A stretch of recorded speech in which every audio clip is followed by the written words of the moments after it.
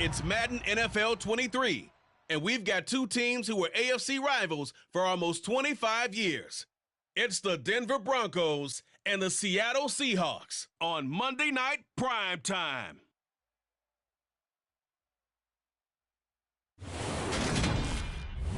We are just south of Pioneer Square here in the great northwest city of Seattle at newly named Lumen Field, home of the 12s. Straight ahead, a rematch of Super Bowl 48, and it should be a good one between the Denver Broncos and the Seattle Seahawks.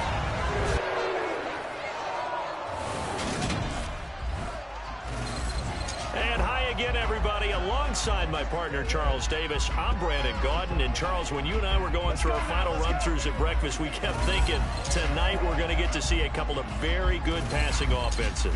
And we're talking about both sides having multiple receivers that can have an impact on this game. It's not just one guy that's going to make all the plays.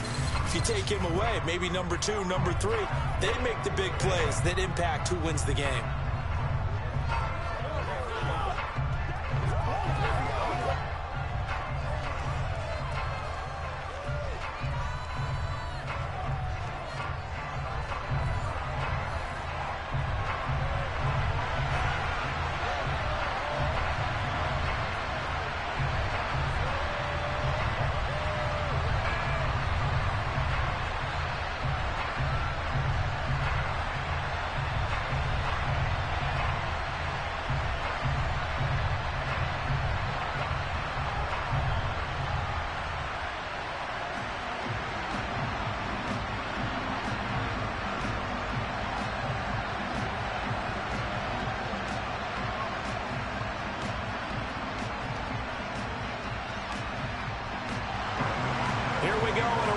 Super Bowl 48, the Seahawks and Broncos are underway.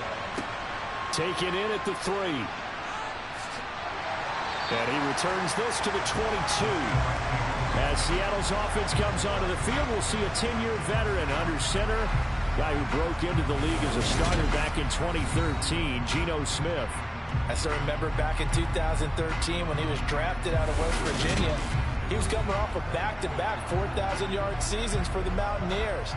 Hadn't seen as much game time in recent years, but at one point, a capable starter in the NFL.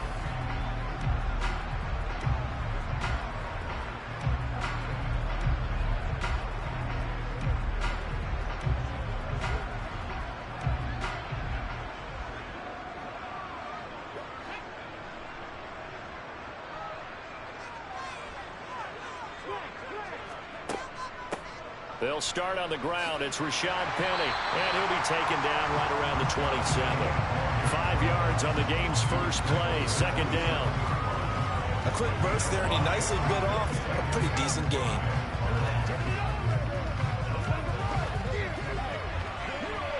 The first down run got 5. Here's 2nd and 5.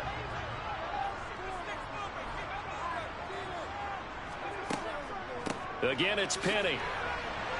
And he'll get a couple up to the 29. But not much on that run, Charles. No, that's exactly the way to execute a run blitz there. They guessed correctly that they would move the ball on the ground, honed in on it, and stopped them. Mark that down for a win in the defense's column. Third play of this opening drive as they're looking at a 3rd and 3. Geno now to throw. Nothing open downfield, so he'll throw it away. That was their first 3rd down try of the game, and clearly something was off in the execution of that play. Good news, they've got a whole game left to clean that up and start clicking on those key 3rd down throws.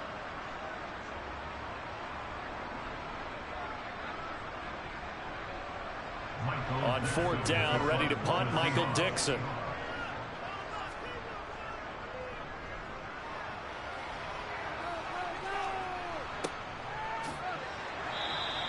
That'll be a 43-yard punt, just a single yard on the return. And the Broncos take over, 1st down and 10. Now here's Russell Wilson, 11th season in the league. First, of course, with Denver after a high-profile trade this offseason that saw him dealt from Seattle. The Denver Broncos knew exactly what they wanted when they acquired Russell Wilson.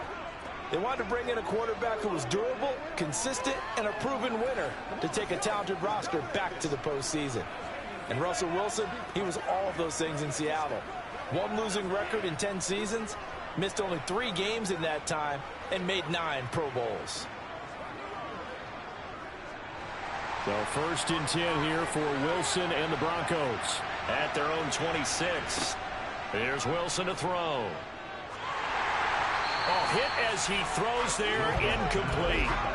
Certainly appeared to take away his first read, and by the time he tried to look elsewhere and find an open target, the coverage was too good. That one falls incomplete. After the incomplete pass, here now is 2nd and 10. A first carry now. This is Williams. And he'll be upended at the 28-yard line. Just a 3-yard gain there. Well, that's a good start to this drive on the defensive side of the ball. Force the incompletion on 1st down, and you're able to shut down the running play on 2nd. Yeah, I wouldn't be surprised now. A little bit of pressure going at the quarterback in an expected passing situation. So 7 yards from the 1st down here as they come up to the line of scrimmage. On 3rd down, Wilson. He'll get that complete to Alberto.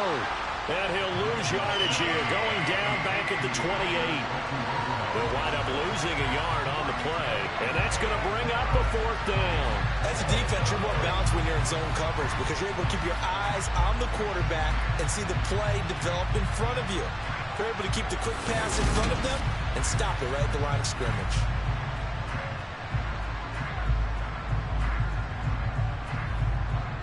Fourth down, Corliss Waitman now on to punt.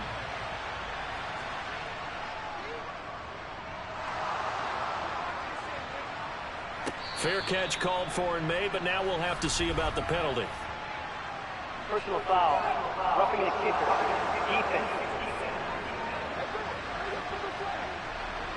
That hurts. If it was running into the kicker, wouldn't be a first down. Roughing, it is a first. And just think about the differences between the two. Running into the kicker almost feels inadvertent, just a small tap, so to speak. But when you rough him, usually bodies are hitting the ground and flying all different places. And the difference is 5 yards or 15. And in this case, that's a big play. Now it's 1st and 10 after a costly penalty there on 4th down. Now Wilson.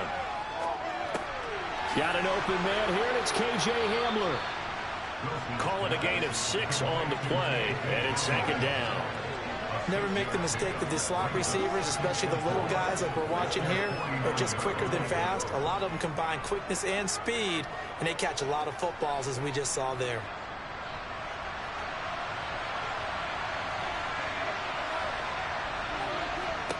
Looking to throw again on 2nd down. Wilson to the right side and complete to Washington. 7 yards there and a 1st down.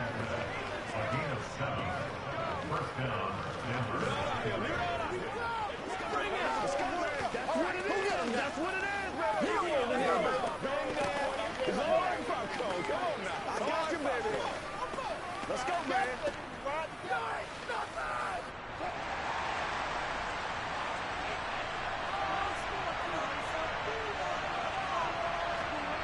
Wilson will throw again. Man open. He's got it complete to Cortland Sutton. And they're going to get this down to about the 37. And forget about the run to set up the pass. They're just coming out throwing. Forget trying to set anything up. They feel like they have the advantage. They feel like they have the matchups, and they're just attacking right now. Yep, going to the air on the opening drive.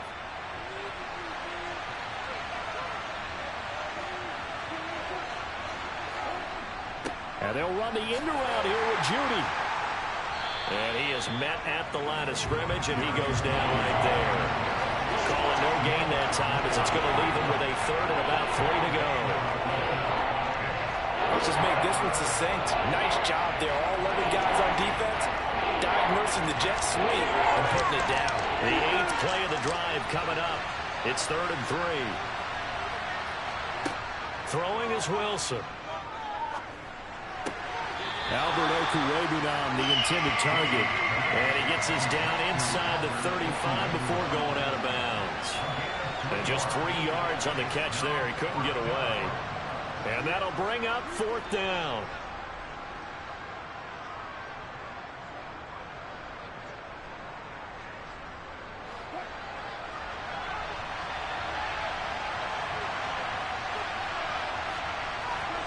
They'll try and throw for it with Wilson.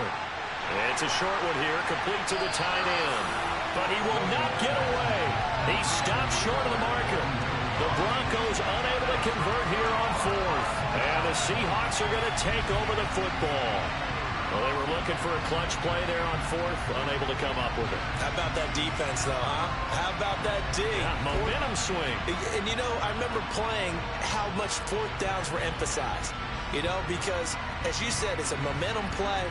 It's also a big test for you. You know, if people are going to go for it on 4th down, they believe you're not up to the challenge. You want to show them differently.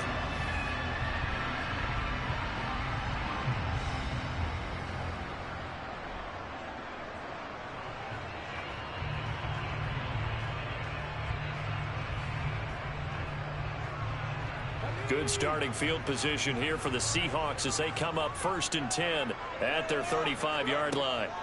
They begin with a run by Penny. Give him 5 on the carry there, and it'll be 2nd down. That's a really nice, tough run inside, and they gained 5 yards on it. And to be frank about it, most offenses don't expect to get 5 yards on a play call like that. So when they do, they go back to their huddle with a little pep in their steps. They're starting to think that they're starting to dominate the line of scrimmage. From the 40 now on 2nd down, Smith. How about that? Red man coverage and decided to test them early. But they proved up to the task and forced the incompletion. The intended receiver was DK Metcalf, and it's 3rd and 5. They'll need 5 on this play to move the sticks. Here's Smith. Well, the catch is made here by Tyler Lockett. And he is going to have a Seahawks 1st down by about a yard as they find a way to convert there on 3rd down and 5. I don't care how many times we see it. I still get a kick out of watching quarterbacks and receivers do the pass tree in pregame warm-up. But I always remember that when we go to practices, we see that after practices as well. They really tune it up, don't they? They tune it up. They know why they do it for these situations. 1st down. And they build that trust, and that's why they're able to find him in this type of a situation. Penny, a 1st down carry.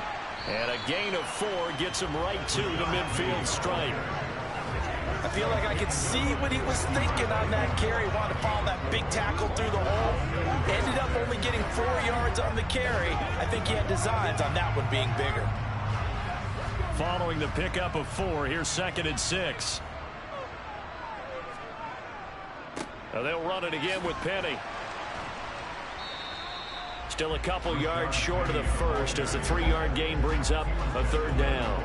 I do know from experience that when you slow down someone's running game, you're now doing the dictating on defense. And guess what? Now you're getting ready to tee off on their quarterback because they have to throw it all the time. But you still have to be alert for the draws and other plays of that nature to make sure you don't get hurt. They'll try and run for it with Penny. And that play will go nowhere. Losing yardage back near midfield at the 49. Holding. Offense.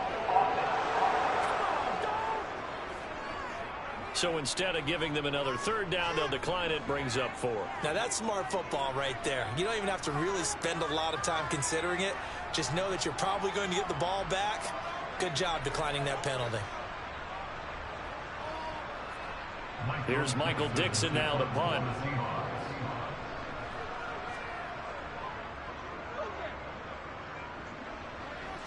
And no return possible here as they angle this one out of bounds. Well, on that punt, we've got a man shaken up. The medical staff is going to come out here and take a look, and we will take a short break.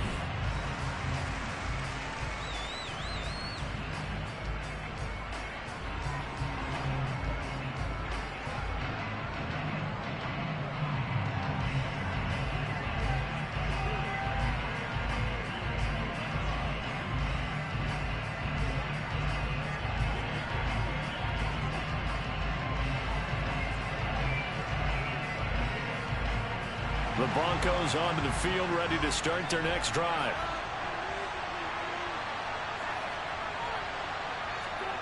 Now Wilson on first down. And he's going to have the hook up to Sutton. And down he goes, but he takes it up to the 40. 14 yards that time for number 14. As a passer, you're always trying to find that open window to throw the ball downfield. How about this one? Right in the middle of the field, right in the heart of a defense.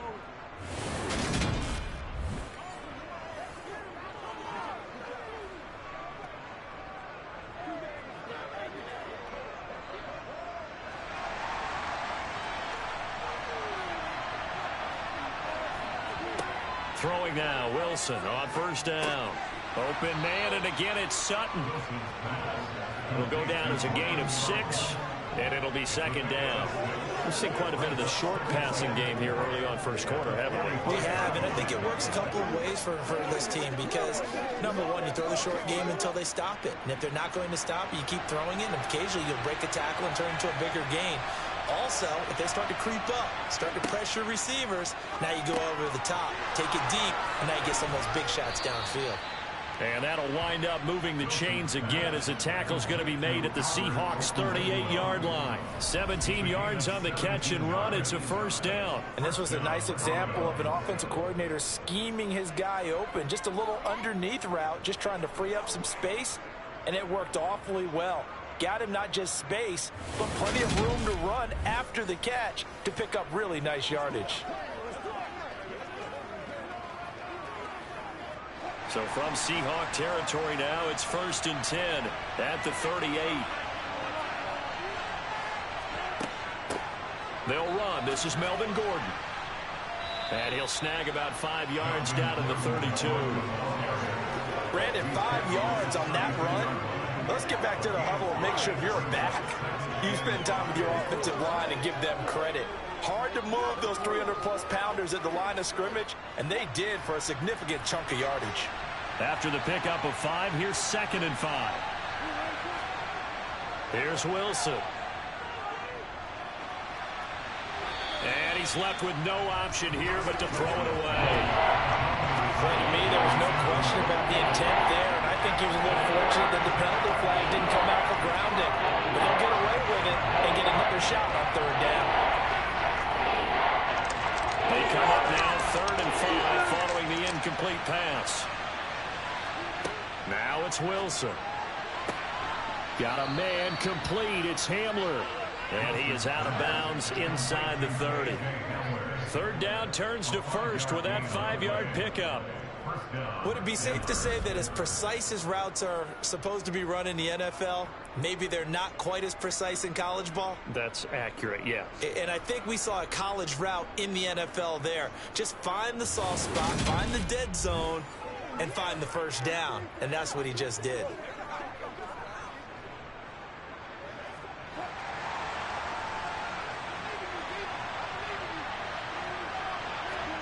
Play action. Now Wilson. Throw to the right here to Gordon. And that's good for a gain of 6. And that's going to bring up 2nd down. Just about every quarterback is trained to really look downfield first before you come back and make a nice, safe throw. And in this case, that's exactly what he did. Found his running back, let him create some space, and it turned out to be a nice play for the offense.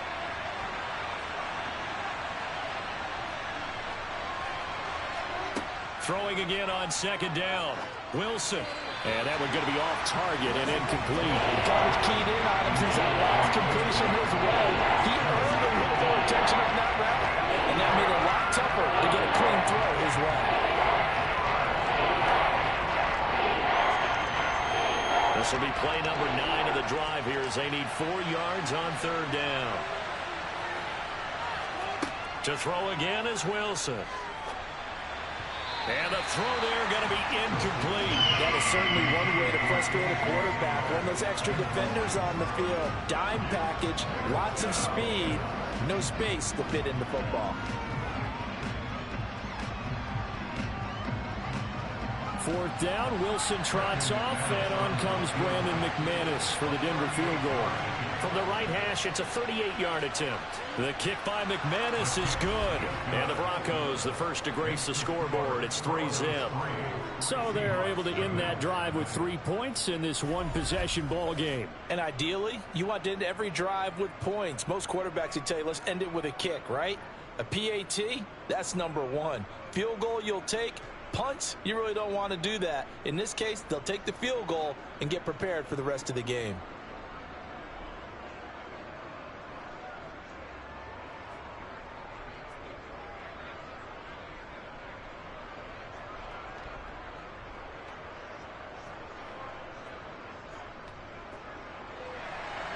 After splitting the uprights, McManus to kick it away. This will be fielded inside the 5. And he'll get it up past the 20 to about the 22. The Seattle now ready to march onto the field. They've shown precious little here offensively thus far as they try again with a first down now.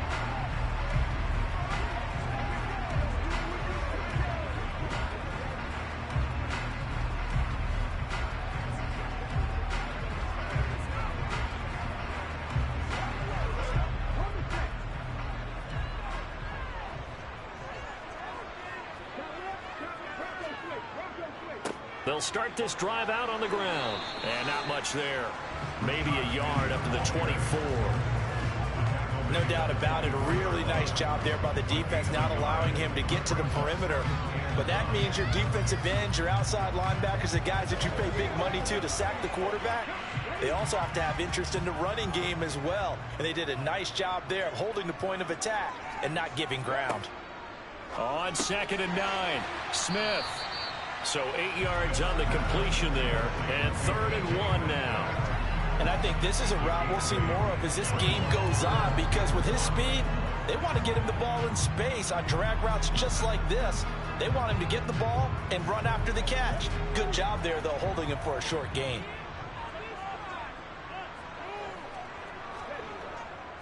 On 3rd down, Penny. And he'll be taken down, but he does have first down yardage.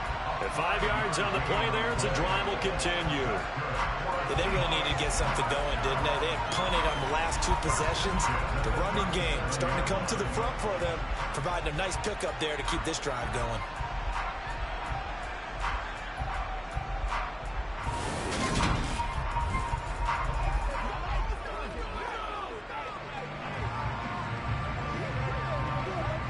Line of scrimmage, the 37 on 1st and 10. From the gun, a give to Penny. And he'll manage to pick up about 4. It's 2nd down. Well, the end of all that hitting and hollering, it was a 4-yard run, so the offense is going to go back down and feel pretty good about themselves. Defensively, you have to feel okay because you didn't let it turn into a bigger run. But the goal, shut it down for 2 yards or less. That's when you start to feel good about yourselves. From the 41, Smith. This one to the former Bronco. It's Noah Fant. And they're able to work this to the 25 before it's all said and done. It's a gain of 35.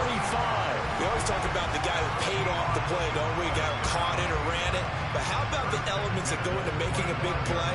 This one in particular, able to scan the field. Pocket held up nicely. What a terrific job by the offensive line. The route, well run, and the football, right on the money.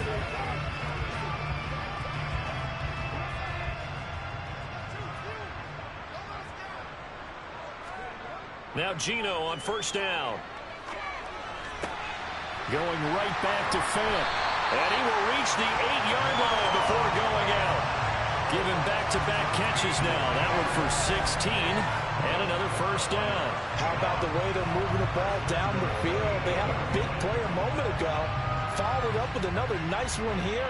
And before you know it, they're already looking at 1st and goal.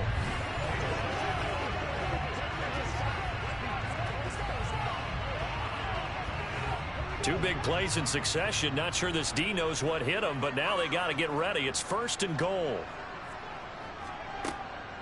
They'll try and run for it with Penny. And he's going to pull his way down to about the 1-yard line.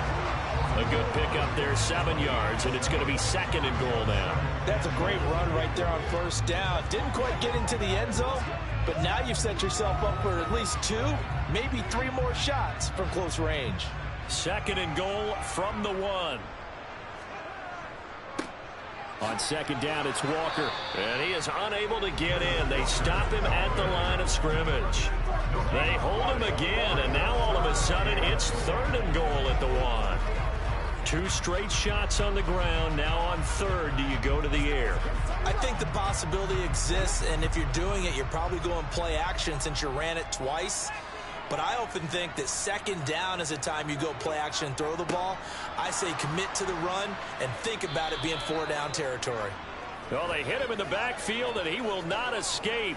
And that is not going to get it done. Defensively, they rally the troops to force 4th down after that 7-yard pickup back on 1st. Just a simple run play there on 3rd and 1, but this D was up to the challenge and stopped them, bringing up 4th down.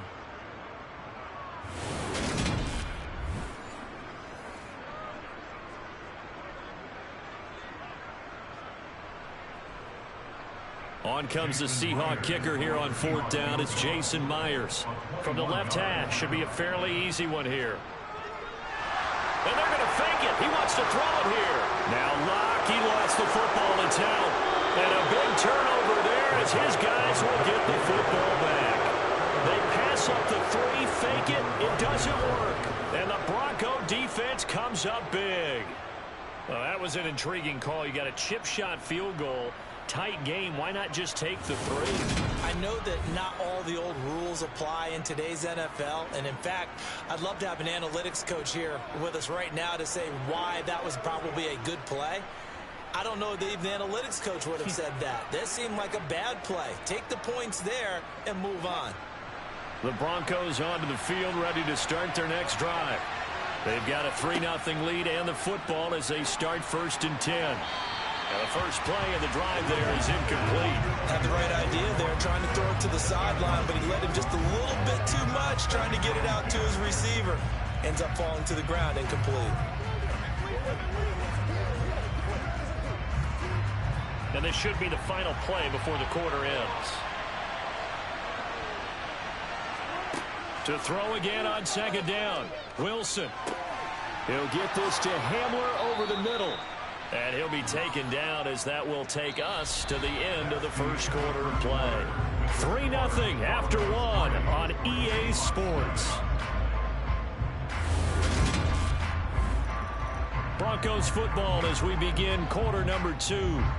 As they've got it with a 1st and 10.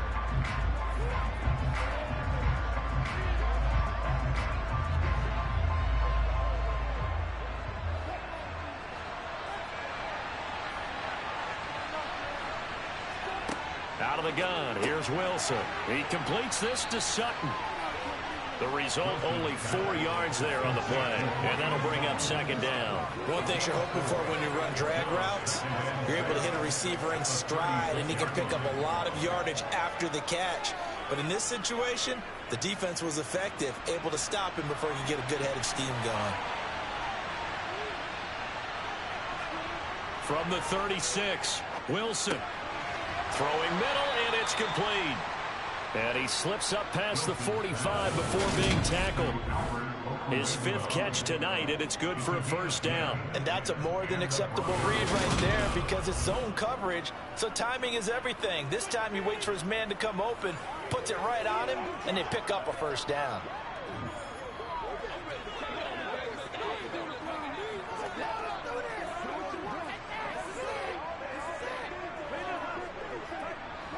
This offense finding its legs now. Here's another 1st and 10. Here's a give up the middle. It's Gordon. Nifty move.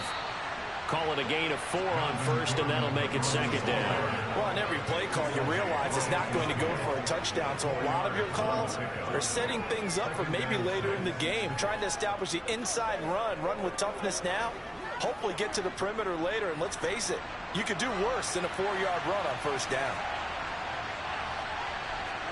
From midfield now, here's Wilson. Escaping the pressure right.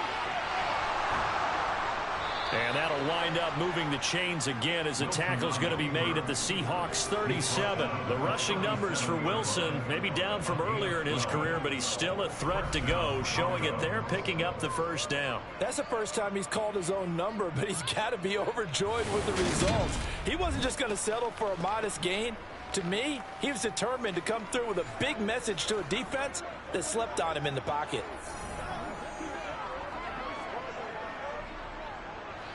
Line of scrimmage, the 37 on 1st and 10. To throw is Wilson. This one complete to Jerry Jeudy. And he'll be marked down right at the 20-yard line. Jerry Jeudy took a step back from his rookie numbers in 2021 while battling an ankle injury throughout the season. They're definitely hoping the arrival of Russell Wilson can help him reach his ceiling as a former 15th overall pick. Jeudy came through there with a chain-moving catch.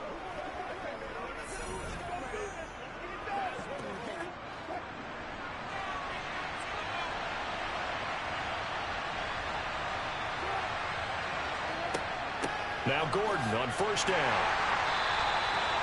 2 yards on the carry there. It'll be 2nd down. Well, that call makes sense because they've been throwing it well on this drive, and once again they show passing formation, showing the shotgun. Then they ran out of it. That's a nice play by them defensively, though, to hold it to a short gain.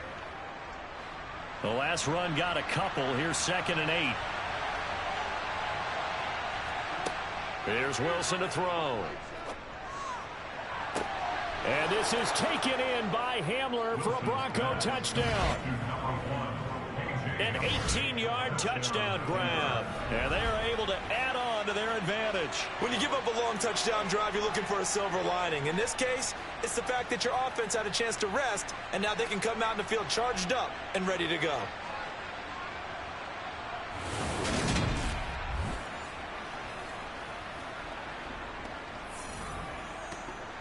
On here, Brandon McManus for the point after.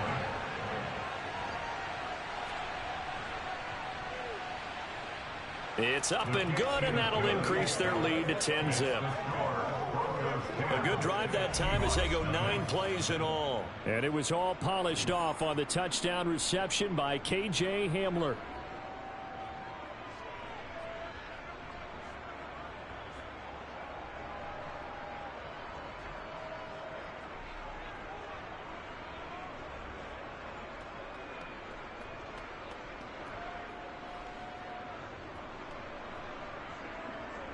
After the touchdown, here's McManus now to kick it away. This fielded right at the goal line. And no alley to be found. The coverage was solid, and he's dropped at the 18. Here come the Seahawks now, set to take over on offense. Last time out, remember, they fumbled the football. That led to the touchdown. And, Charles, they were in the red zone, so that's a backbreaker. They got to try to pick up the pieces here on this drive. Yeah, and I actually started to do the math here, so be patient with me. 12-point swing is the way I calculate it, because not only did they drop the ball in the red zone, they watched the opponent score a touchdown right after that. So their goal, have a drive here and try and get some of those points back. They'll start on the ground here on 1st down. To the 22-yard line. They'd love to just strike back with a touchdown right here, and if it's a long play, so be it. But the main goal, get a couple of first downs, run some plays, run some clock, allow their defense to get a chance to catch their breath, settle down, and relax a little bit after they just gave up a score. The run got 4. Now they deal with a 2nd and 6. Inside handoff, Penny. And he's got it past the 30 before he's hit and dropped. 49 yards rushing on 12 carries for him now. For a lot of guys playing this game, there's no better feeling than running right through a tackle. He's able to lower his center of gravity and churn his legs for a really nice pickup.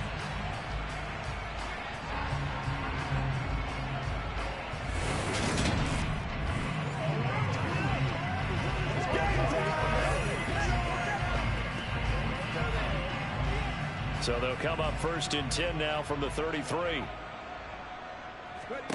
To throw is Smith. It's caught. Lockett. This will be stopped about 2 yards shy of the marker. 8-yard gain, 2nd and 2.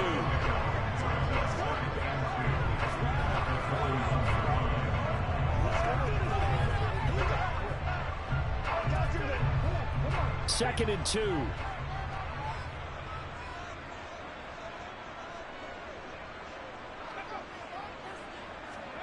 Oh, they're going to run a little pop pass here. Well, sometimes it's hard to take your eyes off this guy at the linebacker position. He can really cover some ground, and he did there to make that play. And one thing about a play like this, if it's slow to develop, it can turn out poorly. And this play was definitely slow in developing, and that was one heck of an effort to sprint over there and get the man down before he could make anything happen. And his top speed, as computed by next-gen stats, not bad. He was pushing 20 miles an hour.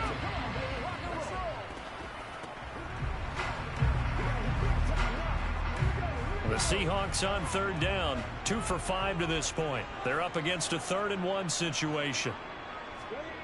Throwing now is Geno. He's got his tight end fan, and he is going to have a Seahawks first down as they get 5 there on 3rd and 2. They brought in a heavy set on 3rd down, and that usually means running play, but we have seen them throw out of that formation, and sure enough, they snuck the tight end out on that one, wound up hitting him for a first down.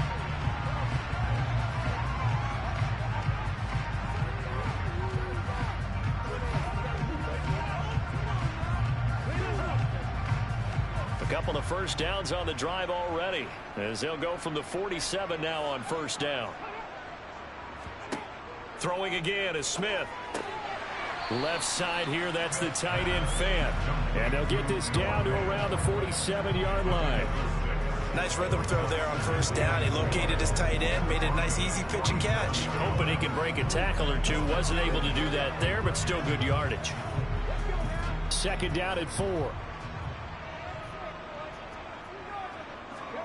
Play action. It's Smith. Buying time to his left. And this will be well too low for him to bring in. It's incomplete. It'd be interesting to see what he decides to do the next time he's in the position we just saw there. Outside of the pocket, takes a throw downfield, it turns up incomplete. I wonder if next time he might take off and run.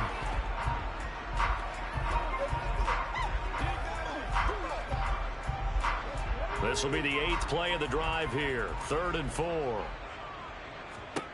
Smith. This is the tight end fan.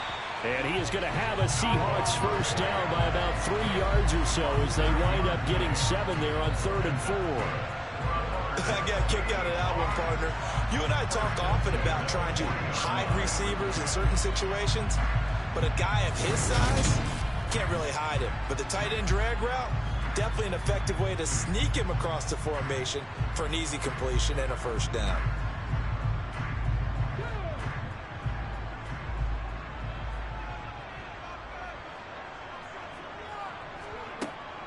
Penny up the middle.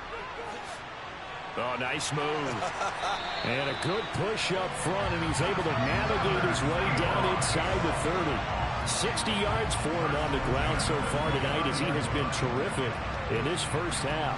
Partner, there are strong running plays, and then there are plays where you simply outclass the defense, and we saw the latter there.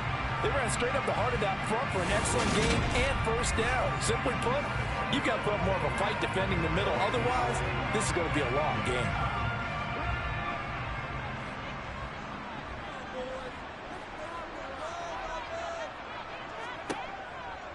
They keep it with Penny on first down.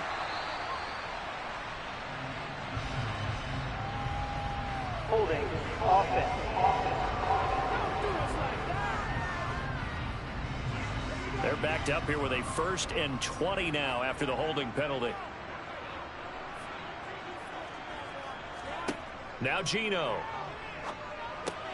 That's into the hands of his tight end, Will Dissly. And he'll be hauled down at about the 30-yard line. Completion was given up, but that's why you play zone defense, so that you can have people around the ball when it's caught, and you don't give up much run after the catch.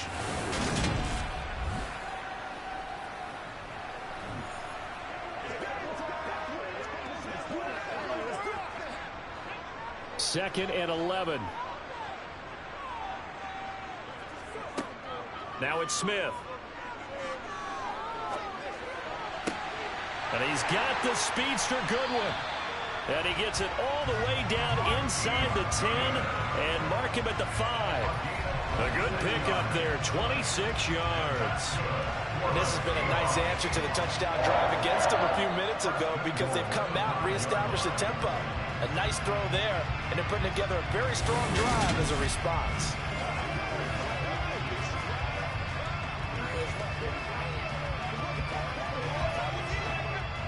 First and goal, and they got to be thinking a chance to get right back into this football game. Off of play action, here's Smith. Looking end zone, but it's incomplete. Down this close to the goal line, first down. Surprised that wasn't a run? I am, and you know I'm old school. I want to run the ball on first down in this situation because second down, that gives me an option of running play action and maybe throwing it. A line of scrimmage, once again the 5 as they get ready for second and goal. They'll toss this out right to Walker.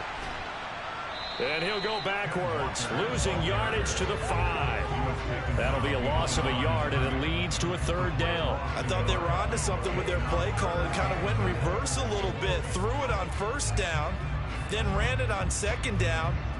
Not successful either way. What play call do they come up with here on this important third down try?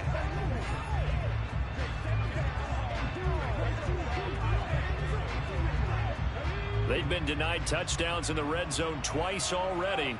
Here comes third and goal. Smith.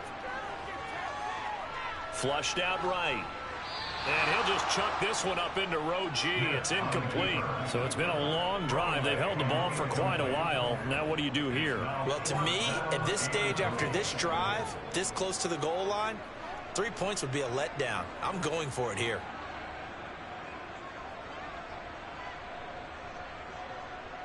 On comes the Seahawk kicker here on fourth down. It's Jason Myers. From the right hash here, should be an easy one. Myers' kick is good. And they get themselves on the board here. It's 10-3. So a long drive gets them down inside the 5, but ultimately they settle for just the field goal. And I have to think that if maybe they were a yard closer, that would have made their decision tougher, and I think they likely would have gone for it. But in this situation, they just decided to take the 3, and I think it was a smart move.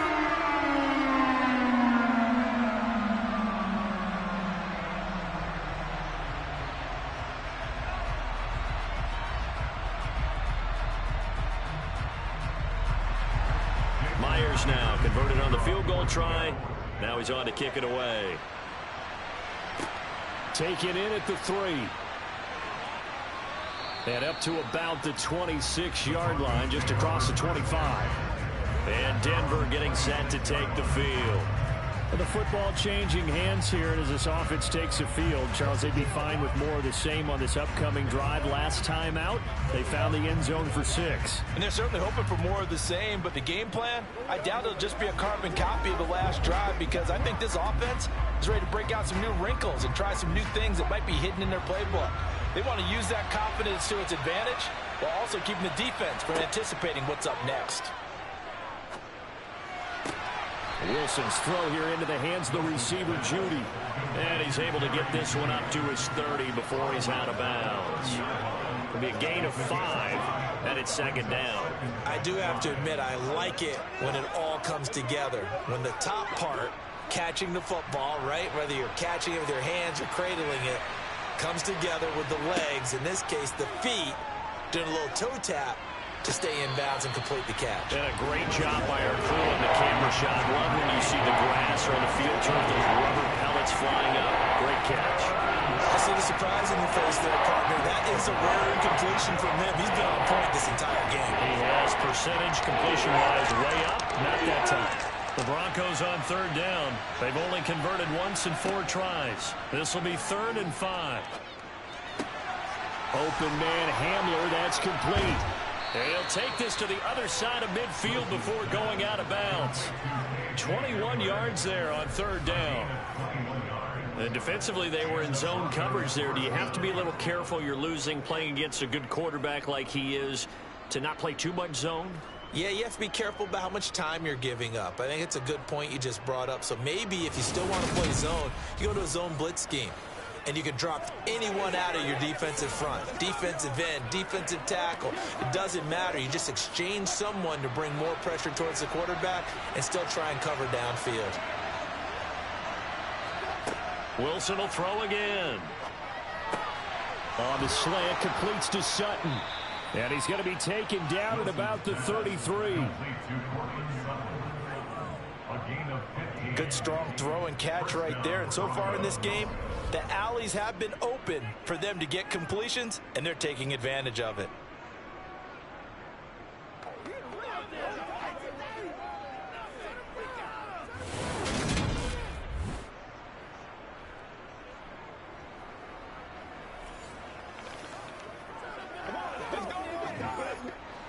So they'll come up 1st and 10 now from the 33. Wilson. Looking left side, and he's got a man. That's Gordon. And they're going to work this down to about the 32-yard line. And that's a good job there by the corner. We do talk about this a lot, that a lot of corners see their job as simply covering receivers. Tackling isn't everyone's thing. But in this case, he came up quickly and made a nice, sure tackle.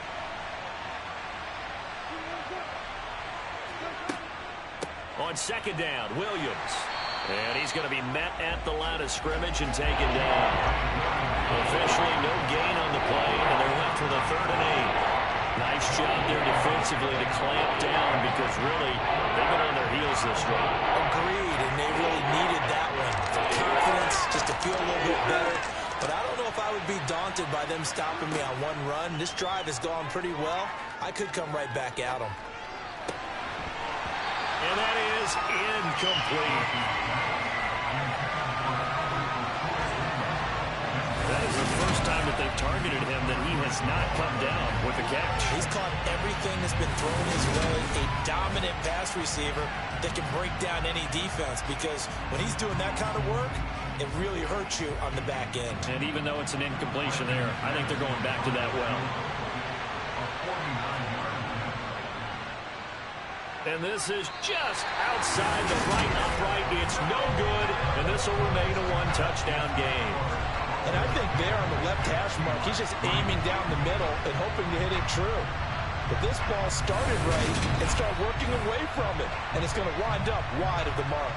Well, let's gaze our attention as the offense takes the field on Rashad Penny. And I'm wondering if maybe they don't go away from him on this drive a little bit. He's been great, but they haven't scored a lot of points. I think they still have to show him as a threat, make sure he touches it a few times. But as you pointed out, use him as a decoy a little bit and get the ball in the hands of some other people in order to put more points on the board. But he's done a really nice job of establishing them with his running. Yeah, he's established himself well. Now can they put more points up? Now a play fake, and it's Smith. He's got his big tight end, Fant. So the completion good for 7 there. And it'll be 2nd down. So much goes into a successful play, doesn't it? How about that play action there? Freezing the defense just enough to bring the tight end free downfield for the completion.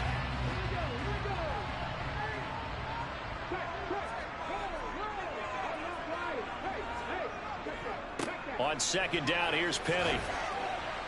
He'll be taken down at the 48 for a pickup of 2 yards.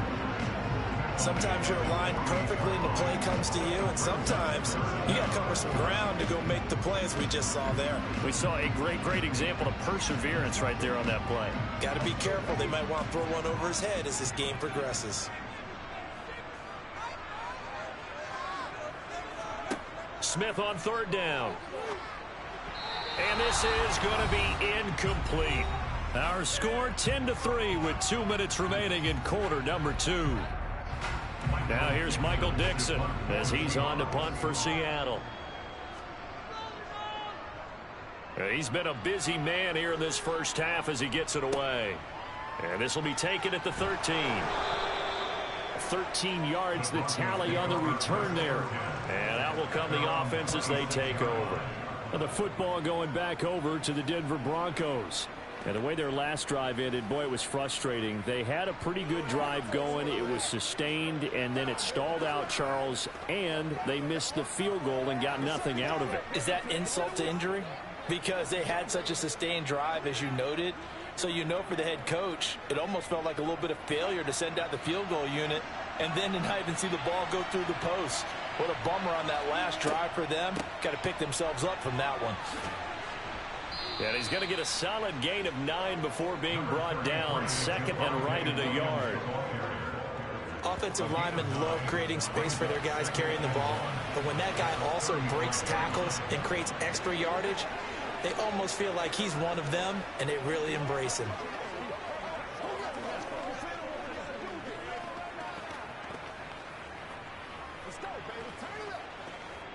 The last run got 9. That leaves him with second and a yard.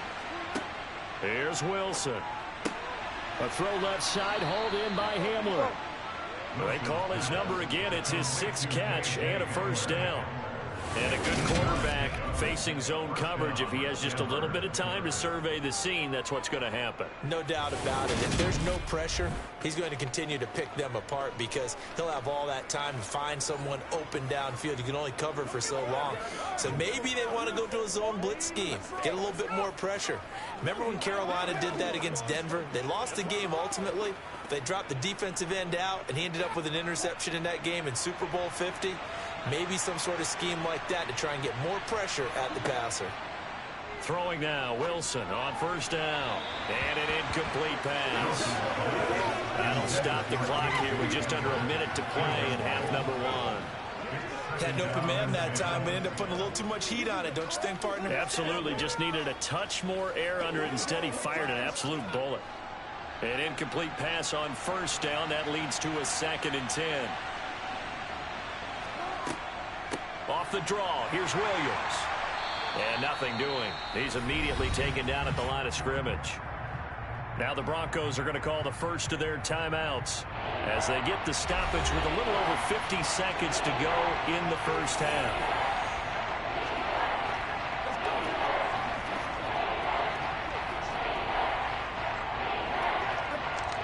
It'll be a nickel look here for the Seahawks on third down.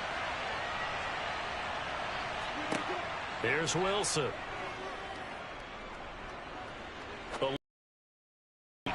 And this pass broken up. And the contact well timed there. And now 4th down. Well, they came up with points in their first 2 possessions, but it looks like they'll come up empty here on their 3rd drive. The defense finally starting to get locked into them a little bit. Might have to go a little bit deeper into their playbook on their next possession. Here's Corliss Waitman now.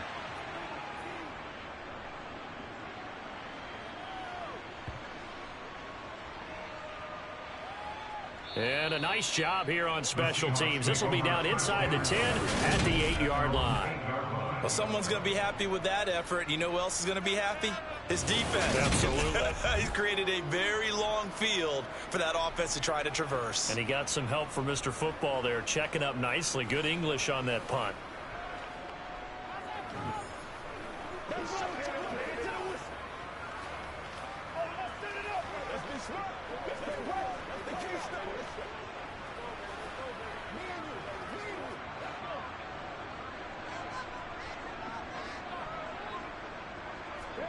Now Gino on first down.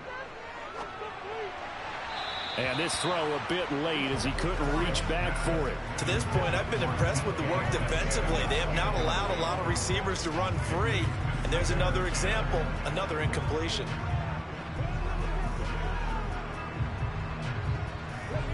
Smith, an incomplete pass on first down. Now it's 2nd and 10. Gino now to throw. And this time he's got the hook up. It's complete.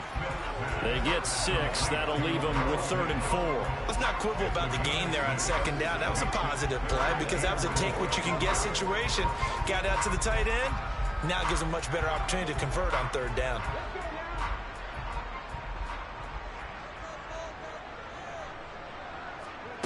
The final shot here before break. Smith. Goodwin able to haul it in. And he's dropped just shy of the 25 at the 24. So we have reached halftime with a touchdown. That's the difference on the scoreboard. As we'll send you back over to Orlando with our EA Sports Halftime Report, here's Jonathan Coachman. Okay, Brandon, thanks very much. And welcome in everyone to our downtown Orlando studios in this EA Sports Halftime Report. First order of business, though.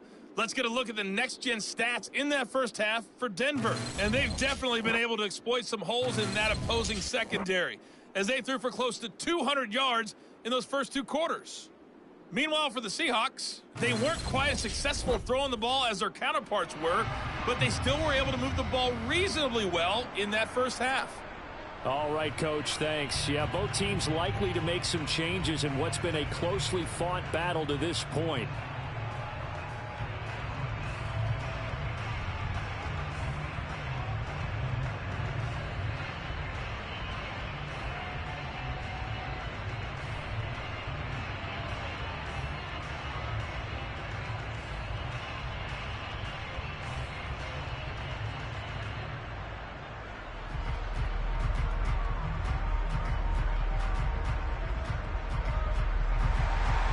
Broncos with a lead, and they will be receiving this kickoff here as quarter three is underway. Montrell Washington on the return from his end zone. And he's able to get this across the 20, but not by much, as he's marked down officially at the 21. Here comes the Broncos offensive unit here as they'll have it first to begin this third quarter. This offense set to begin the third quarter, and Charles, if they had a checklist of things they wanted to accomplish in the first half, certainly at the top of that list would be having the lead, and they've got that here. That's always the most important box to check, isn't it? But also, they've had some success in their passing game, so probably an empty box establishing the run. They're on pace for fewer than 100 yards in this one, so now they want to make sure that they get that going so they truly have a control in this ball game, and down the stretch, being able to be balanced, either throw it or run it, and try and win this ball game. I think he's got to be careful not to force anything into coverage right there. There weren't really any throwing lanes, but the best part for him, he's got second and third down to fall back on. From the 21, it's second and 10. Now it's Wilson. Into double coverage, and it's intercepted. Tariq Woolen picks it.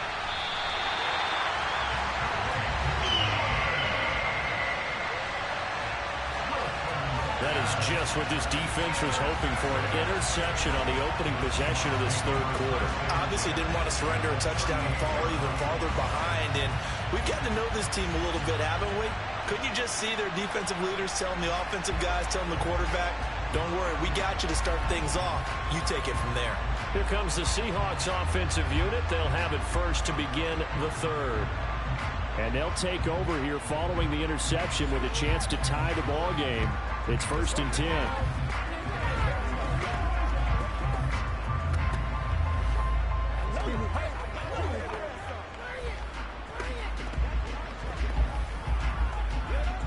So here's a first and 10 at the 38.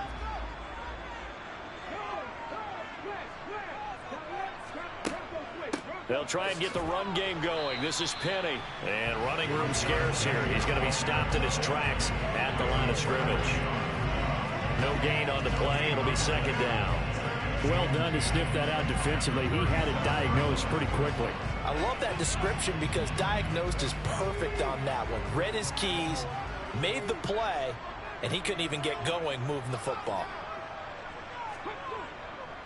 Again, it's Penny. Fighting his way down to about the 35-yard line. You know that old expression, it's not my night? It hasn't been his so far. I don't know if the legs are a little bit heavy. Sometimes having to hang out all day and play doesn't exactly play to your advantage, but it's been a tough go for him. And every time he looks up, somebody's there defensively. That was the same case on that play. Throwing on third down, Smith. Open man is Metcalf. He's got it. And he is going to have a Seahawks first down as they're able to get the third down conversion. That's a play that will likely be forgotten when you talk about big moments in this game. But plays like this are critical to keep drives going. And points result, we'll call this play significant.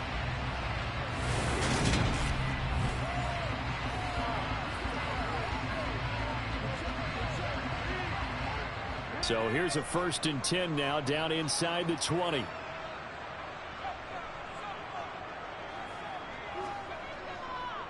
Here's a give to Penny. He juked him. And the result here, a pickup of 8. Leaves him with 2 to go on 2nd down. You know what really fires up offensive linemen? When the guy that is carrying the ball behind them can create his own space and break a tackle along the way. 8 yards the gain on that last run. Here's 2nd and a couple. Throwing now is Geno. End zone caught. Touchdown, Seattle. Noah Fant, an 11-yard touchdown. And the Seahawks are an extra point away now from tying this ball game. So a strong drive here to lead off this 3rd quarter. That has them an extra point away from tying things up. And partner, this is pretty much what they envisioned when they were sitting there in the locker room thinking about getting things going to start here in the 3rd quarter. Getting out there, a field goal would have been fine.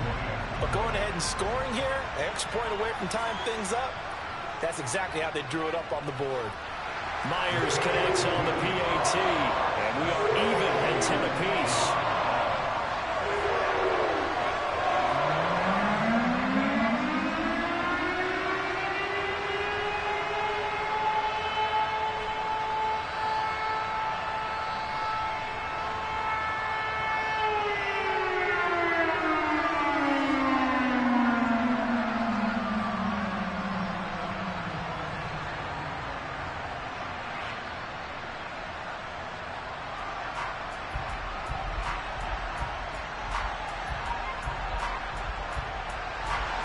So all square here in this 3rd quarter as the kick's away.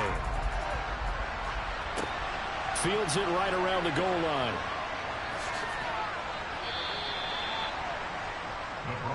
Now this offense back out and set to go for their next drive. They had the interception on the last drive, which led to the tying touchdown. So 10-10 the score as they begin 1st and 10.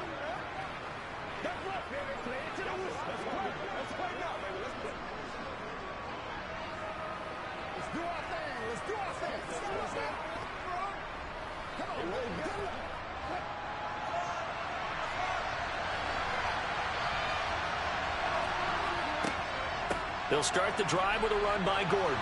And they'll wind up getting this to the 37. Gain of 9. Getting had a ton of success here so far, but you get the feeling that he might be on the verge of popping one. Yeah, even on that one, there was a little bit of a hole, but it closed there quickly at the end. The previous run, good for 9. Here's 2nd and a yard. Now Wilson. Over the middle, complete to Judy. And they're going to have this across midfield and inside the 45. That one a gain of 20 and a 1st down.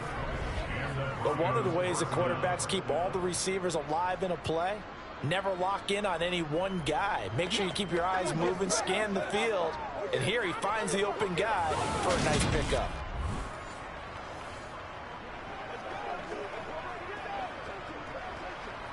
So from Seahawk territory now, it's 1st and 10 at the 43.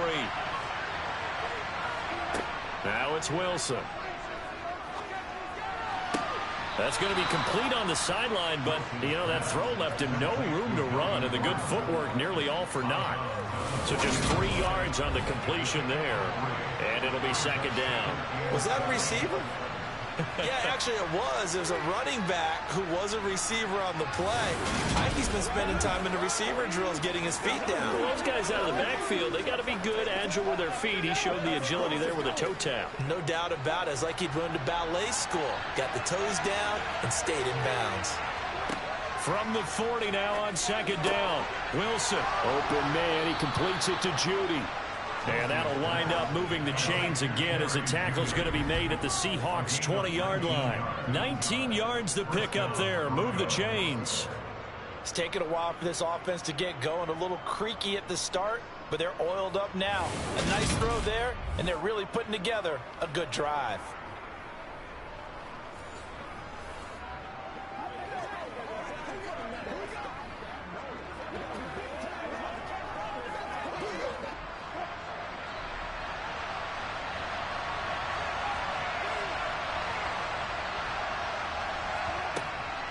Now a first down carry. It's Williams. 5 yards is the tally on first down. That brings up 2nd and 5. They've created a nice sustained drive off of plays like that. A nice strong run there that keeps them advancing the ball.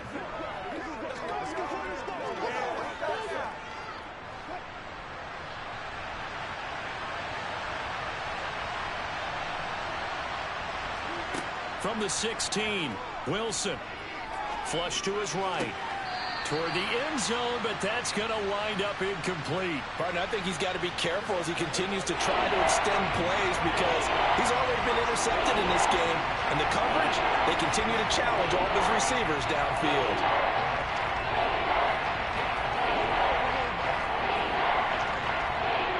Well, this red zone is where the Seahawk crowd really makes it tough for an offense to communicate. It's 3rd down. From the gun, it's Wilson.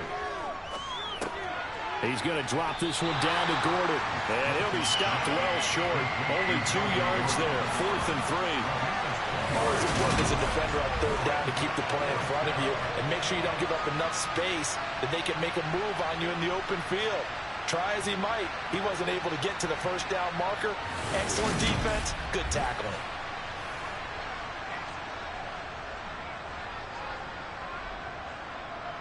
Fourth down, Wilson trots off, and on comes Brandon McManus for the Denver field goal. The kick by McManus is good, and they will take the lead at 13-10.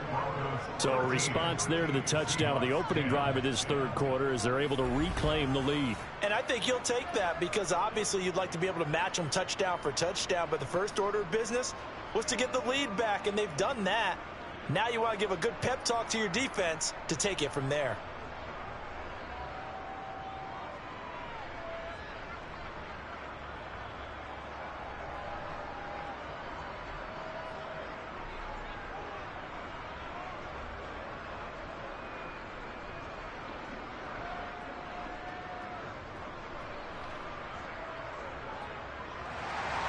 After splitting the uprights, McManus to kick it away. This will be fielded inside the 5. And the Seahawks get ready to trot out on the field. The offense coming back out here. Plenty of energy, ready to roll, looking to just add to what they have been doing after scoring a touchdown, Charles, their last time out. And that's a great feeling to have on the sideline, partner, knowing you just won the battle against the opposing defense. And since they came off the field, I'll guarantee you all they want to do is get back out there because they know they have the upper hand on that defense right now.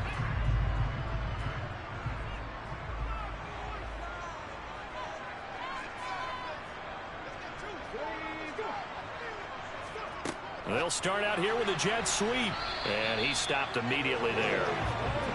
That's a nice job there defensively, being able to diagnose that little touch pass. They saw it coming, converged on him before he could get much out of it.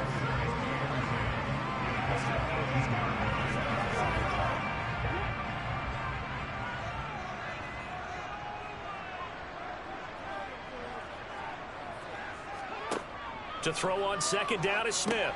They set up the screen to Penny. And he'll be about a full yard shy of the 20 at the 19-yard line. So the screen good for only 2. Now it's 3rd down. Good reactions there defensively. That screen was a little slow in developing, and they shut that one down with little gain. A nickel set defensively for the Broncos here on 3rd down. Now Geno. And that is incomplete. And those two just have been in sync thus far. They've done a nice job against him, but still, with his talent, you would expect them to have more completions to him in this game. Now here's Michael Dixon as he's on to punt for the 4th time tonight.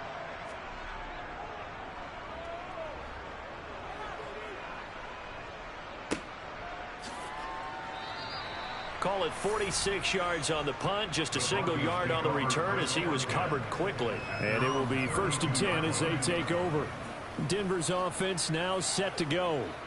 And last time they got 3 points, but it was a chip shot field goal. And when you go to the sideline after a chip shot field goal, maybe the offense not too happy. It's a balancing act, isn't it? Because you're exactly right. They're none too pleased that they didn't punch it in for 6 points. But they also have to remember they did put points on the board. 3 points is 3 points. And in this league, you take points when you can get them. Not easily done.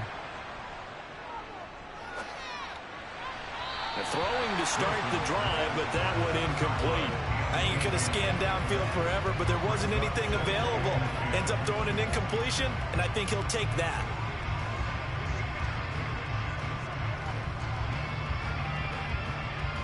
Here's 2nd and 10 now from about the 32. To throw is Wilson. Sets up the screen to Gordon. They do get a yard there, but only a yard. Leaves him with 3rd and 9 looming. The key to any screen play is following the deception. That needs everyone on the offensive side of the ball. But someone gave it up because that one wasn't very well concealed. And the defense able to rally to it and hold it for just a short game. They'll come to the line here needing 9 yards to pick up the first. On 3rd down, Wilson. And that will be incomplete. And that's a really good job there defensively. They went into this possession knowing that they needed to get a stop. They're in a tight ball game, and they got it done. Great work to force the 3 and out. Got the football right back for their offense. They've got to go to the sidelines feeling pretty good about themselves and encouraging their offensive mates to get some points. So they're forced to punt on 4th as this one's away. And a fair catch signaled for and taken just outside the 20-yard line. A 40-yard punt, no return. And it'll be Seahawk football, 1st and 10.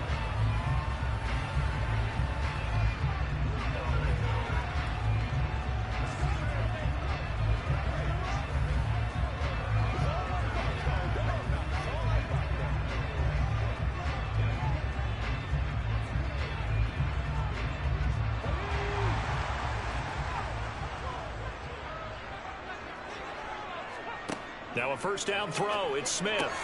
This complete to Lockett. And they're going to get this beyond the 40 before he's taken down.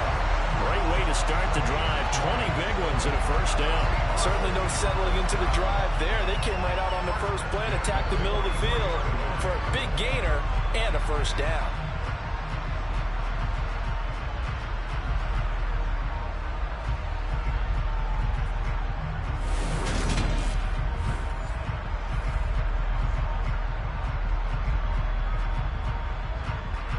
One play has him up past the 40 already, and another 1st and 10.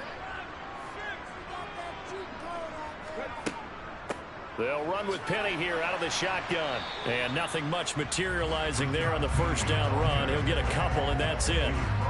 Certainly a nice job there by the defense rallying to the football and getting him on the ground. But I think the play gets made by the defensive front.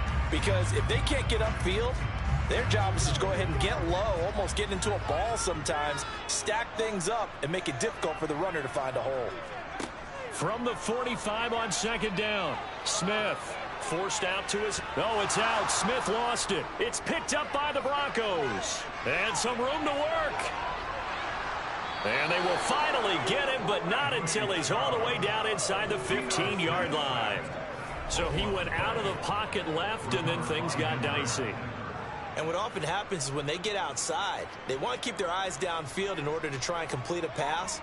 But when they try to make a play, they've got to get their footwork involved. And that can really mess them up as well. And in this case, nothing went right, and the ball got knocked free. Here's the Denver offense now as they get set to take over here.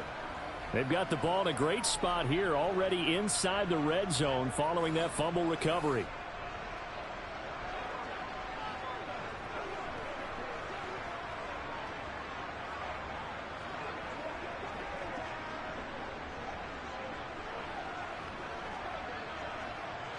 From down at the 12, it's 1st and 10.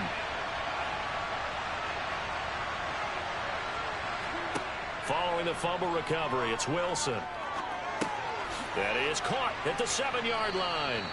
And he's tackled a yard short of the marker. Good gain of 9 on 1st down.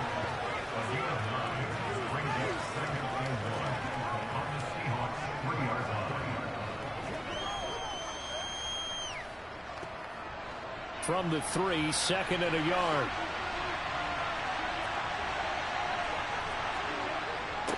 Now a first carry for their fullback. It's a 3-yard pickup, and that sets up 1st and goal. Let's face it, you always want a team full of guys who can get your first downs and big plays of all styles, but you've got to have a big man you can just turn and hand it to, and he can be dependable in picking up first downs.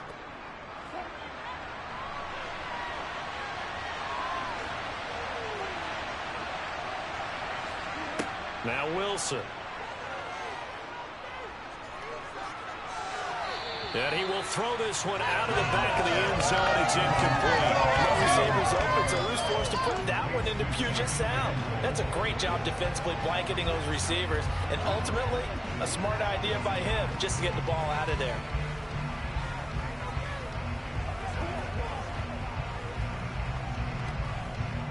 Extra bulk up front for 2nd and inches. 3 tight ends. Gordon will score. Touchdown, Broncos. Well, nothing fancy there, Charles. You had 3 tight ends on the field. They were going to run the football. The defense knew it, but the defense couldn't stop them. And I haven't met an offensive line yet that doesn't get more satisfaction out of running the football into the end zone than pass protecting. They had determination on their side, and they got it done.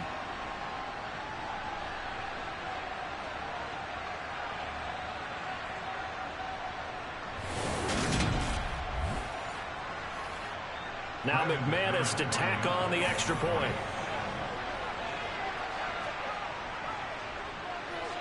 And his guys will take a 10-point lead. Just a 4-play drive that time. And it's capped off by a touchdown run coming from Melvin Gordon.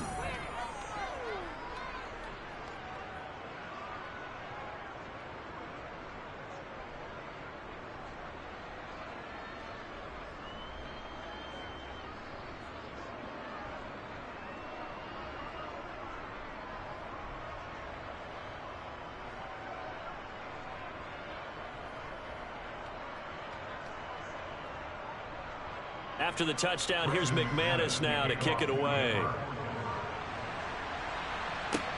This will be fielded inside the 5.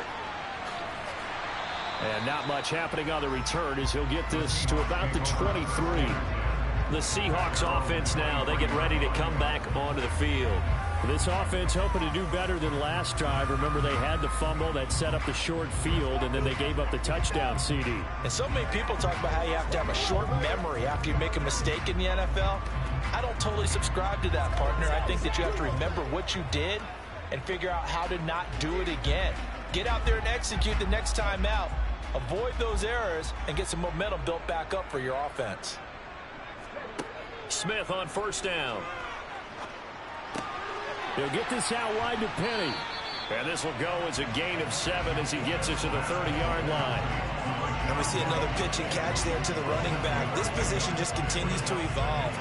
They become just as critical to the passing attack as a lot of receivers, tight ends, because their ability to make people miss in the open field can really generate big plays for an offense.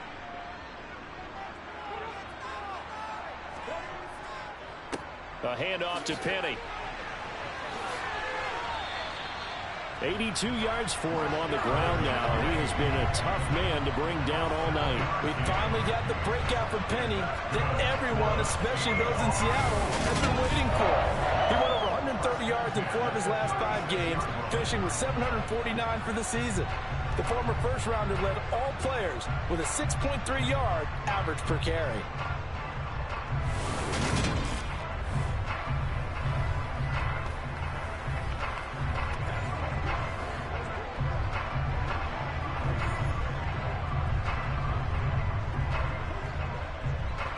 So from the 36 now, 1st and 10.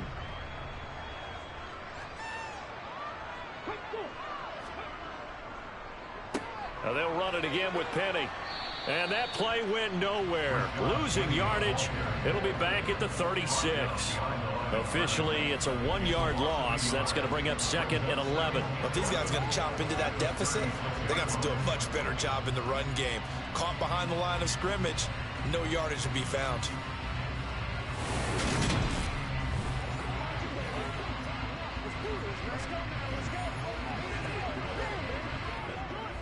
So after the loss of a yard, they'll look to push forward here on 2nd down and 11. Here's Smith. Left side here taken in by Metcalf. Well, that's what you're looking for when you want to throw the ball downfield. You want one of those guys who can play out on the perimeter, can play out wide, who can not only get open, but when they're covered, can uncover themselves downfield and create catches. These guys have punted 4 times already, and they're staring at a 5th, barring a conversion here on 3rd down. They'll try and run for it with Penny. And some nifty running here as he'll take this across midfield and down to the 47. 10 yards and a Seattle 1st down. What makes a draw play like that successful? Well, we did see where he made the first wave miss, and that was a big part of it. But a lot of it is just being actors back there, making the defense think it's going to be a pass.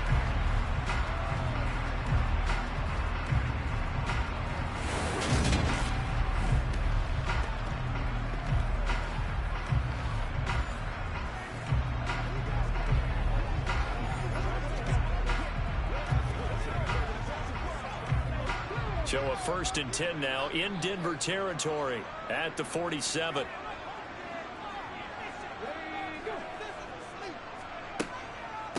From the gun, a give to Penny. And he'll take this ahead for about 4. 2nd down coming up. When you find that kind of yardage, you couldn't be more confident as a ball carrier. And guess what? You're going to go back and tell your offensive coordinator, I'd like to keep carrying it, thank you.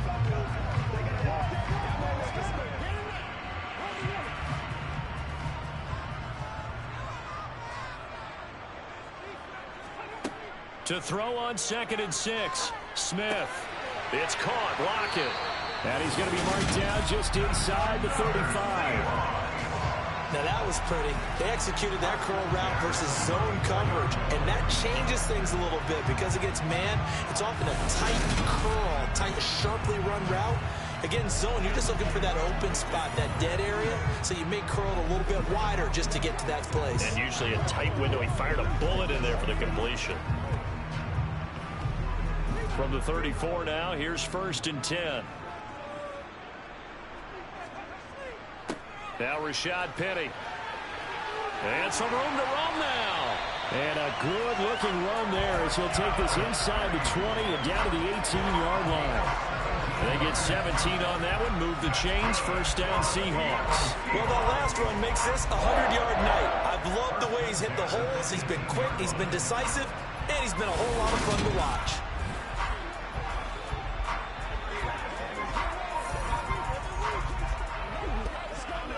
Under a minute to go in this 3rd quarter as they come up 1st and 10. From the red zone now, Smith. Man open, it's Goodwin.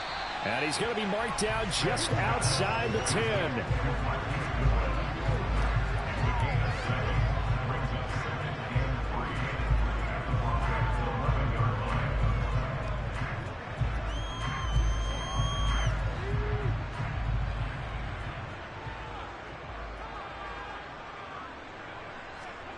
To throw again on 2nd down. Smith.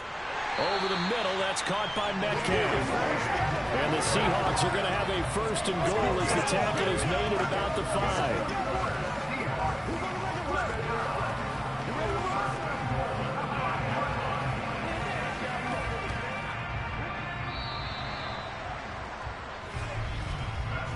It'll be 1st and goal when we come back. We'll return with more after this. This is the NFL, and it's on EA Sports.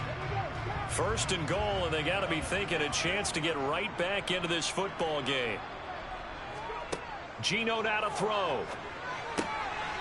And he's got it. Caught in the end zone for the Seahawk touchdown. Marquise Goodwin, a 5-yard touchdown. And the Seahawks have made it a 1-score game again here in the 4th. So how about that for an answer? They get the touchdown there, and it's back to a 1-score game here in the 4th. And that's what these guys have done all game long because they've scratched and slashed their way to stay in this game. And by now we should all realize they're not going away. Now the pressure again swings to their defense because they're going to need to find some way to get the ball back. Extra point up and through by Myers. And now things get a bit more interesting here in this fourth quarter.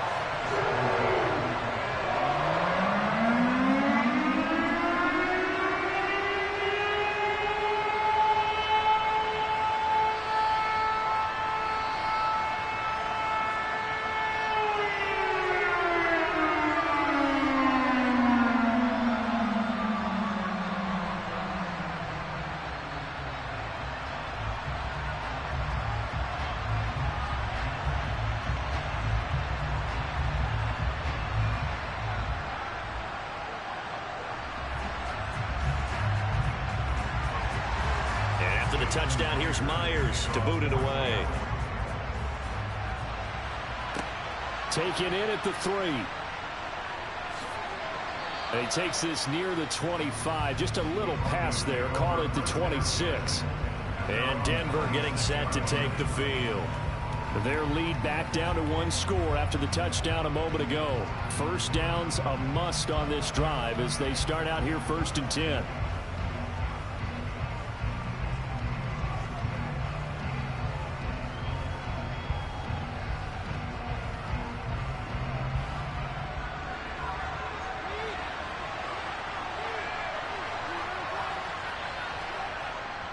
They start the drive on the ground. It's Williams.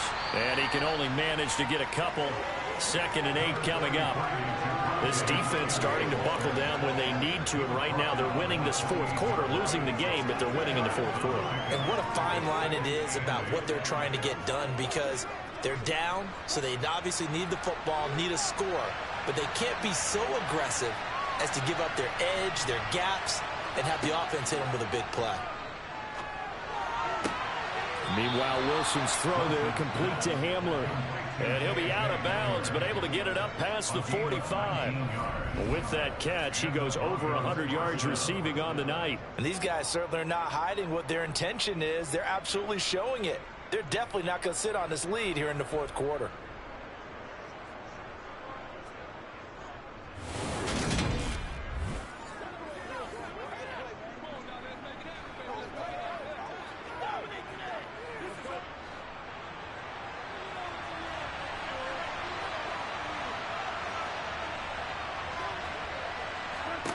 Throwing now, Wilson on 1st down.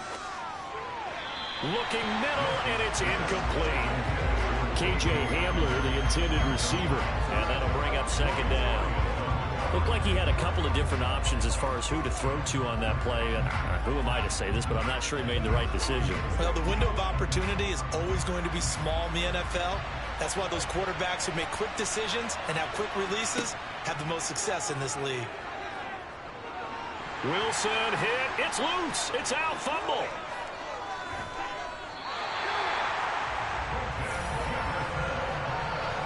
When that ball popped free, we could hear it all the way up here. Those guys down on the field alerting everyone to the fumble.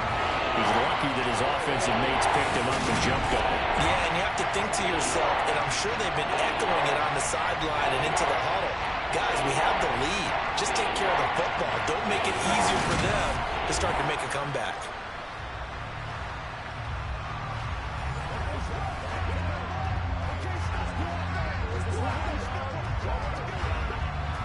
So possession still theirs, but now they face a 3rd down. Wilson.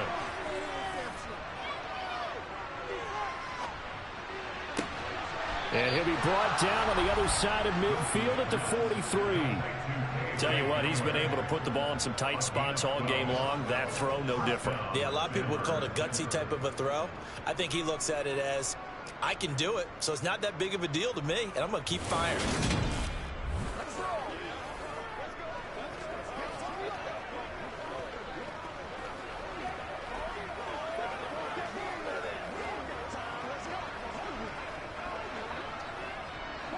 So from Seahawk territory now, it's 1st and 10 at the 43. Up the middle, it's Williams. And this will leave him a yard short. Nice pickup of 9 yards on first down. And I'm guessing you'd say this is kind of the key here. Grind out some yardage, work on that clock, see if you can continue to tick it down. Definitely, you want to bleed things out at this point, right? Continue to possess the football, gain some yardage, and put the onus on the defense. Do they have to use timeouts? What are they going to do to stop you? You're taking charge.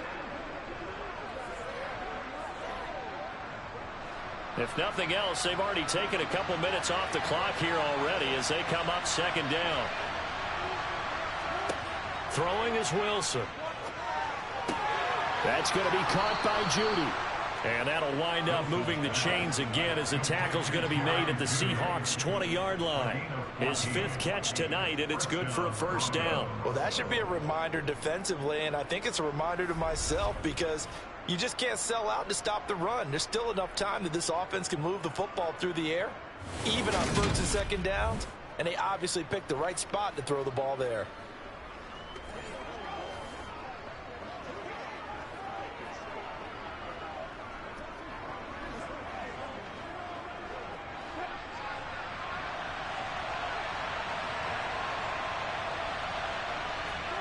From the red zone now, here's Wilson on first down. To the end zone, but it's incomplete. Albert Okwuegbunam. And now it's second down. That was well defended. They clamped down on every available receiver. Just got to give the win to the defense on that snap. After the incompletion, here's 2nd and 10 from the 20. Here's Wilson to throw. Open man Hamler, that's complete. And he'll be marked down right at the 15-yard line. When you see zone defense and you know you got a drag route on as your primary call, you got to be really careful as a passer about how far you let your guy go because he might wander into some tough coverage. The offense on third down tonight, they're hitting at just 30%, 3 for 10. This will be 3rd and 5. And he will find his man on the outside. It's so close, he gets it to the 1. Out of bounds right there. They're able to convert on third down, and that sets up a 1st and goal. And that certainly appears to be a critical conversion right there because not only do they keep the drive going, they take valuable time off the clock as well. They have to feel really good about that last completion. So 1st and goal, 6 points here would go a long way toward wrapping this one up.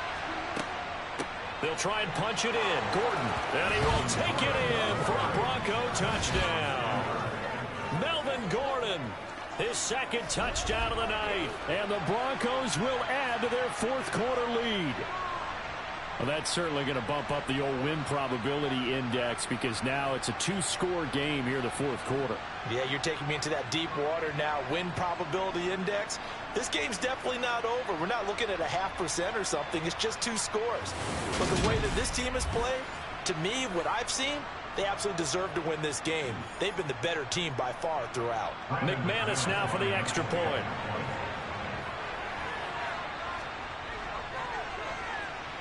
And his guys will take a 10-point lead. So that one a long 11-play drive. And it's capped off by a touchdown run coming from Melvin Gordon.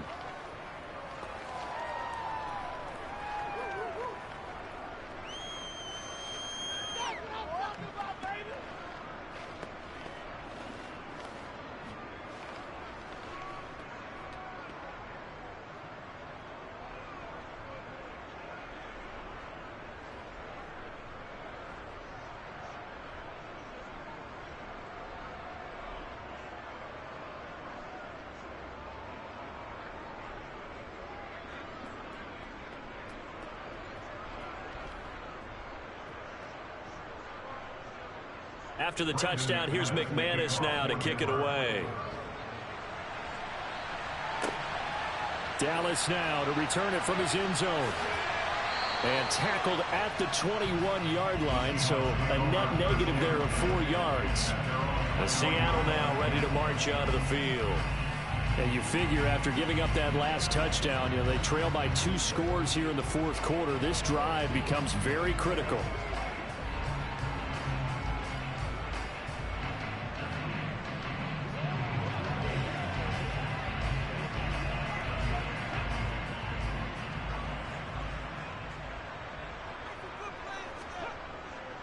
They'll start on the ground. It's Rashad Penny. And maybe a measure of revenge there. He's had his way in this one, but this time they get him behind the line. Call it a full 3 yards in the wrong direction there. Brings up second down. Well, that was one of the few times they've been able to contain him thus far. He's over 100 yards for the game, but he lost a bit off his total on that carry.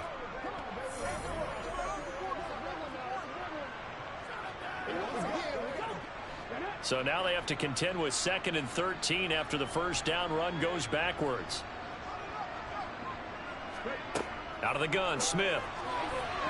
The quick throw knocked away. It's incomplete. Quarterbacks work all the time on manipulating a defense with their eyes and their head movement. In this case, he just stared the receiver down. That allowed for excellent coverage, able to knock that one away. An incomplete pass on that last play, and that means they'll need to come up with something here on 3rd down. Here's Smith. Goodwin able to haul it in. And he is going to have a Seahawks first down as they're able to get the 3rd down conversion. Well, every drive from here out is definitely crucial and critical. They know that they need to get at least 3 here to get it back to a 1-score game. But I can't imagine that in their huddle that they're thinking at all about getting a field goal. They want to get into the end zone and then try and get the ball back again.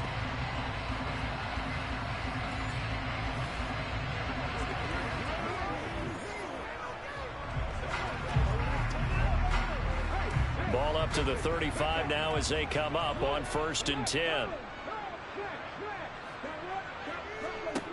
Throwing now is Geno. Toward the left sideline, but it's incomplete. It certainly didn't appear that that's where he wanted to go with the ball initially, so he tried to get something out of it by dumping it off to his running back unsuccessfully.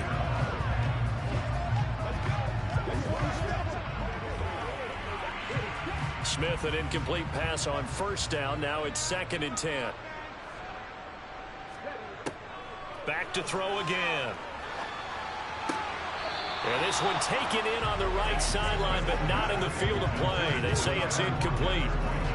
The throw led him a little too far. It brings up 3rd down. I don't know about you, but I wanted to reach out of the booth and snatch that pass myself. That thing floated forever up there. I think that threw off the timing of the receiver. That's why he couldn't get his feet down even though he caught the ball. You know, Charles, I would have liked to have seen that. Yeah, me too. For you. I wanted to see you reach out and catch that. Yeah, you've heard about my hands, huh? Now yet another incompletion here as they fail to connect on 3rd. Tell you what, partner, after he ices down, he's going to need a nice long soak in a hot tub after this one. He's been under duress the entire game. And once again, hit as he throws. Fortunate that one wound up incomplete. Now here's Michael Dixon as he'll come on for his 5th kick of the night. And he deserves a bronze leg as he gets this one away.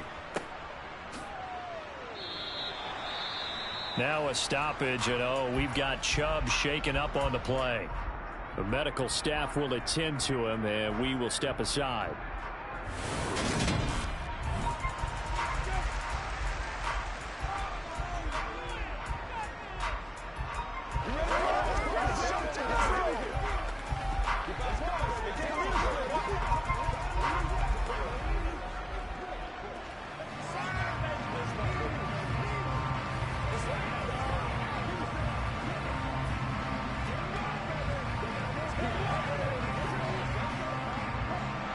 The Broncos onto the field, ready to start their next drive.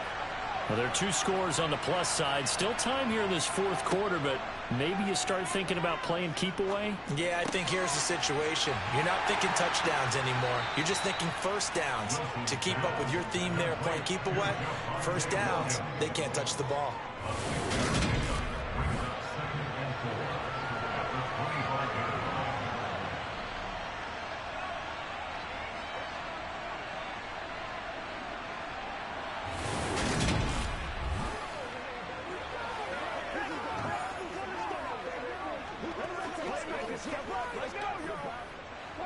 Working with a 2nd and 4.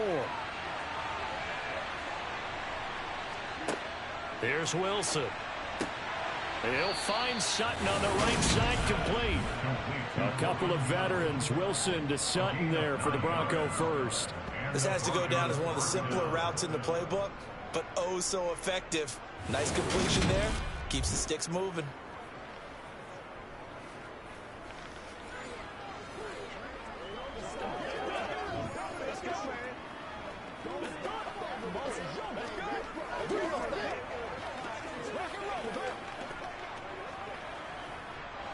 From the 34 now, here's 1st and 10. Now it's Wilson. And that's incomplete. Timing's crucial in any route thrown, but when you throw it out, so many things are going through the mind of the receiver. Catching the ball, timing it up with the quarterback. Are my feet going to get down in bounds? On that play, all those things going through his head might have caused him to drop it. So after the incompletion on 1st, now 2nd and 10. And a nice job there of keeping the toes in bounds. They get 6. That'll leave them with 3rd and 4. He's been a busy man here in this one, and they're showing off some nice footwork to stay in bounds. And with those types of catches and the volume that we've seen in this game, wouldn't you keep him busy as well? I would. Of course. You got to keep throwing it to him. He keeps making plays. On 3rd down, this is Melvin Gordon. And he's got the 1st down yardage as he brings this up to the 47. 7 yards there. Good enough to move the sticks. Hasn't had his best game running the football here tonight, but, hey, that's a critical spot right there to convert on 3rd down, and he did it. And the lights are shining just a little bit brighter right now, aren't they? You remember the beginning of the game? If he gets this 1st down, everybody's happy. That's cool. But here, that was critical, and it really energizes him.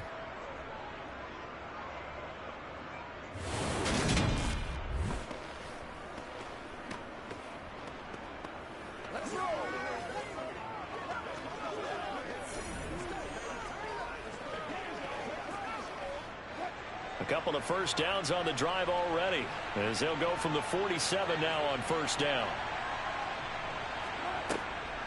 On the delayed handoff, this is Gordon. And he's up across midfield and down into Seattle territory. It's a 6-yard gain on the ground, and that'll make it 2nd and 4. Starting to become a tough spot for this defense. You're down 4th quarter, looking a little fatigued maybe on that side of the ball. Partner, we've seen this before, haven't we? Because every coach we've ever talked to says body language is important. And now you're seeing guys with their hands on their hips, they're bent over, hands on their knees. And the offensive guys, they're just saying, let's just keep running it out. We've got them now. KJ Hamler, the intended receiver, and it's 3rd and 4. Well, that's a defensive coordinator's got to be happy with that result. They took away all options downfield and forced the incompletion. This will be the 8th play of the drive here. 3rd and 4. Wilson.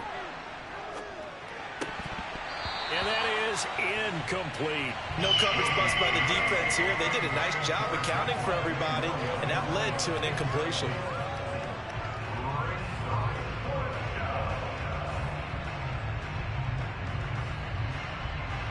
The Broncos send out their punter now, as he's on here to punt it away. And no return here. Where will they spot it? They say just outside the 20-yard line. As Seattle now ready to march onto the field.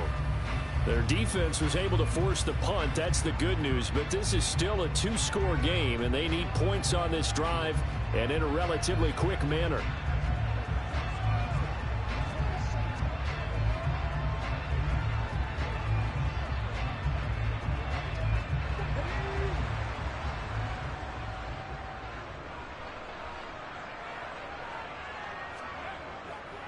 They begin with a run by Penny, and maybe a measure of revenge there. He's had his way in this one, but this time they get him behind the line.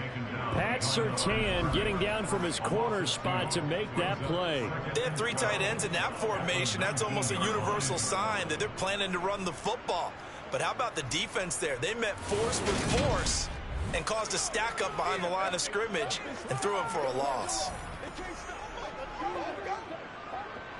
First play of the drive goes the wrong way. Here's 2nd and 12. Back to throw, Smith. That's complete to his speedy wideout, Goodwin. And they'll get 8 out of this before being stopped at the 28.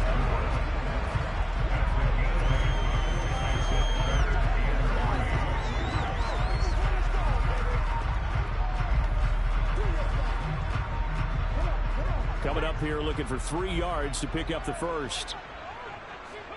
Smith on third down. He's caught on the sideline, but he's not going to have a first down. They say he was out of bounds, so a big call there that brings up fourth. A third down, he tried to stay in bounds, did all he could. He caught it, but was led a little bit too far. Yeah, that's always difficult, isn't it? Because you know half of your body is trying to stay behind while the other half is reaching out, trying to catch the football. The top half worked. It was the bottom half that was in question.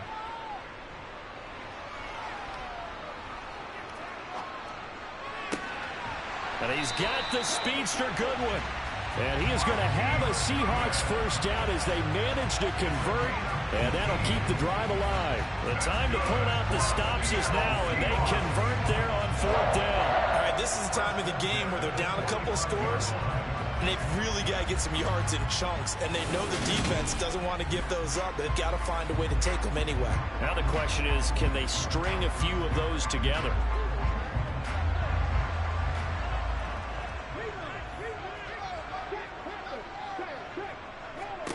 Smith on first down. They set up the screen to Penny.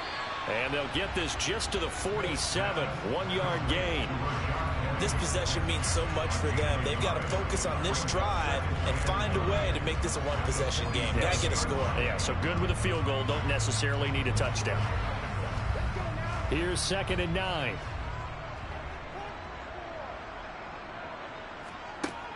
Now Gino. That one thrown away from the pocket. The officials kind of looking at each other, but they'll say there was a receiver in the area, so no penalty, just an incomplete pass. We've got to give out a little applause on that play. It has to go to the defense. More good work by them. They've taken away the passing lanes all game long, and you can see the frustration that it's causing because he just about threw that one into the first row. He finds his man, complete. It's Goodwin. And this is going to be another first down as they'll make the tackle at the Broncos 40. Well, with that catch, he goes over 100 yards receiving on the night. Well, correct me if I'm wrong. Yeah, you're down 2 scores. I don't think you need to rush just yet, but you can't take your time either. Yeah, even if you don't want to commit to full 2-minute offense, you have to up the tempo, up the urgency. Maybe you're starting to call 2 plays in a huddle each time you snap the ball.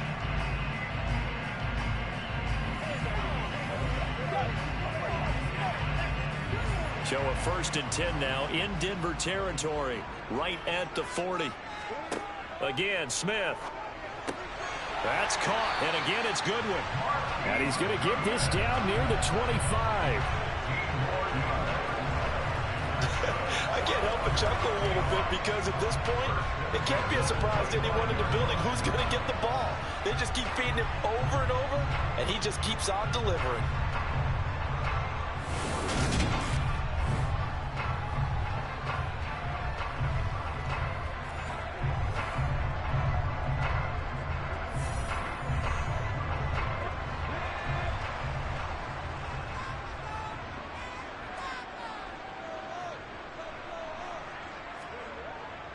Penny, a first down carry.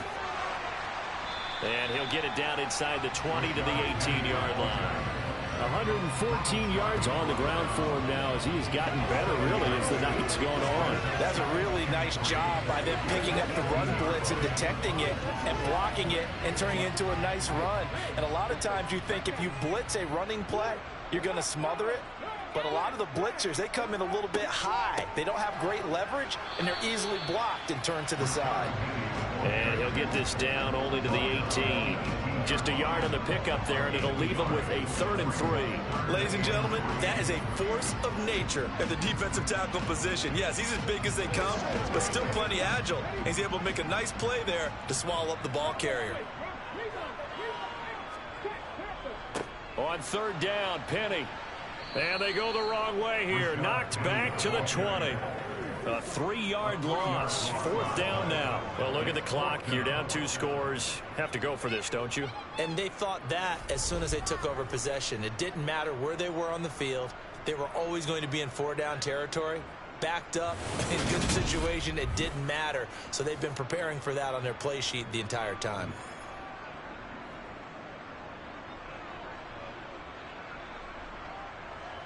So here we go. Maybe the biggest kick of the game forthcoming. From the left hash, this from 37. Myers' kick is good. And this is back down to a 7-point game. All right, so they needed 2 scores to get back in the game. The field goal there, maybe not exactly what they wanted, but the necessary first step. There's still time remaining, and there's enough time to get it done. They've got to get at the least a 3-and-out here to get the ball back, preferably a takeaway.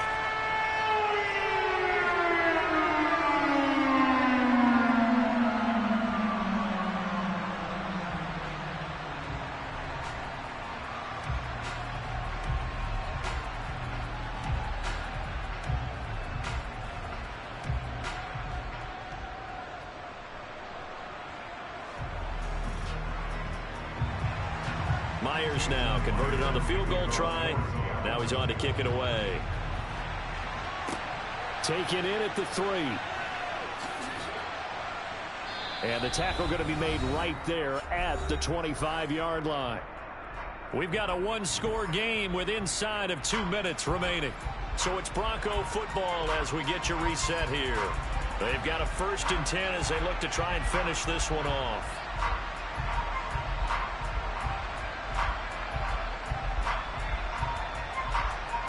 The Broncos onto the field, ready to start their next drive. Well, they can smell victory, partner. They can see it on the horizon, but certainly we're not done yet here. Defense still has 3 timeouts, and obviously this is a very slim lead they're holding on to. And let's face it, the easiest way to get this done, challenge your ground game. Challenge your offensive line, your tight ends, your receivers, anyone who's going to lay down a block. Don't let there be penetration because they're going to stack the line of scrimmage and maybe bring extra people to the ball. If you can do that, make them burn their timeouts, run out the clock, life will be good. But if you really want to gamble a little bit, a quick play action, quick throw, might be able to get it done. Just make sure it's not incomplete and stop the clock. And he'll bring it up here to right at the 40-yard line. And now we're going to get a timeout defensively. So another stop, 1:50 left in the football game.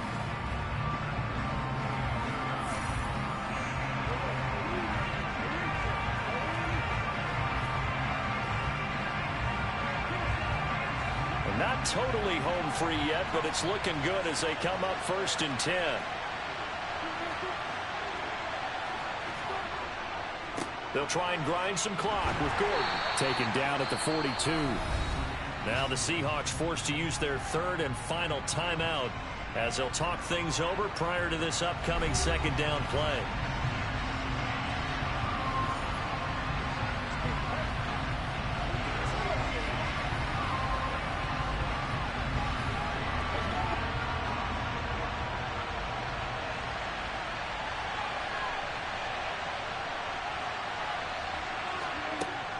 Now a 10th carry for Melvin Gordon. And he takes it past the 45 and down at the 46. 4 yards on the pickup there, so they'll leave it with a 3rd and about 4 more for the 1st. I like that run right there, partner. Not the flashiest run, not the one that's going to break for big yardage, but he understands the situation, and taking care of the football, paramount, and he got it done. Nursing that slim lead, you're exactly right. Hold on to that ball. They keep it on the ground. Again, Gordon. And a strong run that time as he's across midfield and down to the 43. Call it a gain of 11 yards, and that should just about do it. Great time there to come up with his longest run of the night. We just saw it. Leads to a lot of satisfaction because if they're able to hang on and win this game, you know what else will happen in the locker room after this? What's that? Head coach will step up and go, great job, guys. Because of that, come in a little bit later tomorrow. All runs on this drive so far. It's 1st and 10.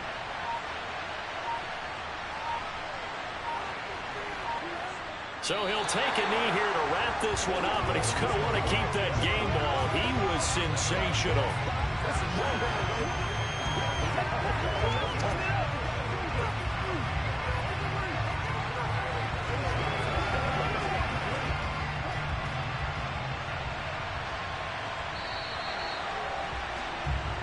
So this one will wind up a Denver victory, and it's never easy to come into Denver to win. You think all you have to deal with the altitude, but they got the job done. Well, there's a reason Olympic athletes train nearby. All right, they've got a terrific training center in Colorado Springs.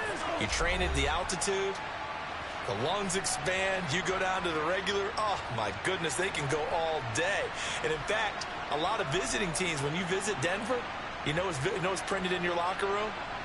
Welcome to the Mile High City. The air is rare. They get in your head that way.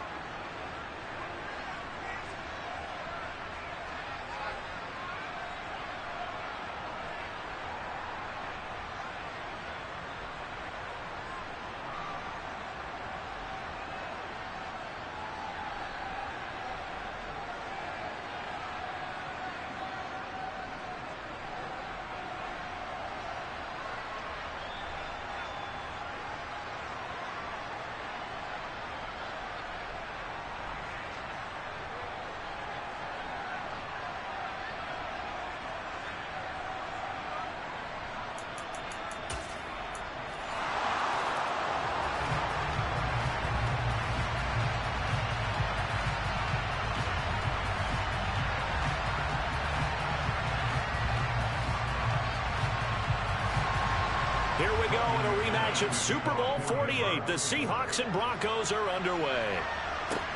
Taken in at the 3.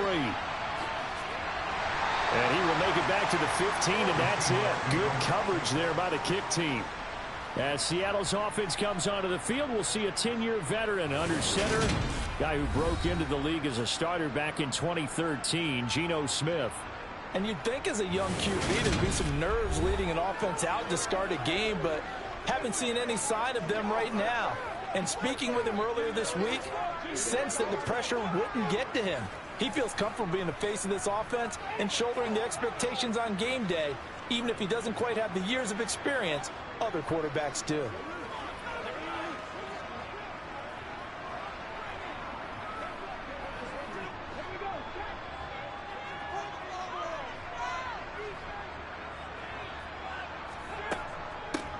They'll start this drive out on the ground.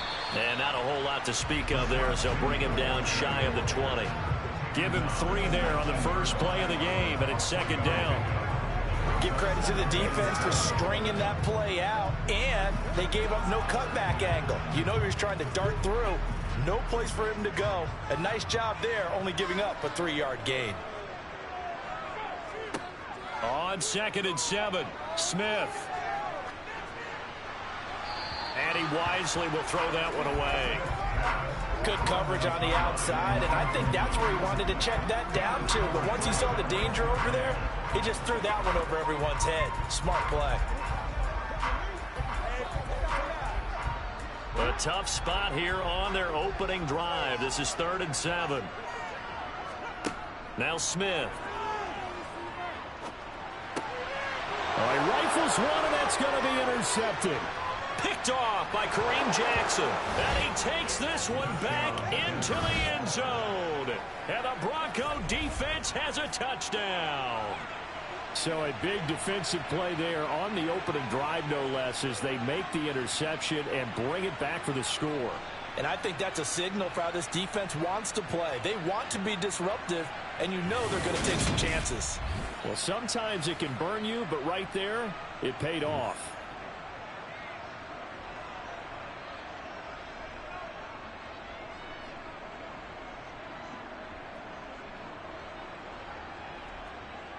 On here, Brandon McManus for the point after.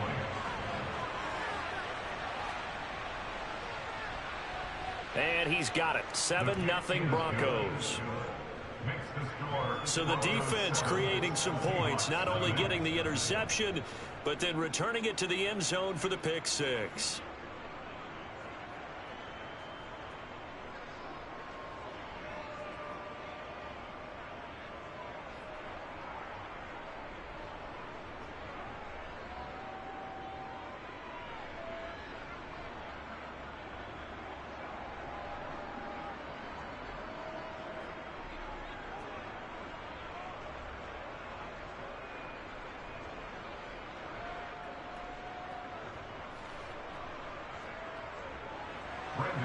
So they'll get another shot on offense following that pick six. And now the kick is away. This one fielded at the 5. And he'll be stopped up at the 25. Seattle's offense coming back onto the field, ready for their second drive.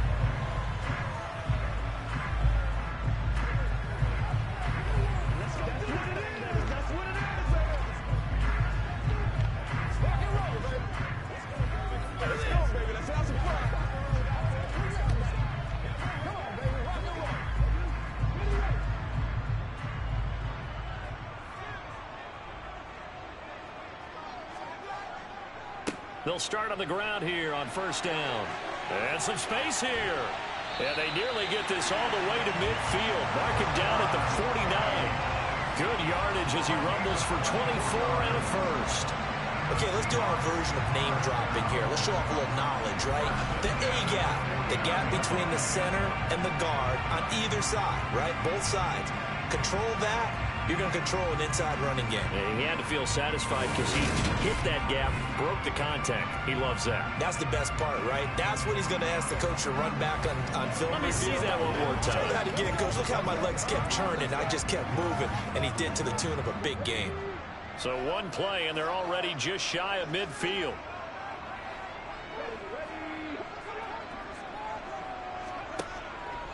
Again, it's Penny.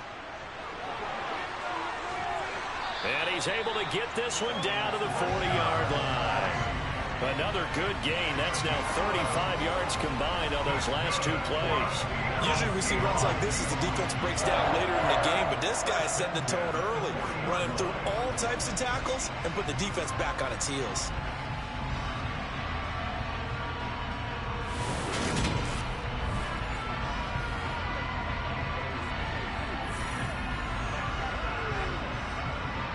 So a 1st and 10 now in Denver territory, right at the 40.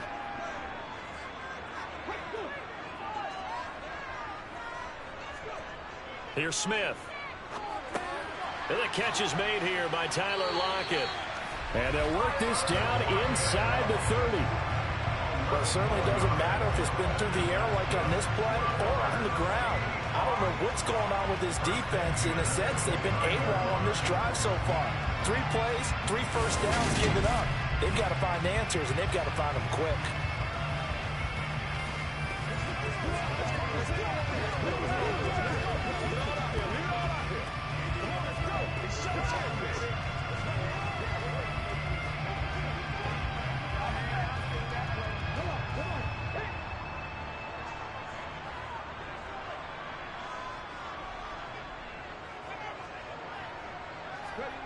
Now here's a little touch pass as they tap it quickly to their receiver.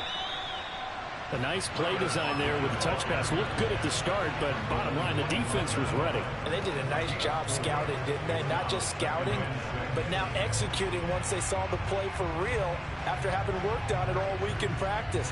They drilled on the play, then they drilled him. From the 25, here's 2nd and 6. Geno now to throw. He'll find Metcalf. Now in his 4th year, you still have to marvel at the type of athlete that DK Metcalf is. Honestly, unfair to ask some corners to lock this guy down. And as we know, not many can. 75 catches, a career high 12 touchdowns last season, and a first down with that catch there. So from the 17 now, here's a 1st and 10. From the red zone now, Smith. And that one off the mark behind him, incomplete. I think you put just a little bit too much heat on that one. When you throw it to the outside, you do have to be careful because you got to keep it away from the defender. But you also have to give your own guy a chance, too. Smith, an incomplete pass on 1st down. Now it's 2nd and 10.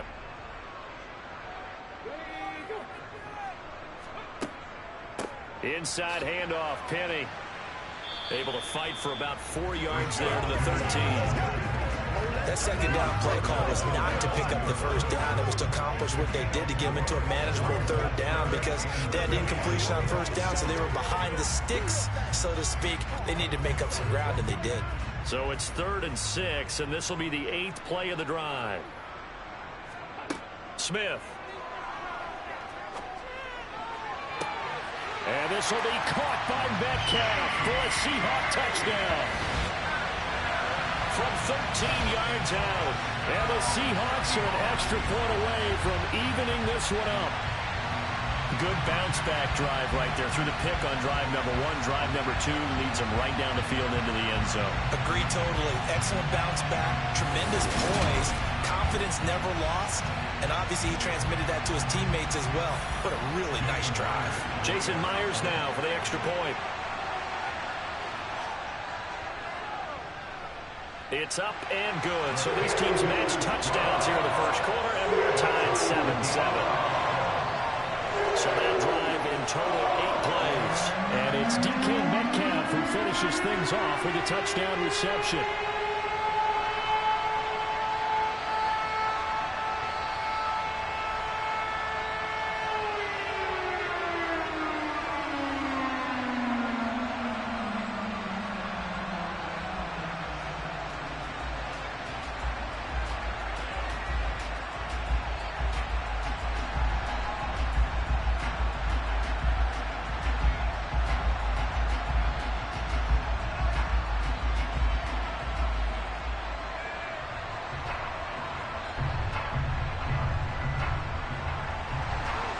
So all even at 7 now as they kick it away. Montrell Washington on the return from his end zone. And that decision to bring it out ends up not being a good one. Costs him about 5 yards as he's tackled at the 20. Time for our first look at the Denver offense. And, of course, the new face of the Broncos, 9-time Pro Bowler while in Seattle, Russell Wilson. And similar to his nickname, Russell Wilson has a dangerous mix of skills. The ability to throw from the pocket and extend plays and throw on the run. Not to mention an absolute winner. Usually has his team in the playoffs competing for Super Bowl opportunities.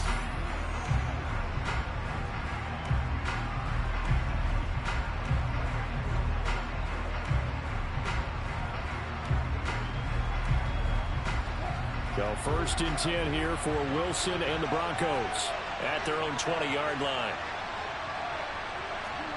Wilson. And this one caught along the sideline, but they say already out of bounds. The throw didn't give him a chance to turn it upfield, and that brings up second down. You can tell they wanted to get that ball downfield, but they had nothing working in the secondary, so he dropped it off to the running back. That one ended up incomplete. After the incompletion, here's 2nd and 10 from the 20. Now Wilson. Man open, he's got it complete to Cortland Sutton. And they're able to get this one across the 35. 17 yards for the Broncos there as they've got themselves a first down. I know this may be jumping the gun a little bit, but 7-7, they're flinging it around like crazy. Look at the drive that's going on here. Partner, we may have to start thinking about one of these defenses just holding someone to a field goal and maybe trying to get an advantage that way.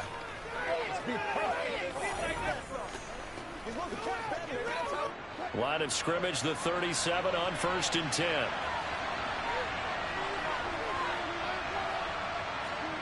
Now Wilson. And his throw is incomplete. KJ Hamler, the intended receiver, and it's 2nd down. Not sure what happened out there, but it looked like the timing was a little off on that throw. Well, you know I'm a defender, so what am I going to say? Great defense. Darn right. They did something to disrupt that timing. Line of scrimmage, again the 37 as they line up 2nd and 10. Out of the gun, here's Wilson. And his throw's going to be incomplete. Not the warmest starts throwing the football. He was 1 for 3, now 1 for 4 on the opening drive. So getting him comfortable is the key. And for him, it might be different than what we think is comfortable. We're probably thinking swing passes, easy check downs. Some guys, they're better off throwing it downfield. That's what really loosens them up. On 3rd down, Wilson. Escaping the pressure right. And he wisely will throw that one away. The 3rd down is a key down in any game you play. 3rd down defense, something we've got to watch in this one. Got to be effective on the passing downs. That's a pretty good first step right there.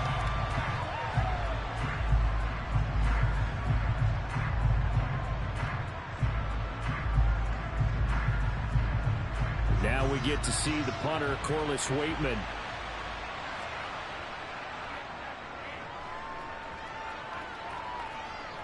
And he'll get credit for putting him inside the 20 as the fair catch is made right at about the 19-yard line. It'll be a 39-yard punt, no return. And they will take over 1st and 10.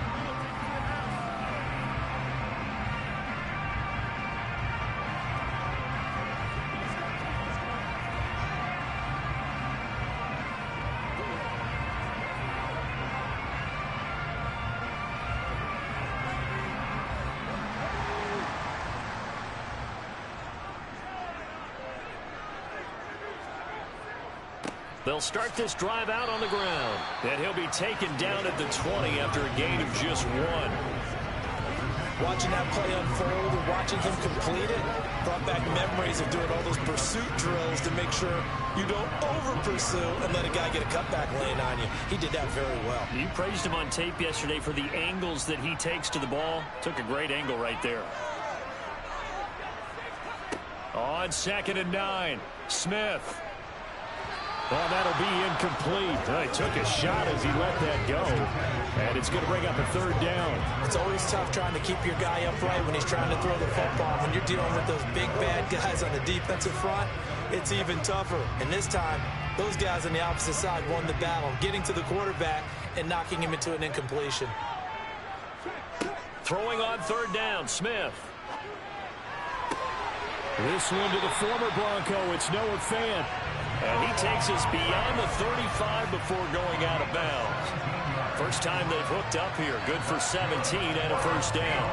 It's a nice zone breaker right there. Take the tight end, move him out to the slot, then have him run a corner route versus the zone coverage, which means he's going to be behind the shallow coverage and ahead of the deep coverage. Put the ball right on him.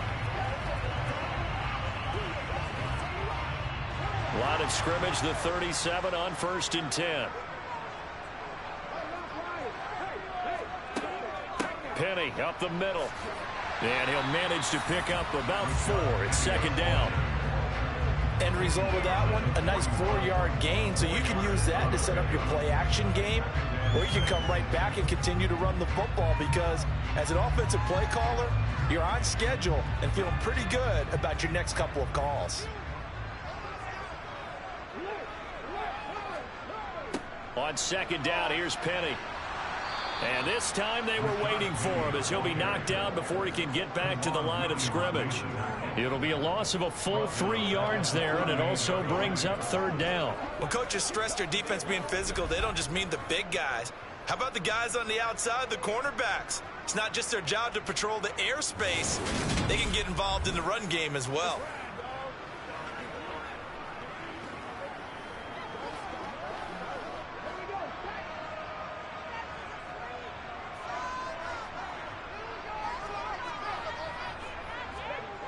Throwing is Smith.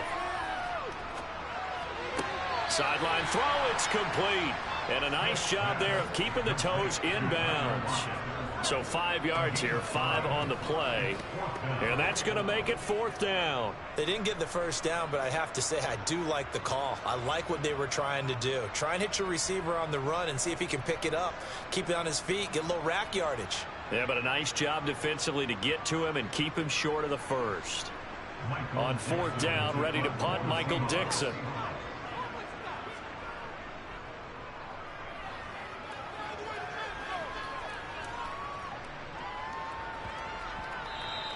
Yeah, he was looking for the checkup bounce, didn't get it. That scoots all the way into the end zone now for a touchback. So now the second drive offensively coming up for the Denver Broncos. The crowd may be losing just a little bit of the edge after back-to-back punts. They want some big plays. They want to see some offense. They want to see somebody break away, whether it's through the air or on the ground. Now it'll be interesting to see where the patience is on both sides. Each head coach, can you hang in there and not try and force something that could put your team in some jeopardy? On first down, Wilson. This one complete to Jerry Jeudy. And he'll get this up to the 30-yard line. Give him 10 yards there, and about by the nose of the football, he's going to have a first down. To win any route, you've got to break down the defender, and that's exactly what happened here on this really nicely executed curl route.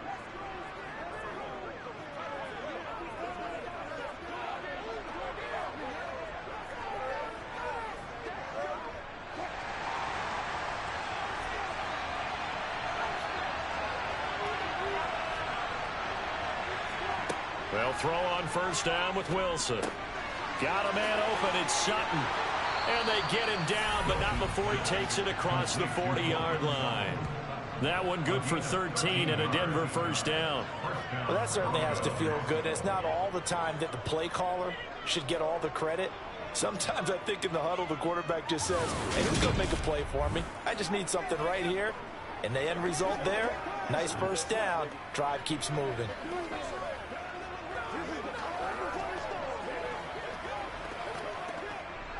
Back-to-back good plays have them on the move on first down.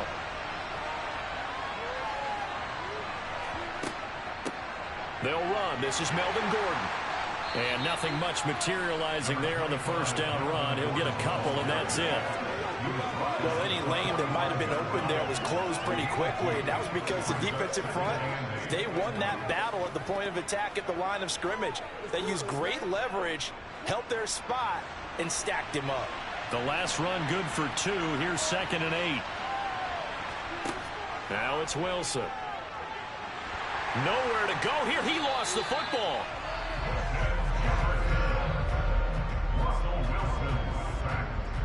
Points 1, 2, and 3 in their defensive game plan was to get to the quarterback and knock the ball free. They did it there. Luckily, offense hangs on to it. Yeah, that's got to serve as a wake-up call, though, because they can't afford to let the ball go over to the defense and miss opportunities. And I'm not saying it happened here, but you know what a good rule of thumb is when a play like that occurs? You know who usually recovers it? The guy who missed his block and let his quarterback get hit. The good news, they kept the ball. Bad news, it's 3rd and long. To throw is Wilson. Under pressure, they got him again. Uchenna and Wosu got the sack there. Well, this is what happens when you get behind the chains, as people like to say. When you have obvious passing situations, hard to vary it up and fool a defense. And you hate those situations if you're an O-lineman, right? Oh, without a doubt, because you just know they're coming, and you never know exactly how. They can be exotic in their blitzes, or their athletic ability just takes over.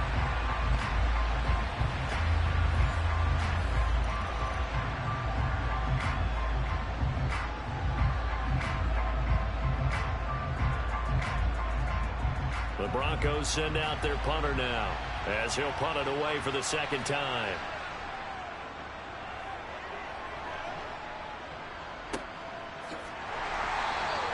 They call it 38 yards on the punt, no return, and out now come the Seahawks. Defense got the better of them last series, forcing a punt. See if they make a few changes in the game plan here and try to get points out of this drive. 1st and 10.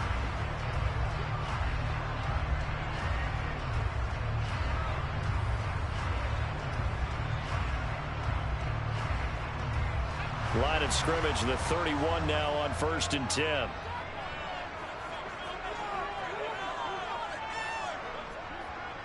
They'll start this drive out on the ground. And he went backwards. He'll be down at the 30. He'll lose a yard there, and it's 2nd and 11. I think sometimes when you're trying to get after the quarterback, maybe it's better to be lucky than great, because I think on that one, he's just trying to get upfield and rush the passer. Instead, the tackle for the loss landed right in his lap.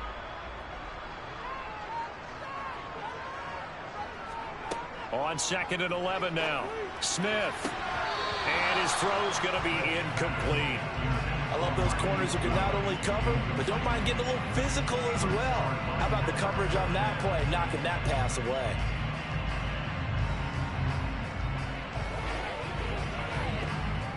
An incomplete pass on that last play, and that means they'll need to come up with something here on 3rd down. Here's Smith. Leaves it for Penny. And they get him down, but not before he takes it across the 40-yard line. 11 yards there and a 1st down for Seattle. And I know you can't really see it, but that play spells frustration with a capital F for the guys on defense. They covered everyone else, end up going to the running back out of the backfield, and he picks up a back-breaking 1st down.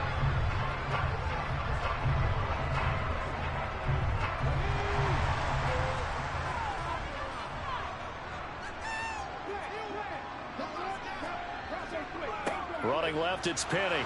And he'll be brought down, losing yardage back at the 40. Officially, it's a 1-yard loss. That's going to bring up 2nd and 11. I know that speed is the hallmark of today's NFL game, but the key to good rushing defense is still having your linebackers set the edge. Looking at a 2nd and 11 now after the loss. Back to throw, Smith. And he'll just get rid of it. Well, he left no doubt about that one, because even though he hasn't left the pocket, he's got a receiver in the area, so it's not grounding, even though there was no way that ball was going to be caught. The Broncos going dime. 2 extra defensive backs for 3rd down. Playing pass all the way. Throwing now is Gino. Open man is Metcalf. He's got it. Room here to run. And all the way in, touchdown Seattle. Seeing some pretty good offense here in this 1st quarter. It's been a wild start to this quarter, as you noted. And now with that lead that we're seeing, can they retaliate? I get the sense this one's going to go back and forth all game long. And that probably won't be the last long touchdown that we see in this one.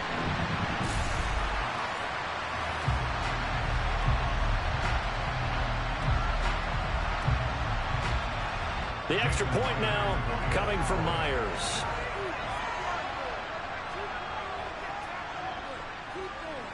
It's up and good, and it's 14-7 now here in the 1st quarter.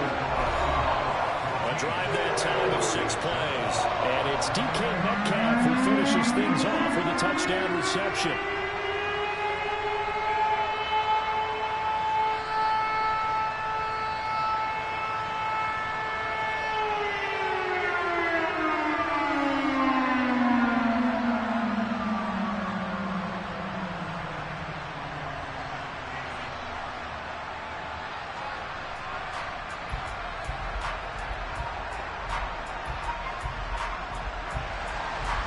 after the touchdown. Here's Myers to boot it away.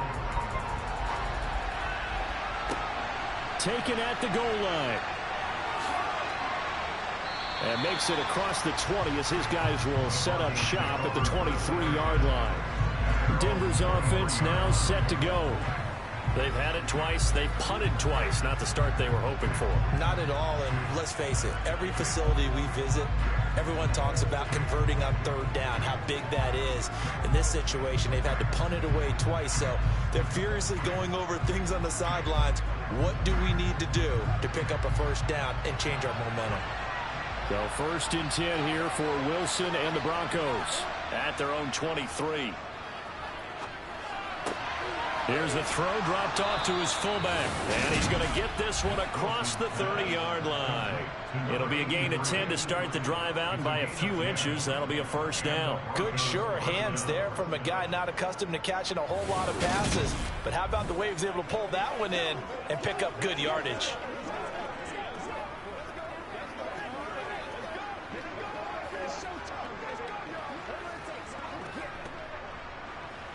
So they'll come up 1st and 10 now from the 33.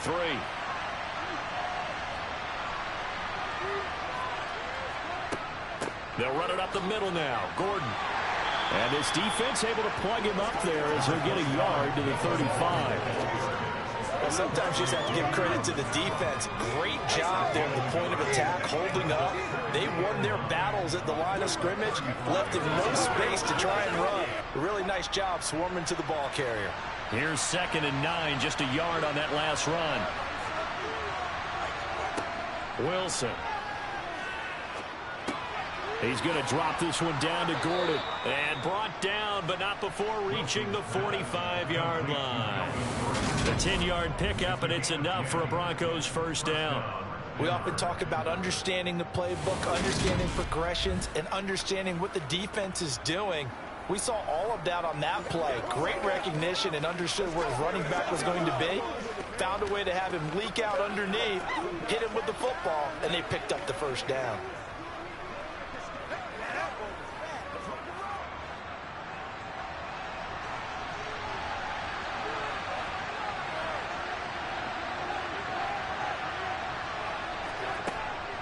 Now Gordon on first down. Oh, what a move. And he can only manage to get a couple. 2nd and 8 coming up. We haven't seen much from him running the football here in this first quarter. No, you're right about that. We haven't seen much of him at all so far. They've stacked him up pretty well. But when you're trying to run the football, sometimes you got to play the long game. Keep handing it to him. And some of those runs that aren't working now, they turn into 6, 7, 8, and maybe more later on. On 2nd down, Gordon once more. And he's up across midfield and down into Seattle territory. It'll be a gain of 5, but still about 3 yards shy of the first down marker, and now it's 3rd down. I really like the vision he displayed on that play because he saw there wasn't a lane to completely break off a huge gain. So he found where there was the most space and got what he could. A nice, dirty run that's a positive play for the offense. This one to the sideline. He's got it. A nice job to keep the feet in, but he is a bit short here of the first down. Call it a gain of a yard, and it'll be 4th down. I think the training and practice broke down on that play because he simply didn't run the route deep enough to get to the first down marker, despite what was a really nice catch and toe tap on the sideline. Yeah, that's 3rd down 101. You got to go to the marker, know where it is. Through one quarter, 14-7 our score. Broncos football as we begin quarter number 2. 4th down, Corliss Waitman now on to punt. And this one will not be returnable as it sails out of bounds. Well, let's gaze our attention as the offense takes the field on Rashad Penny. We're in the 2nd quarter. They've got the lead. The lead, though, not so much because of the ground game, because of their air attack, Charles. So what they're seeing so far is the possibility of things loosening up later in the ground game. Through the air first, maybe they have to start respecting that even more as the game goes on, and then there will be running lanes to find later. Yeah, try to get him more involved here on this drive, maybe.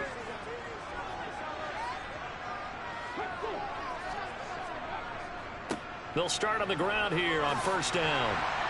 And he'll be corralled right around the 34. 54 yards rushing for him now on what was his 10th carry of the ball game. I'm not sure how much more evidence they need, partner, than to understand that they don't start to slow him down.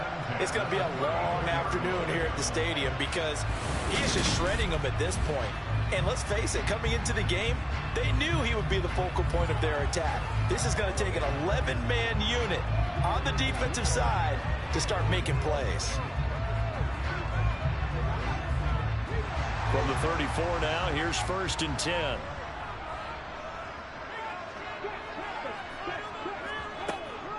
Now they'll run it again with Penny. He'll get this to about the 38. Brandon, we just saw the benefits of being able to run the ball successfully. They pick up 4 yards on that carry. So now if you're a play caller, you can do just about anything you want, but on the defensive side of the ball, you're scrambling a little bit. Now you're behind trying to figure out, do I need to blitz him? Do I need to pressure him? How do I gain an advantage on this snap? From the 38, Smith. That's caught by Penny. And getting this just shy of midfield, they'll spot it at the 49. It's a gain of 12, first down Seahawks. One of my old teammates called me the other day when he was watching the game. He's like, man, trying to watch an NFL game and trying to account for their passing game, that's difficult. And just when you think you get everything covered, here comes a back out of the backfield. And in this case, he picks up a first down.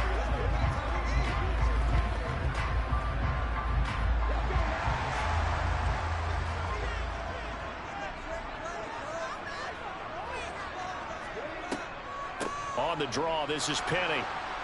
And he is going to lose yardage here. He'll lose a yard there, and it's 2nd and 11. When a draw works, it can be a thing of beauty. But when it doesn't, oh, it can be ugly. And in this case, loss of yardage ugly. So after the loss of a yard, they'll look to push forward here on 2nd down and 11. Here's a give to Penny.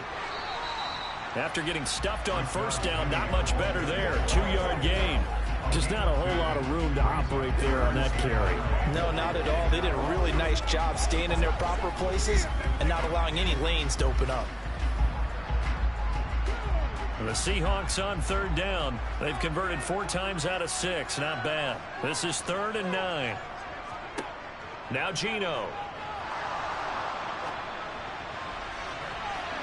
And this will be broken up and incomplete. Now a penalty flag down, and they may be going backward here. So they decline it as that will bring up 4. And I know that yardage and field position are keys to any game played, but you've got to consider downs when you're talking about penalties, and they wisely did not take that one and made it 4th down. Here's Michael Dixon now to punt.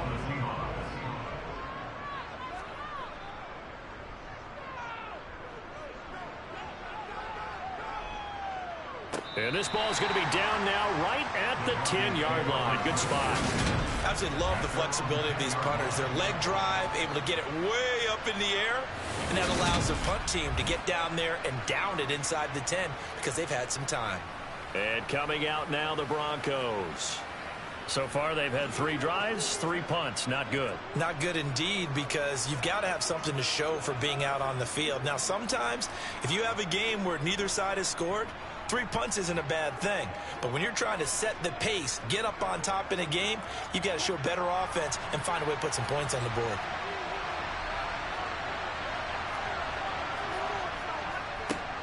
They'll run with a backup. This is Williams. And brought down, but not before they're able to get it up to the 25. 15 yards is the pickup there, and the drive starting very nicely. First down.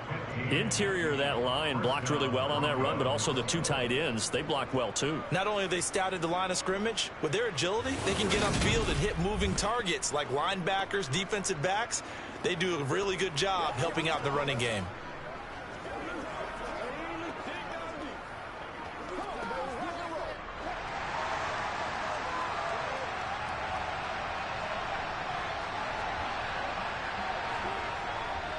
They stick to the ground game on first down. It's Williams. And he's going to get a good gain of 9 here up to the 34. So much of the game today, we're looking for hybrid players, guys who can do a combination of jobs. And anyone who plays a strong safety position, now more than ever, is a hybrid type player. Half defensive back that covers passes and half linebacker that makes tackles. We just saw the linebacker make that play. On 2nd and a yard, Wilson. Oh, you saw that one coming. It's intercepted. Thrown back across his body. Picked up by Jamal Adams. And the Seahawks are in great shape here as they take over at their 46-yard line. Partner, I think this will win a ride very simply because he overestimated his arm strength and his ability to fit it anywhere he wants to. A lot of quarterbacks do that and often pay the price. The Seattle offense now set to come back out on the field. They start near midfield following the interception as they begin 1st and 10.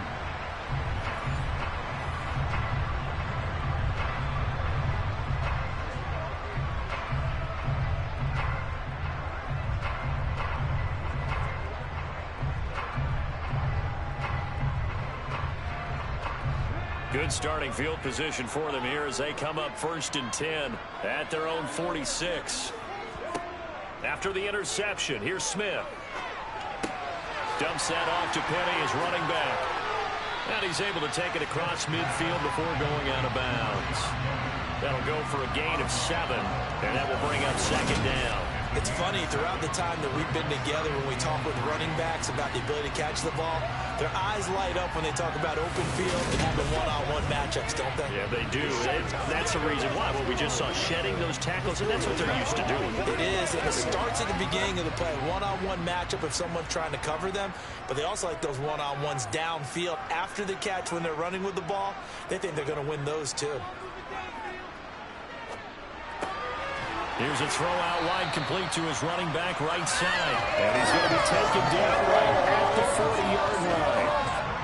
But they certainly made a point of getting him involved in the passing game here in the first half. They must have seen something in the scouting that said, hey, we can capitalize on him getting the ball, possibly in the open field. And I think in the second half, that may loosen up the defense a little bit to get the running game going back inside.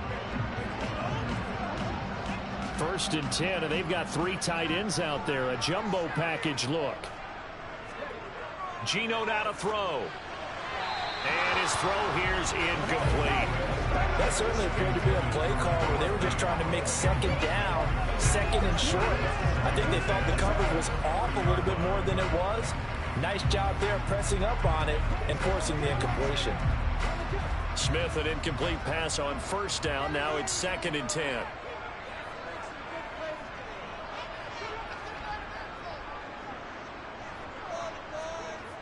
Again, he'll drop to throw.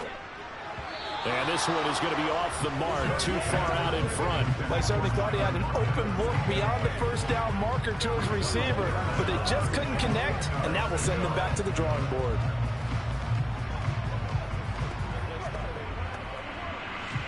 Now they face a 3rd and 10 after back-to-back incompletions. Again, Smith. And he fires one that's intercepted. Picked off by Pat Surtain. And he's free going down the left side. It's a foot race. And he takes this one back into the end zone. And the Bronco defense has a touchdown. What you just saw there, 1st-round talent, 2nd year, even more success. A pick 6 for a touchdown. A great play. And it's tough for these guys, you've told me before, to adjust in the secondary as a first-year guy. So that sophomore season is big for them. They really start to expand the playbook for them even more. Sometimes they dumb it down a little bit to make them comfortable year 1. By year 2, they should have all the nuances, and now they've adjusted to the speed of NFL play as well. Showed right there.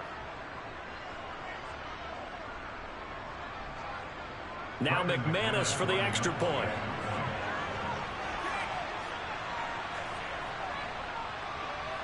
And we've got a good one brewing. We're all knotted up at 14. A heck of a play there defensively, getting the interception, navigating his way into the end zone for the touchdown.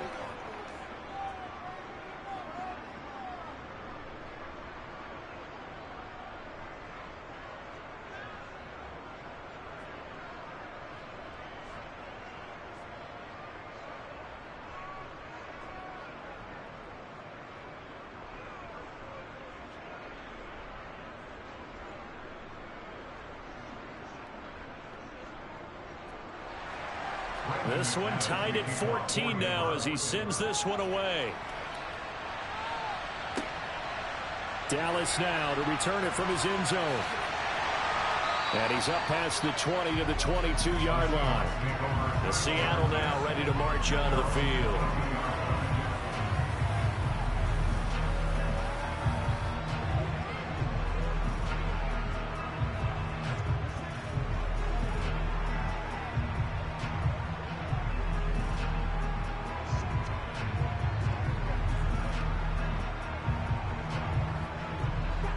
Coming out with a jumbo package to start the drive.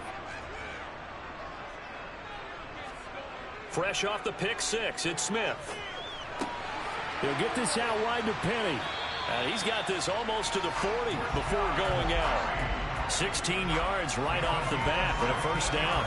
We can talk all we want about football being a game of strength and brawn. It's also a game of mismatches, and they're trying to create one there.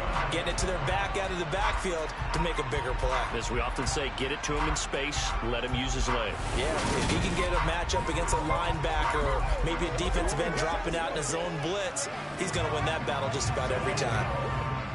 From up near the 40 now after the big play to start, here's another 1st and 10. A handoff to Penny. And nothing much materializing there on the first down run. He'll get a couple, and that's it.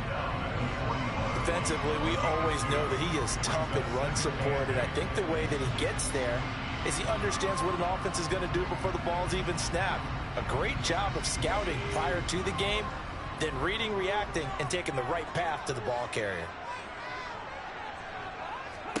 From the 41, Smith. Left side complete to Lockett. And he'll take this to the other side of midfield before going out of bounds. 11 yards there and a first down for Seattle. It's a game of matchups, and that's why you take your receivers and move them around a bunch, especially your best guys. And when they work out of the slot, you often hear the coaches talk about how great it is because it gives you a two-way go. You can break out or you can break in. That makes it hard to defend.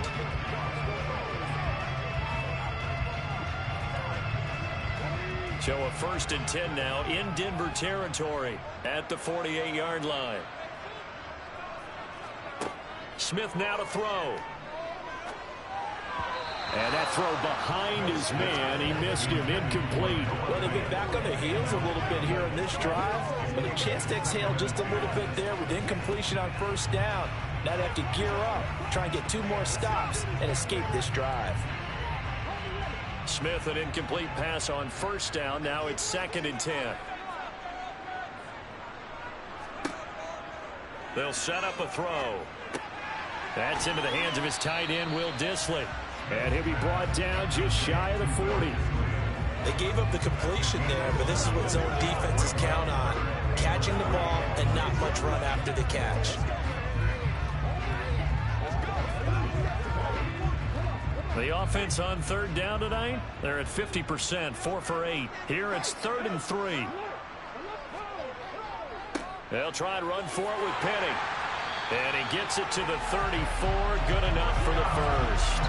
68 yards on the ground for him now as he's done that on 15 carries. Well, partner, what do you think? Might have been 4-down territory if they didn't pick it up, but...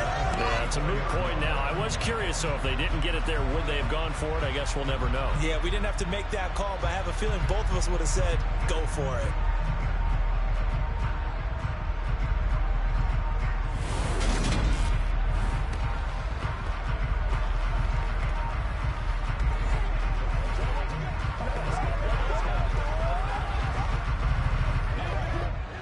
From the 34 now, here's 1st and 10.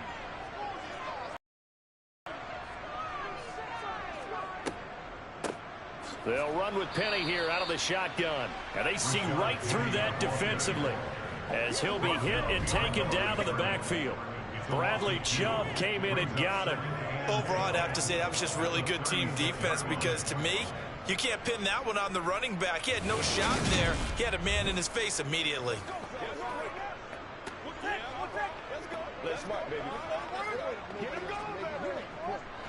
A rare misstep on that last play because the drive has been strong, but now it's 2nd and 12. A handoff. Running left is Penny. And he is met in his tracks behind the line of scrimmage. Back-to-back 2-yard losses, and that sets up a tough 3rd and 14. That was well played there defensively. 2 tight ends in the formation, which essentially gave them 7 blockers up front. Hard to imagine with all that size and beef that they could let a tackler through, but that's exactly what happened. A loss resulted.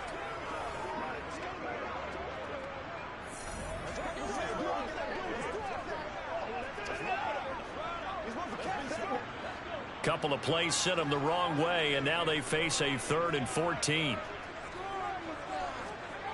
Smith.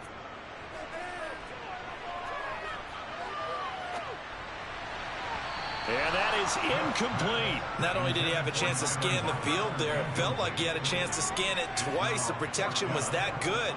Unfortunately for him, the coverage downfield, equally good.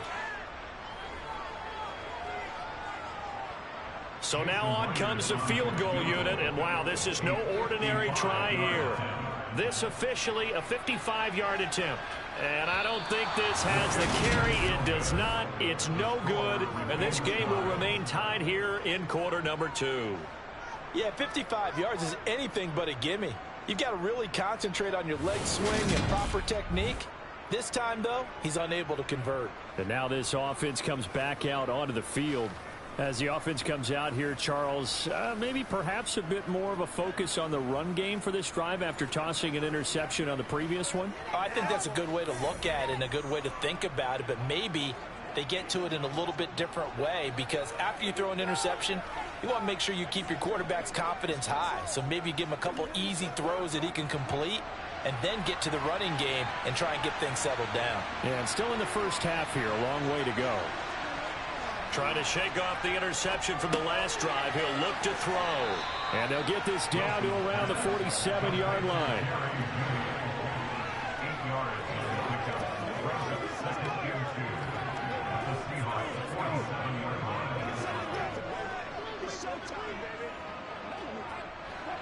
Only needing 2 yards on 2nd down.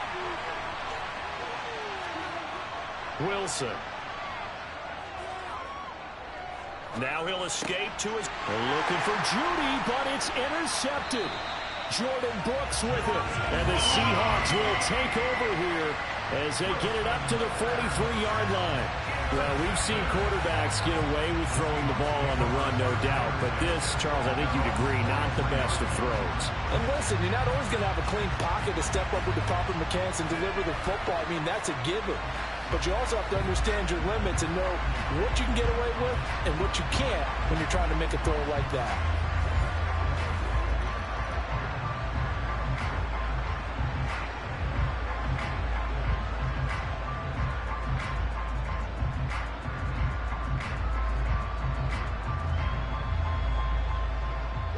Good starting field position for them as they come up 1st and 10 at their own 43.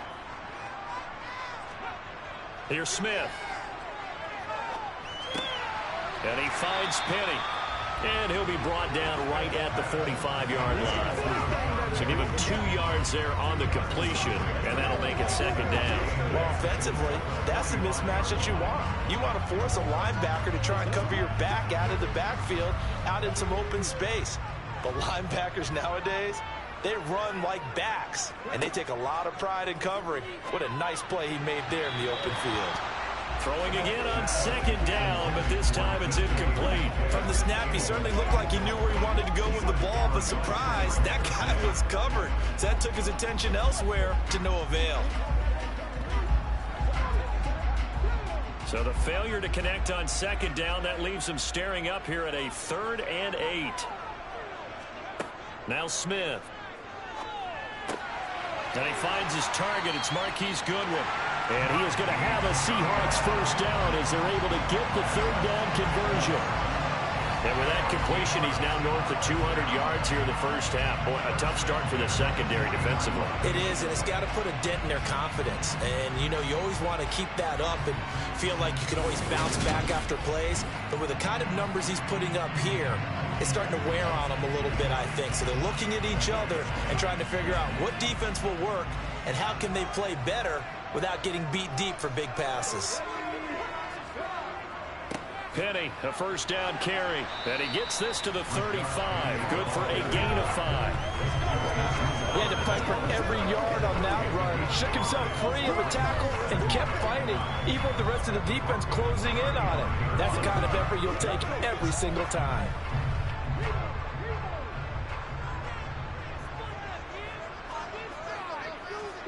From the 35 on second down, Smith. He gets it to his running back, Rashad Penny. And he'll be taken down at about the 22-yard line. Another catch for him there on this drive, Brandon. It looks like they're going to utilize him out of the backfield any way they can. And that time they pick up the first down. So now on defense, do you assign a man to him and try and cover him before he gets going?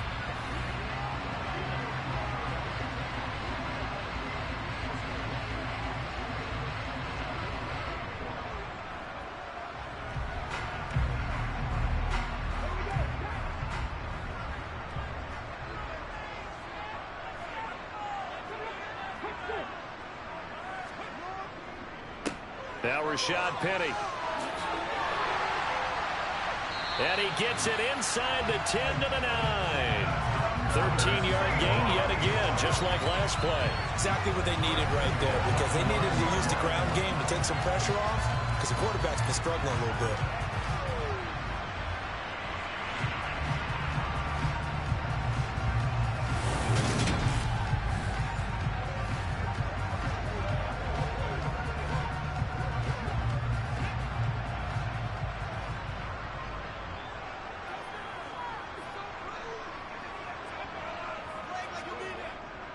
They'll try and run forward with Penny. And he will not be denied. Into the end zone. Touchdown, Seahawks.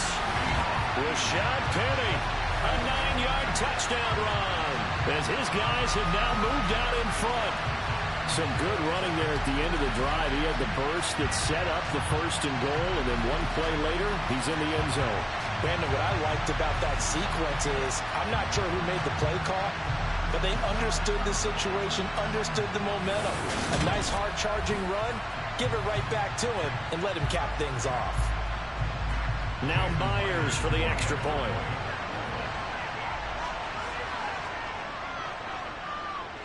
It's up and good, and that'll make the score 21-14.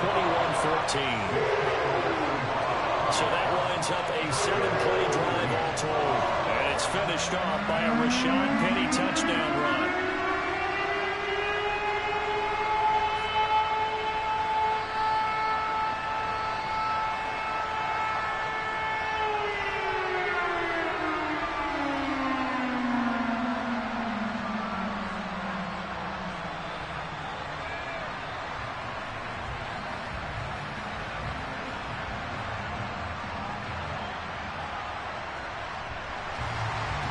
The touchdown, here's Myers to boot it away.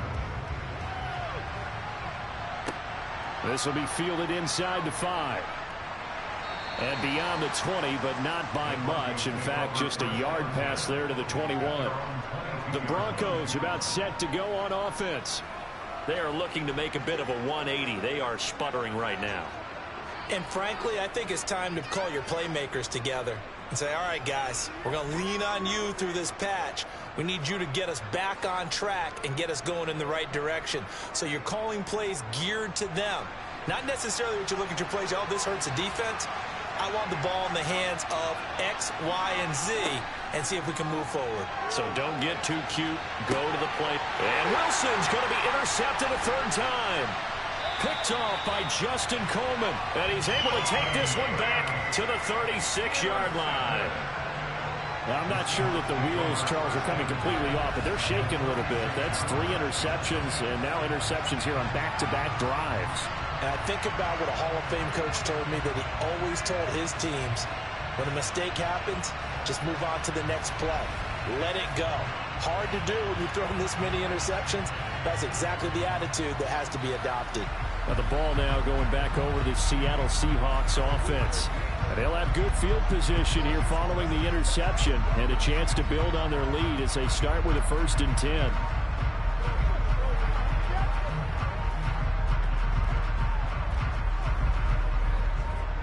So from the 36 now, 1st and 10. Now Smith. Targeting the out route, and he completes this to Metcalf. And he'll be brought down at about the 23-yard line. And now with that completion, he's north of 200 yards here in the first half. And he's going to break our statistician, Marvin, isn't he? Because Marvin right now is just tallying it up.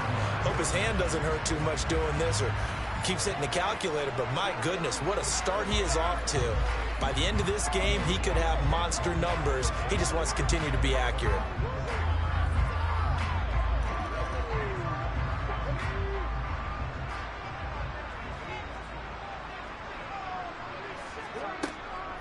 From the gun, a give to Penny. And a good run as he manages 7 yards down to the 17. 98 yards rushing for him now in the ball game.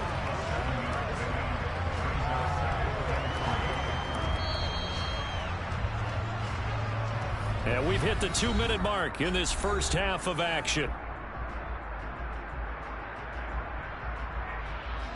Working with a 2nd and 3.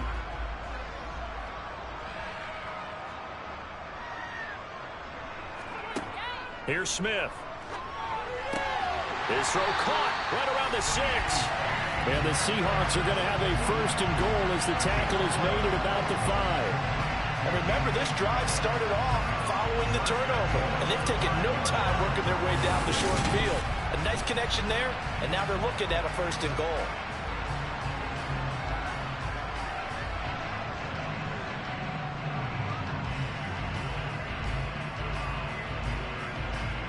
A chance to really cap off a big first half here as they come up on 1st and goal. Throwing now is Geno. And for the 3rd time here in this half, it's intercepted. Picked up by Caden Stearns. And the Broncos are going to take over here on the INT at their own 5-yard line. Well, I would guess that combined, if you spoke to both defenses, neither side has a lot to celebrate today. They haven't had a lot of stops, but that one right there, that's a big one because they stole points away with that play. And just as importantly, picked up a key stop on an offense that's been really impressive here in the early going. Here's the Denver offense now as they get set to take over here. They got the ball now following a big play, keeping the other guys out of the end zone. Now they'll start deep in their own territory, 1st and 10.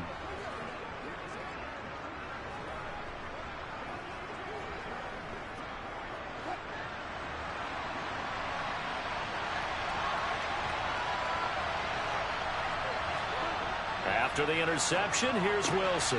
Finding Sutton on the out route, who makes the catch. And he'll go out of bounds just shy of the 20. 14 yards that time for number 14.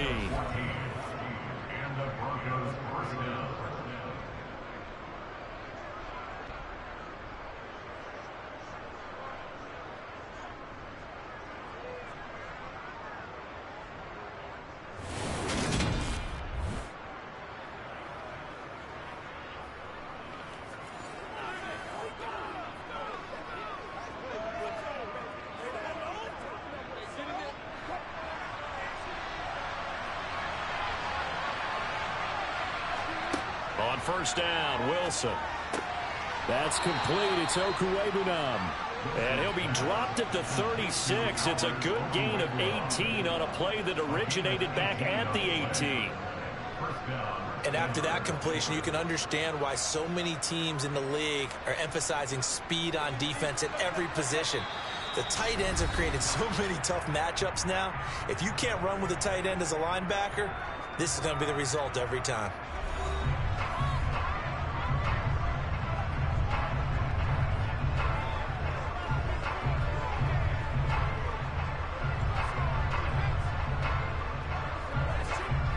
Back-to-back good plays have him on the move on 1st down. Throwing is Wilson. He'll drop this down to Williams. Now the Broncos going to use the 2nd of their timeouts as the clock will stop with 55 seconds to go until halftime. To throw again is Wilson. Pass complete to Judy on the out route.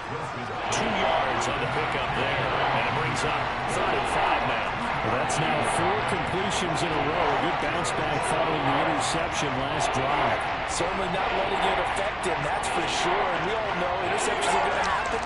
So the big trick, don't let it affect you going forward. Most of the good quarterbacks, they just tell the ball boy, get that one out of the rotation, give me a fresh ball, and let's go. He's got his offense moving again. And he'll be taken down, but he does have first down yardage. Call it a gain of 7, and it gets him a new set of downs. Continuing to steadily move the ball down the field. Not big play after big play, but these moderate gains getting him first downs. And you know what they add up to, right? If you continue that pace and you continue to move it downfield, they add up into 6 points. That's exactly what you're looking for. He's going to drop this one down to Gordon. Now the Broncos will use their 3rd and final timeout as they'll stop it with 17 seconds to go in this first half of action.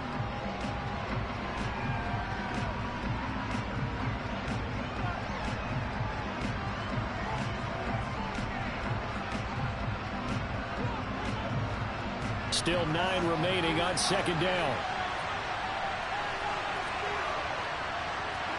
Again, Wilson. Delivering again to Gordon, and he's got him again. And he'll be taken down, but not before they work this to the 45. So we are at halftime here in downtown Seattle with the Seahawks out in front. As we send you cross-country to Orlando, Jonathan Coachman is there and has our EA Sports halftime report. All right, Brandon, thanks very much. Welcome, everyone, to our brand-new studios here in downtown Orlando in the EA Sports halftime report. First order of business, though. Let's get a look at the next-gen stats in that first half for Denver. And they weren't able to get a whole lot done throwing the football. That'll likely be a big key if they want to turn things around in the second half. Meanwhile, for the Seahawks, they were even better throwing the football. Lots of open receivers to choose from, and you can bet that'll continue to be a focus in the second half. Okay, Coach, adjustments likely going to play a big role in this third quarter in what's been a tight contest so far.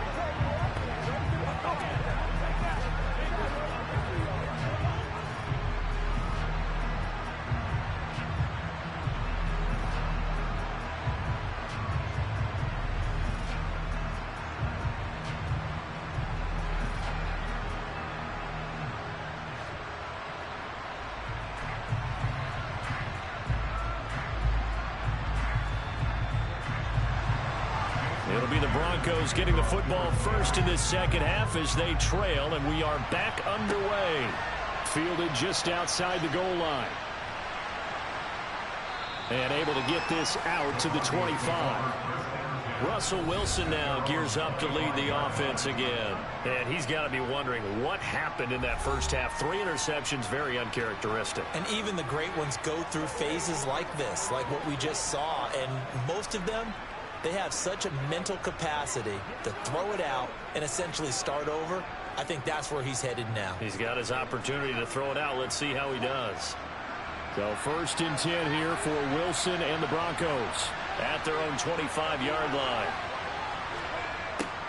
A little jet sweep to start the drive. He'll be dropped after a gain of about 6 across the 30 to the 31. Well, they certainly got dented with that first down run, so now they've got to be back on their heels a little bit as a defense.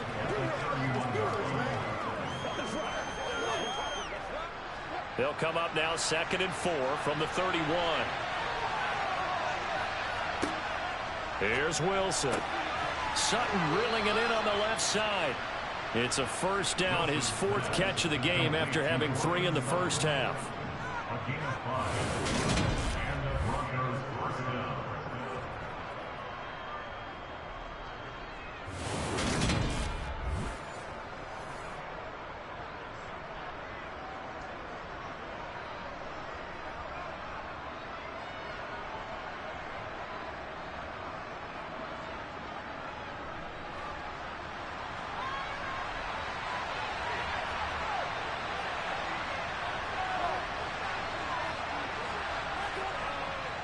The handoff goes to Gordon, running left. And he's going to take this ahead for right around 3 yards, but no more than that. Second down. I have to think a major focus of the halftime meetings had to be figuring out how to create space for the running game to get operating. Well, what you pointed out to me at half seems accurate. That line has struggled to sustain blocks. Yeah, I would agree with that totally. They've got to focus on staying on their double teams at the first level, make sure that block's secured before they slide off and try and chip someone at the second level.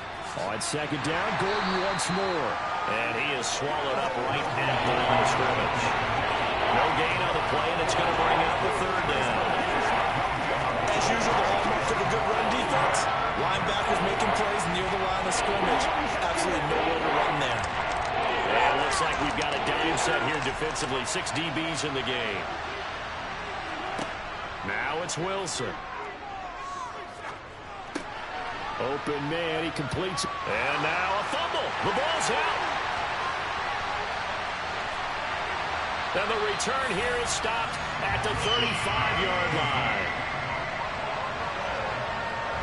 We have seen this before, and we know coaches preach about this and work on it all the time. Catch the ball. You know there's going to be some traffic somewhere. They've got to put it away and secure it as they try and get downfield. Now we'll see what this Seahawks offense has in store with their first possession of the second half. Their defense just helped them out by getting the football back on the opening drive here in the second half. And now can the offense follow through with points on their first possession? And that's a big one for them because after the work the defense has done, they've got a chance here to open up this lead. Ball up to the 35 now as they come up on 1st and 10.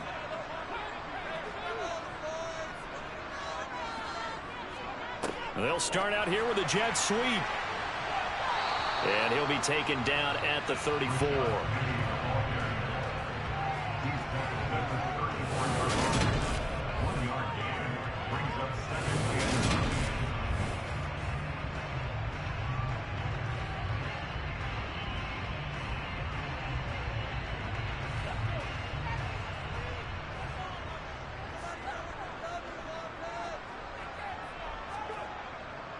Inside handoff, Penny. A little juke. Look at those stick skills. That's some strong running there as he's down just shy of the 20 on the edge of the red zone. 111 yards rushing now as he's done it on 22 carries. He continues to be effective running the football, a big reason that they have the lead. And I love one of the quotes that I read about him where he said of himself, "I love it when a team just hops on my back and I just carry them along."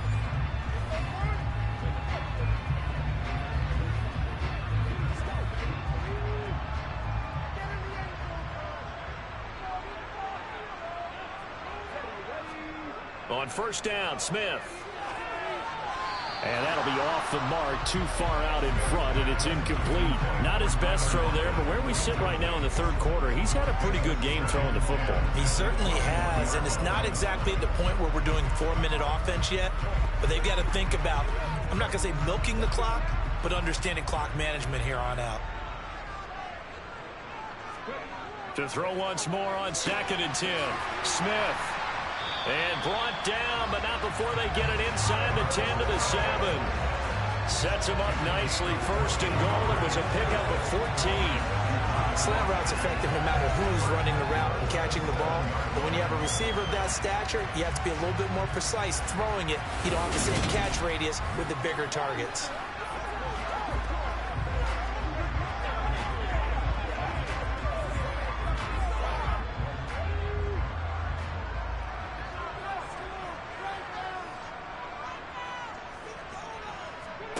Gino now to throw.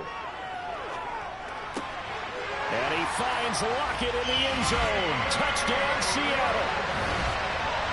A 7-yard touchdown grab. And the Seahawks have taken a 2-touchdown lead now.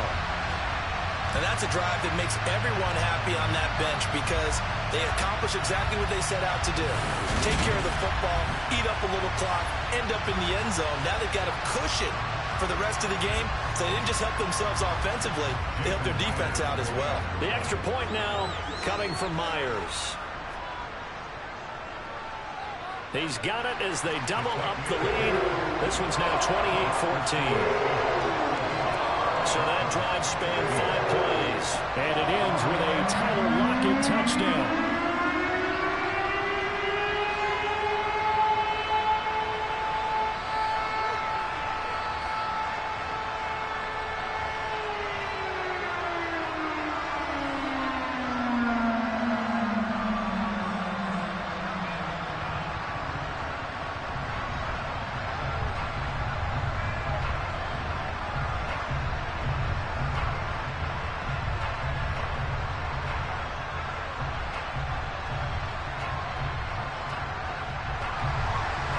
after the touchdown. Here's Myers to boot it away. Taking it about the 1. And he brings us out past the 20 to the 24. So the Broncos coming out now. Last time out, they had the fumble. That led to the touchdown. Not a great look on either side of the ball as the defense gave up the points too, Charles. But they've got to take care of the football and do better here on this possession. It's certainly been a tough stretch, partner, for both of those units, and they kind of put their defensive mates in a really tough spot there by dropping the ball on the ground. But an easy way to make it up to them, get out there now and get some points on this drive. So 1st and 10 here for Wilson and the Broncos at their own 24. And the first play of the drive there is incomplete. There an opportunity for a big play across the middle, but he didn't have the concentration or the focus necessary and dropped it before he could haul it in.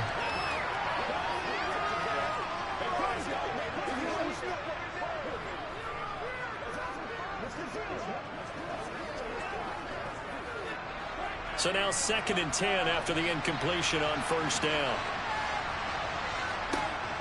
Now Wilson. And that one too far in front. He couldn't reel it in. It's incomplete. Well, so far in this drive, they've done some good work. They force incompletions on 1st and 2nd down, bring up 3rd and 10. That brings up the big question. Do they bring pressure or do they play coverage on this down?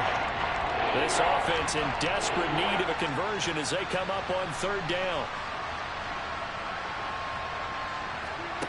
To throw is Wilson.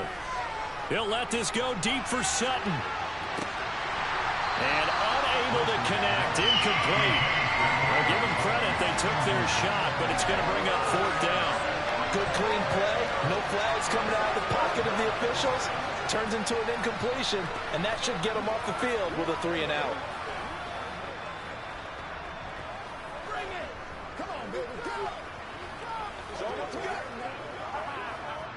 The Broncos send out their punter now as he'll come on to kick this one away.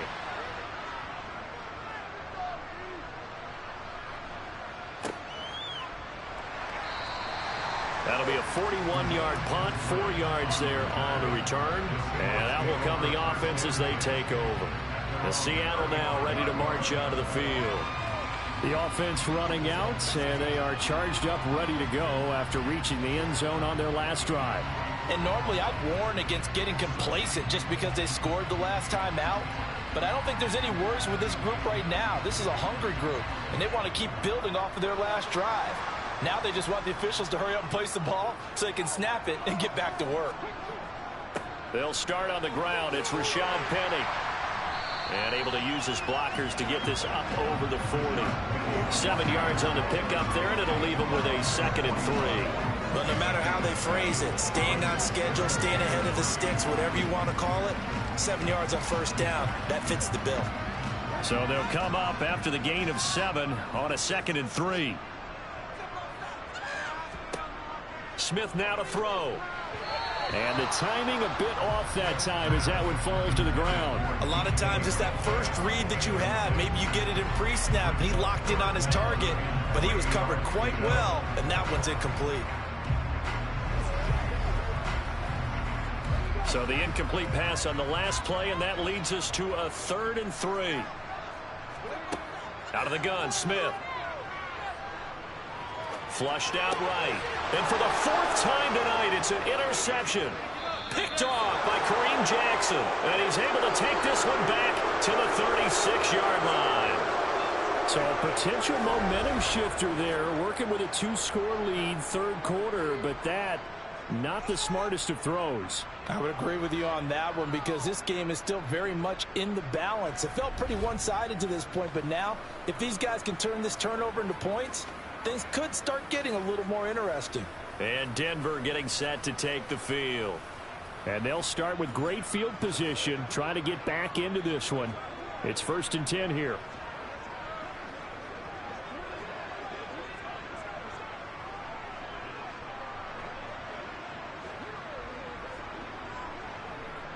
So from the 36 now, 1st and 10.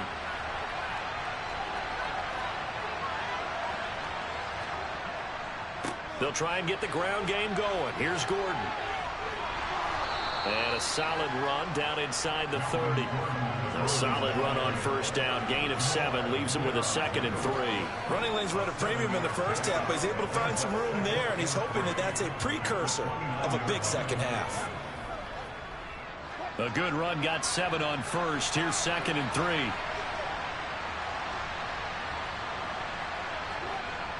Wilson. Eluding the pressure right. And he'll just get rid of it. Well, defensively, they haven't let him just sit in the pocket and get comfortable. And that's opposite a lot of game plans in today's NFL. Ordinarily, you're trying to keep the quarterback hemmed in.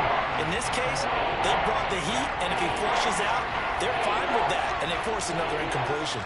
This offense in desperate need of a conversion as they come up on 3rd down. They'll try and run it. Here's Gordon.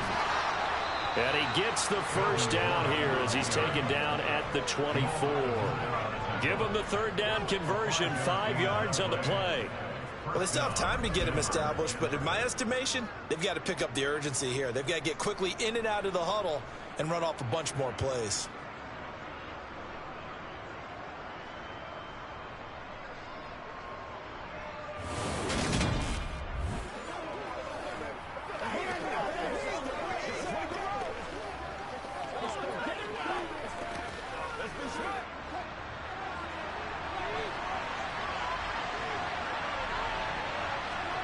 Well, throw on first down with Wilson.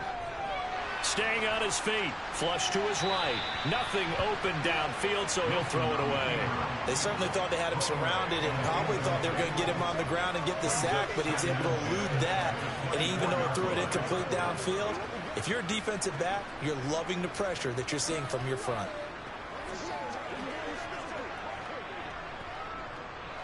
After the incomplete pass, here now is 2nd and 10. Now a give up the middle to Williams. And he's going to take this one down to about the 23-yard line. They do get a couple, but they'll be left staring at a 3rd and 8 coming up. Pretty good little 2-play sequence there. You force the incompletion, then a very short pickup. Yeah, now maybe you bring in an extra defensive back or two because you want to try and defend on 3rd down. They like to play those nickel or sub packages, don't they? On 3rd down, Wilson. And he overshot him there. It's out of bounds, incomplete. Well, that was certainly an aggressive call and an aggressive play. Instead of just going for the first down, took the shot in the end zone, went for the touchdown. And on 3rd down, maybe said, forget about the sticks. We want 6. 4th down, Wilson trots off, and on comes Brandon McManus for the Denver field goal. This a 40-yard attempt from the left hash. The kick by McManus is good, and that will get the disadvantage now back down to 11. So the response to that touchdown on the other side to begin the 3rd quarter. Look, just 3 points, but still a response nonetheless. You're exactly right about that because I think you needed to answer back with something, even though it's not 6. Just enough to send the message that says, hey, we're not going away.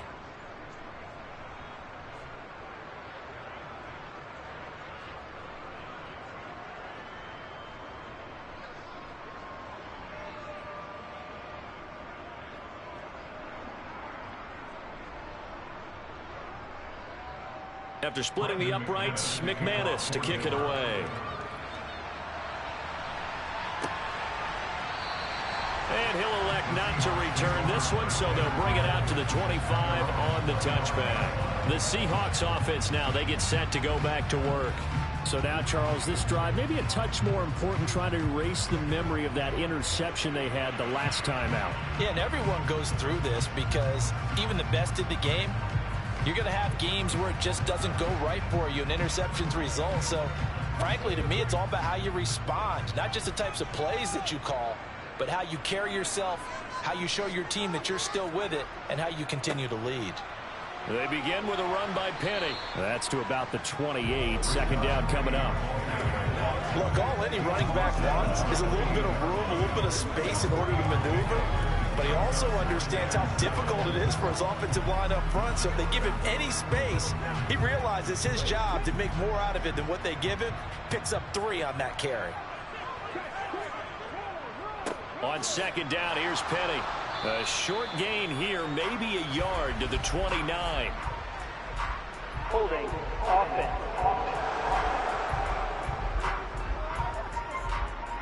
They'll come up now on a 2nd and long after the hold.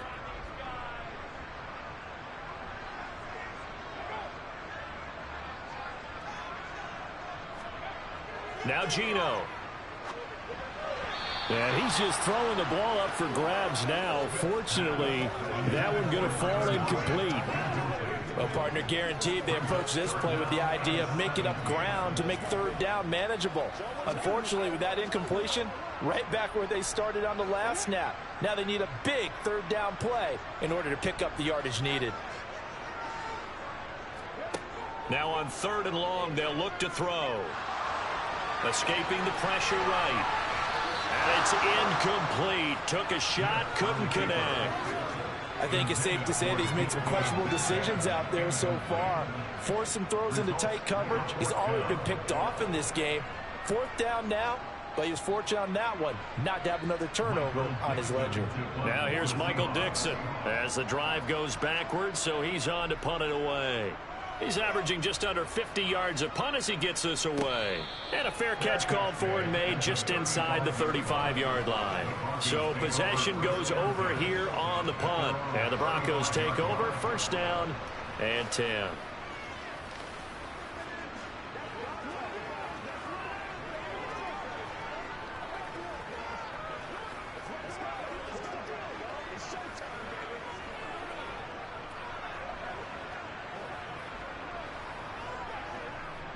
So 1st and 10 here for Wilson and the Broncos at their 35-yard line. Here's Wilson to throw. This is Gordon on the dump off. And he'll get nothing out of that one. So they'll get nothing out of that play. And it's 2nd down. But that was a simple throw and catch, but even with that completion, 0 yards gained, so they're behind schedule on down and distance. I think they were hoping to get it to him. He could make a man or two miss, but that window closed quickly. Looking to throw again on 2nd down. Wilson. And on the left sideline, he caught it, but out of bounds, according to the head linesman. Incomplete, so the ball a little late getting there, and it's 3rd down. Well, they'll certainly be on the tablets going over that one for sure. Clearly, they were expecting something else out of the defense and couldn't adjust to make that completion happen. This offense in desperate need of a conversion as they come up on 3rd down. Wilson. Able to get this to Gordon. And he will have a Broncos 1st down as they're able to get the 3rd down conversion. Well, they certainly had success throughout this contest, getting him the ball in the passing game, and there he picks up another 1st down. Whatever they saw going into this one, they've been able to capitalize on it.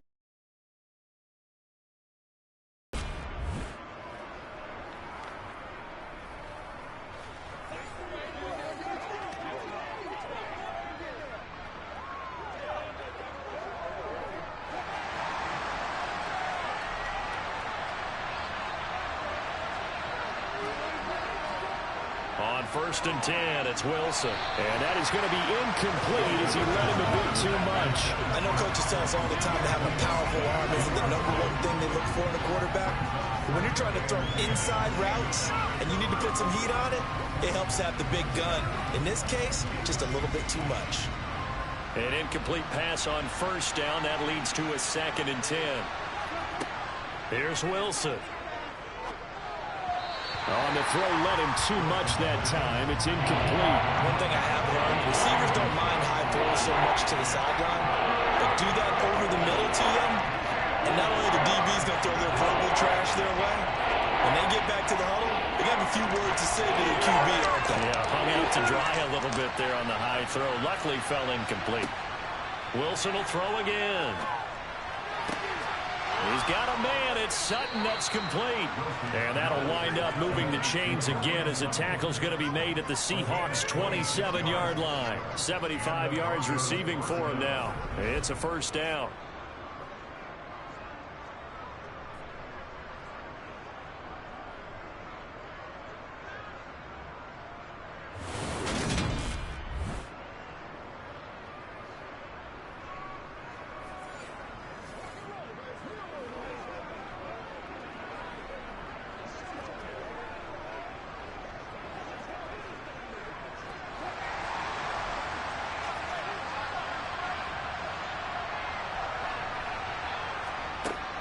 Now they run from the gun with Gordon. And he'll go down right on the edge of the red zone following a pickup of about 7 or 8.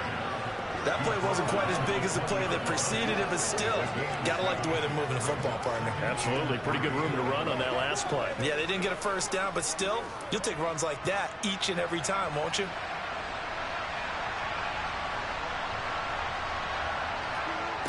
Throwing on 2nd and 3. Wilson sets up the screen to Gordon. And he'll be taken down at the 2-yard line. 18 yards that time to push him up 1st and goal. And when you're throwing the ball downfield really well like they have been on this drive, it's really a nice time to work one of the screen plays in. One of my favorite play callers in the game has always told me he starts every game with 10 to 12 screens because if he starts feeling the pressure from the defense, he uses their aggressiveness against them.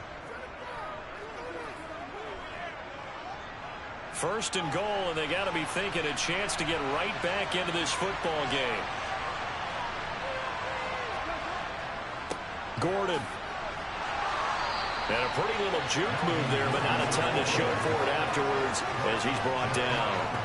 Give him 2 yards on that one. 2nd and goal now. Good work there, holding him out on 1st down, and this is going to be a battle down here on the goal line.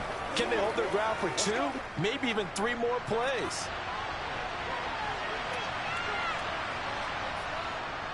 Again, Gordon. And Gordon will work his way in for a Denver touchdown.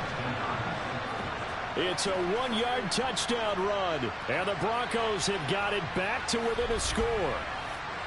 Everybody in the stadium knew what they were going to do right there, CD. 3 tight ends on the field, all that extra bulk, and they run it in. And you saw where that one went, right? You run it over your best blocker. I can just see the head coach right now. I want to run this one over the big boy. And they got it done.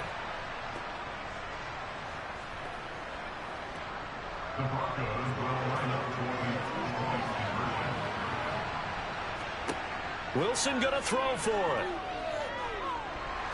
And now the pressure gets there, and he goes down. So he couldn't get rid of the football, and that deficit stays right where it is. So trying to throw it in for 2 points, but the D got home, brought him down. Yeah, got home, which means there had to be good coverage. Just had nowhere to go with the ball. Typically, you try and throw quick hitters, quick slants, maybe even a quick fade. Nothing was open. He ends up getting sacked.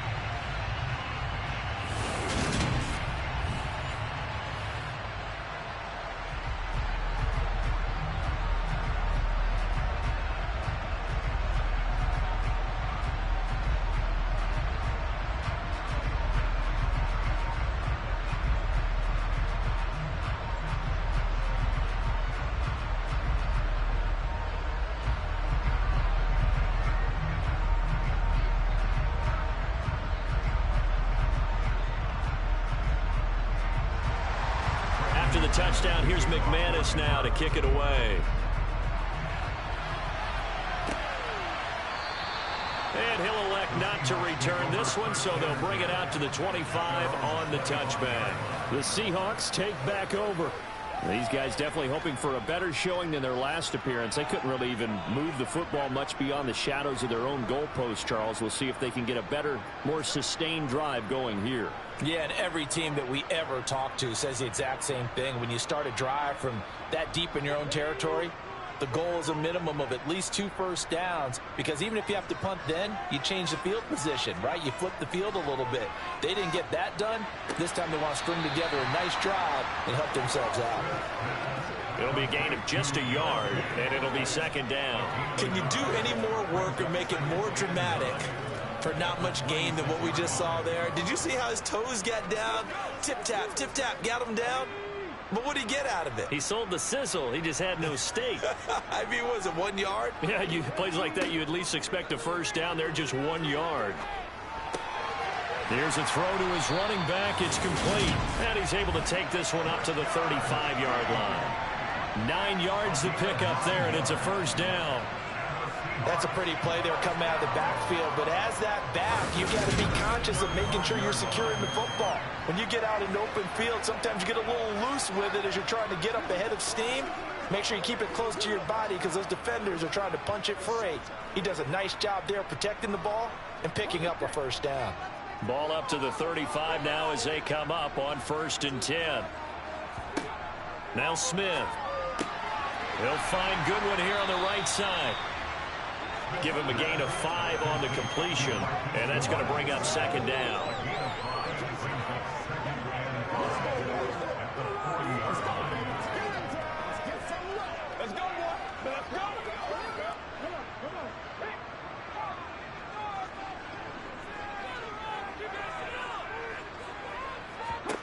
Again, Smith.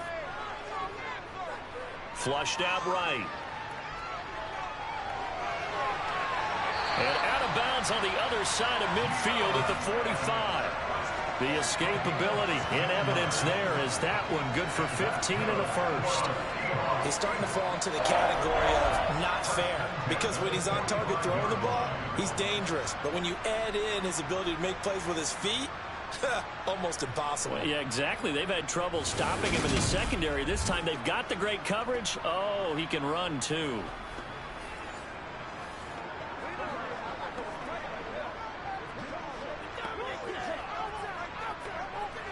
So a 1st and 10 now in Denver territory at the 45-yard line.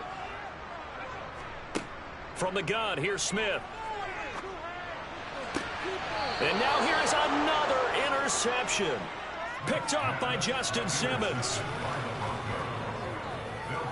Boy, they get him yet again, Charles. 5 interceptions in this game.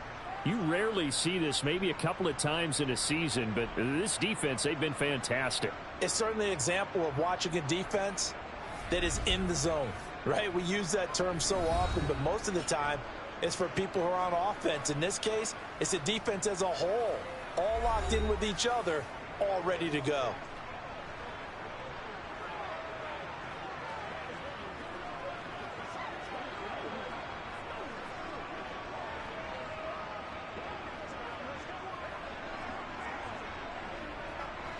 So 1st and 10 here for Wilson and the Broncos at their own 22.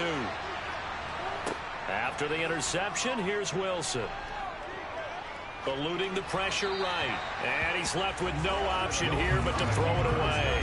Well, sometimes an incompletion is the right play. And he showed that he's learned from his earlier interception on that throw. Instead of forcing it, he just tossed it away. 3rd quarter on a Monday night with a 2nd and 10 coming up. Now Wilson. Now they go screen. It's complete. And he is going to lose yardage here. 2 yards the loss, and now 3rd and 12. Brandon, how about that reaction there from a defensive end? Able to recognize the screen pass trying to happen. Broke off his pass rush, and they got back to tackle the running back. That's a very athletic and intelligent play. Reminds me of you working out and seeing that the treadmill's open and getting there before anyone else. See, I know you're just patronizing me right now. Everybody knows at home that that is nothing but a shot at me, and I'll take it, absorb it, and we'll move on. These guys have punted 4 times already, and they're staring at a 5th, barring a conversion here on 3rd down. Throwing there, but this pass is going to wind up incomplete. That's an excellent job right there on 3rd down. Like any defense, you never want to let them get anything started, and that would have been a 1st down. Instead, you saw the contact on time, no penalty, and before this drive could get wings, it's 4th down. The Broncos send out their punter now as he's on to kick it away.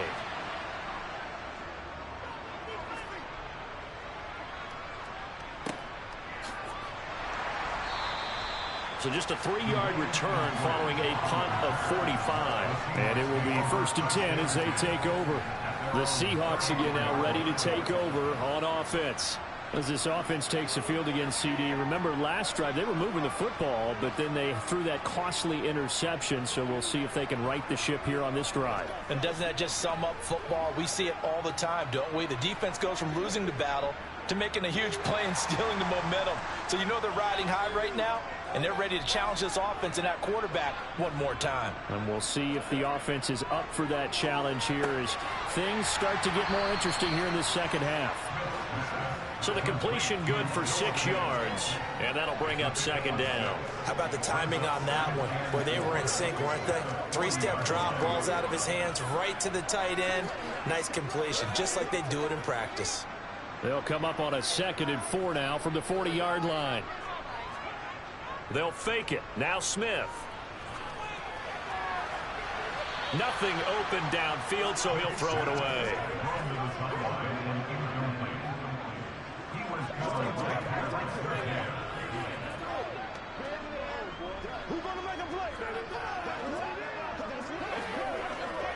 Now they face a 3rd down and 4 after that incompletion on 2nd down.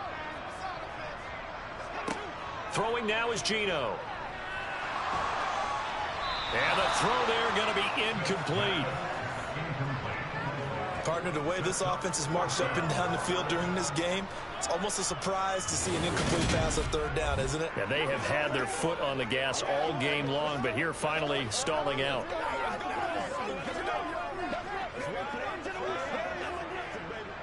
Now here's Michael Dixon as he's on to punt for the 4th time tonight.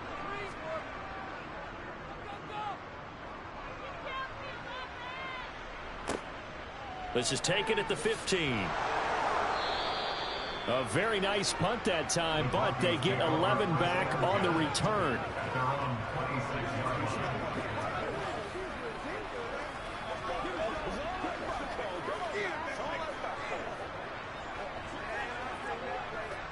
The Broncos onto the field, ready to start their next drive. And our game's hit a little bit of a lull here, a little bit of a snag. Punts on back-to-back drives. And old-school coaches don't necessarily mind that. Didn't turn it over, right? Didn't create a big play for the other team. Right now what you're looking for is, can you gain an advantage in field position? And that's what both teams are seeking right now. Yeah, they'll be seeking to gain that advantage here on this drive.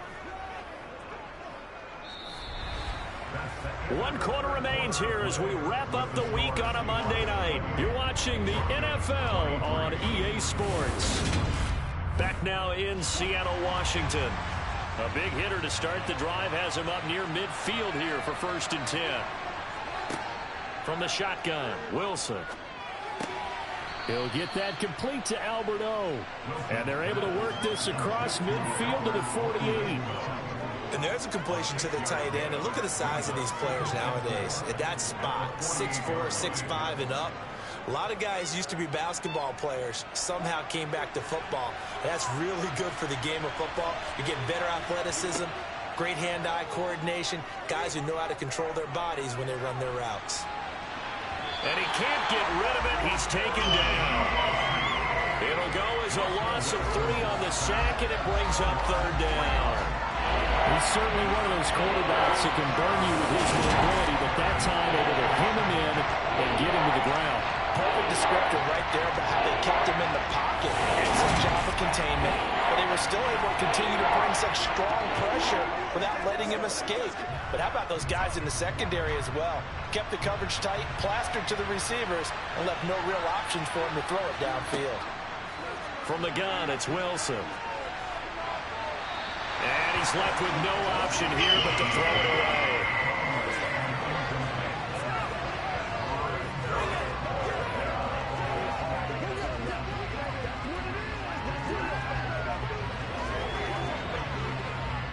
The Broncos send out their punter now, as he'll come on to kick for a 6th time tonight.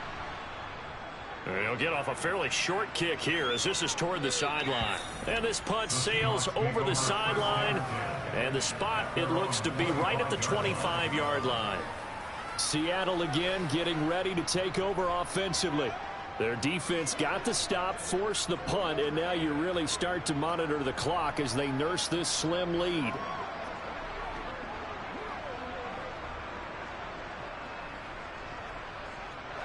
First and 10, and kind of tipping their hand at running the ball. 3 tight ends are out there.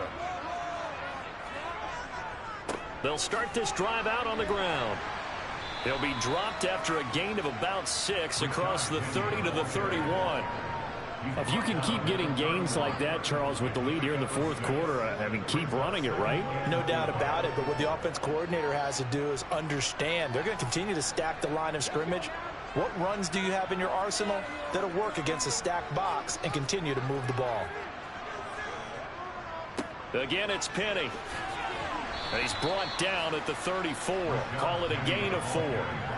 Pretty good job defensively. Thought he was going to get it, but they knew where that marker was, and they stopped him just short of it. What it does is emphasize that strategic football and situational football is not just played on the offensive side, is it?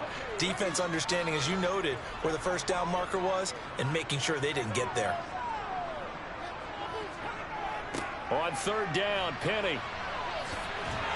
And he'll be taken down, but he does have first down yardage. It's a gain of 4 there, and it gives him a new set of downs. Well, it is our business to analyze what we saw out there, and on that play, I saw defense staying in base, not taking a chance, not blitzing in a situation where they absolutely need the football back. That's either a case of overthinking it or not thinking it through. If you do blitz, do you have to be careful about where you're coming from, or are you just coming from all angles? You have to be careful about where you're coming from, obviously, but at this stage, you have to take a few chances as well. So here's a 1st and 10 at the 38. Penny on the toss right. And he'll take this to the other side of midfield before going out of bounds. That one good for 14 and a Seahawk first. No doubt those are the types of carries they're looking for here, Charles. The lead in the 4th quarter. This is when coaches that have a reliable running game, they breathe a little easier on the sideline. Yeah, they love the idea that they can take the air out of the football at this point of the game. That means they're really counting on that offensive line, counting on the runners, taking care of the football. Because you're going to tell your quarterback, hey, no time to be a hero. We're not going to throw it here. Just eat up that clock. And if you have the ball, they can't score. They'll try the air now with Smith. And this a quick slant to Lockett. And he'll be brought down just shy of the 40. Nothing fancy on first down, but a very consistent type of a play.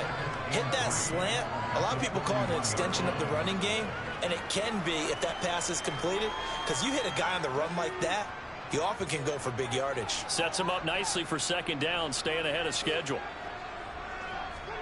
They'll fake the handoff. Now Smith. And this one is incomplete. We know it's not an easy job to go out and catch passes when people are trying to tackle you and knock the ball away. But the bottom line is, that's a pass he's got to have and a pass he should have caught. 7th play of the drive now as they come up on a 3rd and 3. Smith. Open man is Metcalf. He's got it.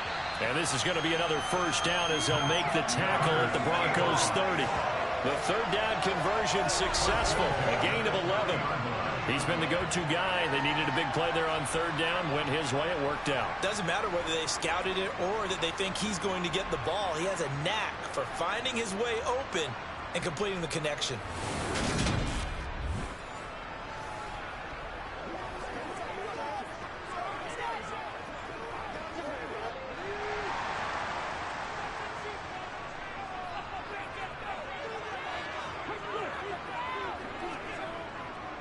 Now it's Penny running right. To about the 26 here. I'm sure that's going to be the formula. Just keep the ball on the ground. Keep that clock moving. And when you have the lead this late in the game, above all, stay in bounds. Yes, take care of the football. Yes, gain yardage, but stay in bounds and let that clock tick. Following the pickup of 4, here's 2nd and 6. Back to throw, Smith. That one thrown away from the pocket.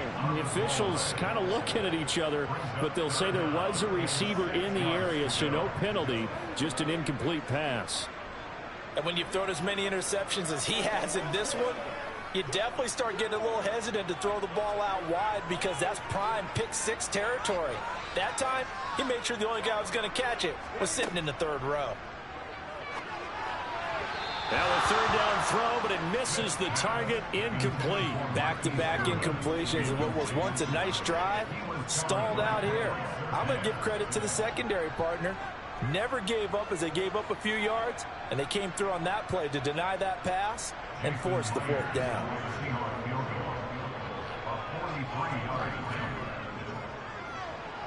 Myers' kick is good. High fives for that one as that drive ends in 3.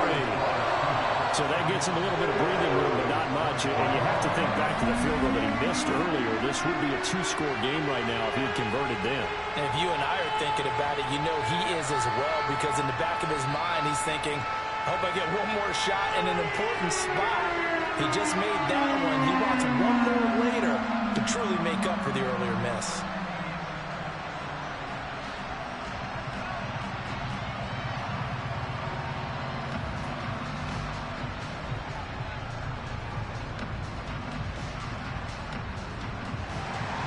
Myers now converted on the field goal try.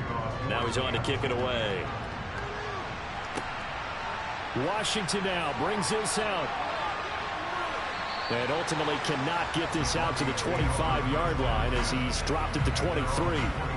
Denver's offense now set to go. And remember, despite giving up the field goal, this is still a 1-score game. They're in need of the touchdown and a 2-point conversion. A field goal on this drive likely doesn't do them much good.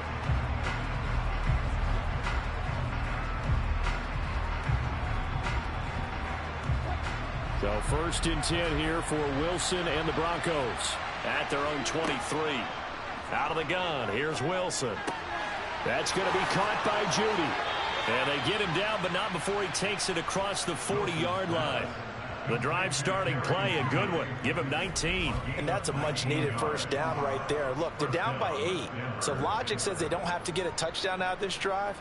But the way things are going, I don't know if I'd put it in the hands of my defense here. You might not get the ball back at all. So if a 4th down situation comes up, I'm thinking hard about going for it right here and right now.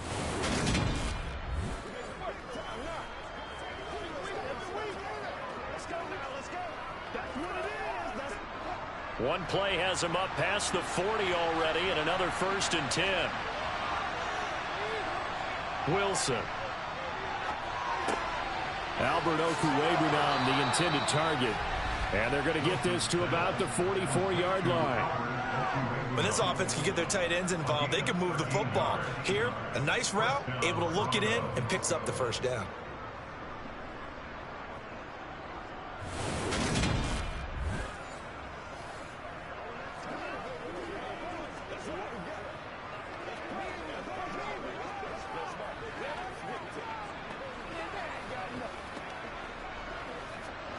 Back-to-back good plays have them on the move on 1st down. Now a handoff. This is Gordon going left. 5 yards on the carry. Good pickup on 1st down. It's not a huge breakaway run, but if your starting running back finishes the game with averages of 5 or 6 yards per touch, you'll take that every single time. The 1st down run got 5. Here's 2nd and 5. Throwing is Wilson. Toward the right sideline, but it's incomplete. Albert Okwuegbunam. And it's 3rd and 5. That was a nice job defensively of disguising their coverage and making it difficult for the quarterback to lock in on a receiver, and it results in an incomplete pass. They come up now 3rd and 5 following the incomplete pass. To throw is Wilson. He finds Sutton crossing the formation complete. And he will have a Broncos 1st down by about a yard as they find a way to convert there on 3rd down and 5. Going old reliable there to the slot on 3rd down. And the slot position has become the bane of just about every defense's existence, because how do you cover? Do you go with a bigger guy to try and use size? Can't try and go with a quicker guy, and sometimes you even get out quick there. Very difficult to match up with that slot receiver. That's why they keep going back to him. And he's had the hot hand. So they'll come up 1st and 10 now from the 33. Back to the ground now with Gordon. And he maneuvers up the middle for 3, and it's 2nd down. Well, that's just a pile of bodies there, and that's when you kind of find out who's a tough guy, right? Who can stand up and make a play. It's only a 3-yard run, but for both sides, they had to walk away from that feeling like, okay, I can stand up when the going gets tough in here.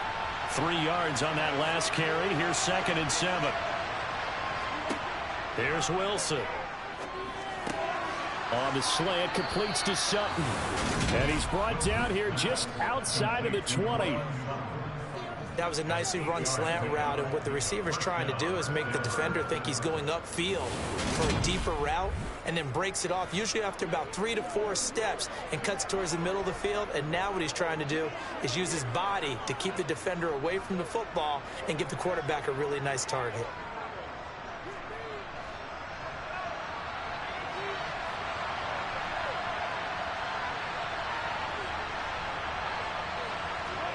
Now Wilson on first down. Over the middle, complete to Judy.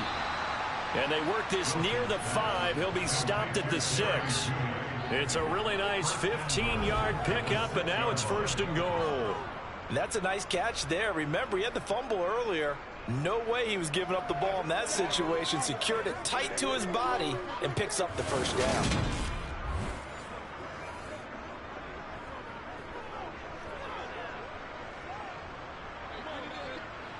First and goal, a touchdown and a 2-point conversion here are musts.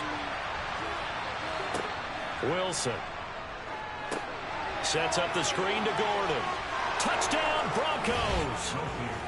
Melvin Gordon. He scored on the ground and through the air. And the Broncos have a chance to tie things up as they trail by 2 here in the 4th. So part 1 of what they needed is done. They get in the end zone. Now you have to imagine we'll see a try for 2.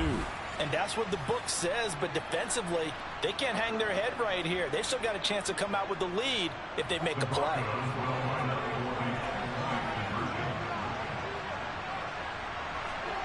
Wilson going to throw for it. And he's got it.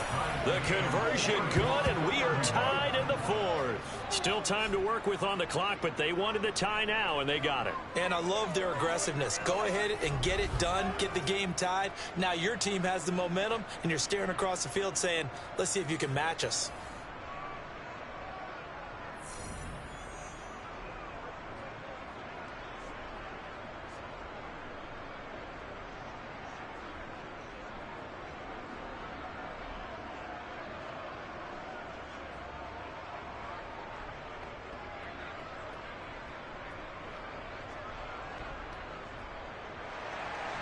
So here comes the kickoff now, all even here in this 4th quarter. Fielded just outside the goal line. And he returns this to the 22. The Seahawks offense now, they get ready to head back onto the field. They no longer have the lead after that last touchdown, all tied up in the 4th quarter. And a chance for this offense to mount a potential game-winning drive right here.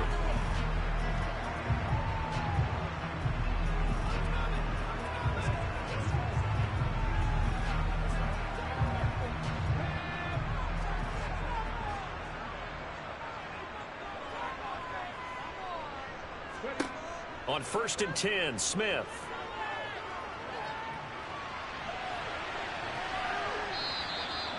The improv on the scramble there gets him 6, and it'll be 2nd down.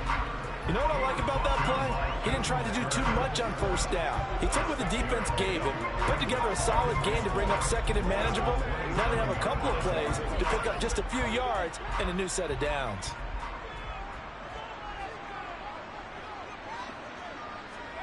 From the 27, Smith. Finding Lockett for the catch here on the out route. That'll put him at 66 receiving yards now for the game, and he's got a 1st down. Cool football 1-on-1 there. You just see the receiver trying to run down the defender, meaning he goes right at him, and really trying to move him a little bit towards the center of the field so he can put his foot in the ground and break to the out, to the sideline, and make a catch.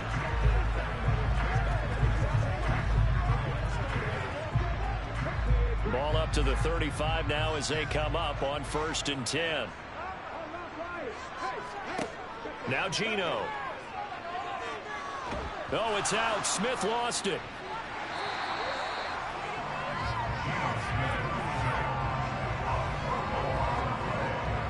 Much like a running back going through the line, quarterbacks have to be aware of protecting the football as well. He left it exposed that time, wound up having it knocked free, but fortunately, had an alert teammate who was able to get it.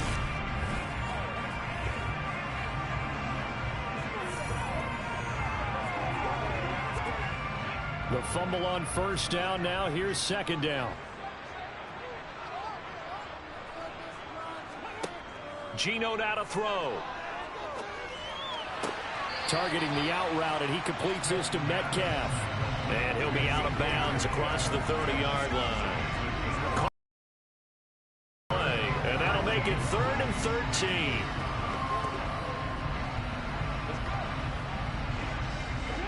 And not an easy spot here. They'll be in search of 13 yards to try to pick up the first.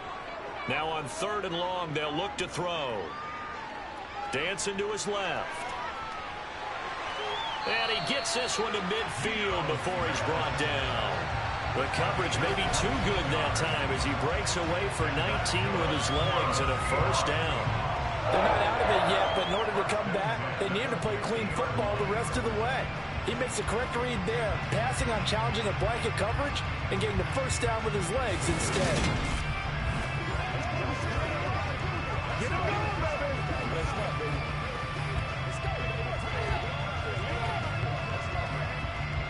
Clock running, under 4 to play now as they come up on 1st and 10. They'll run with Penny here out of the shotgun. And he can only manage to get a couple. 2nd and 8 coming up. When we talk about defenders, specifically linebackers, keeping their eyes in the right spot, he had that eye down the entire time. And you know that's not easily done because they throw a lot of misdirection at you. They try and fool you and get your eyes in the wrong place. But you're right about that one. He correctly figured that one out and made a real. The Smith's throw into the hands of Fan. And this is going to be another first down as they'll make the tackle at the Broncos 30. A gain of 18 and a new set of downs. And he's the epitome of what we call the move tight end. A guy that you can line up anywhere, in the slot, out wide, in tight. Doesn't really matter because he has such great skills. You want to utilize it in all aspects of your passing offense. And there he was in the slot for the catch.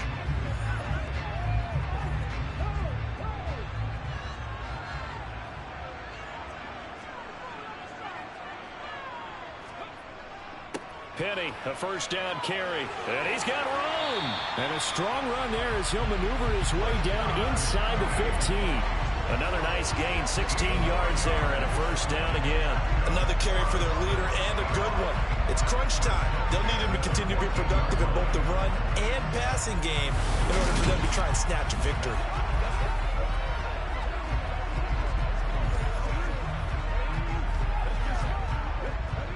Here's a 1st and 10 at the 14-yard line. From the red zone now, Smith. This will be caught just inside the 10. So give him 5 yards there on the pitch and catch, and it's 2nd down.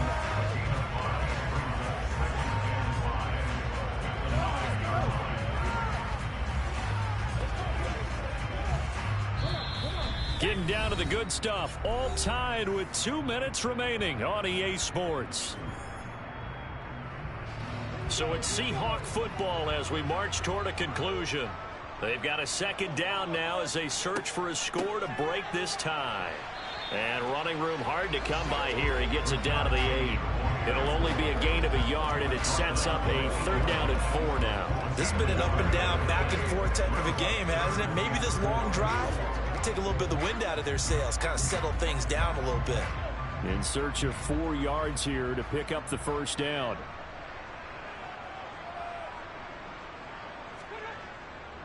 Now they'll run it again with Penny. And oh, he's just going to be short here, barely. Maybe by a half a foot. It'll be 4th and inches.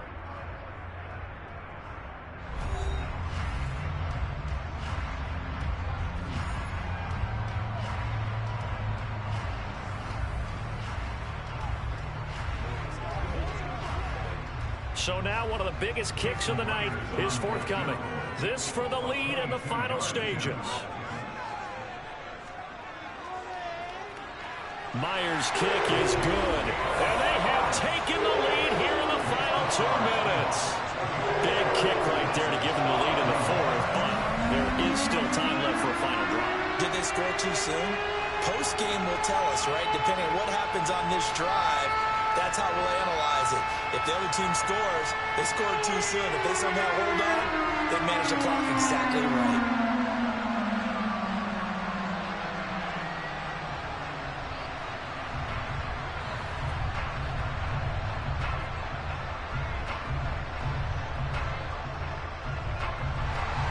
Myers now converted on the field goal try. Now he's on to kick it away. And he'll just take a seat, and the drive will begin at the 25-yard line. So here is Wilson and the Broncos. Down 34-31. A minute 25 to play. How will this thing pan out? We'll watch as they come up on first down.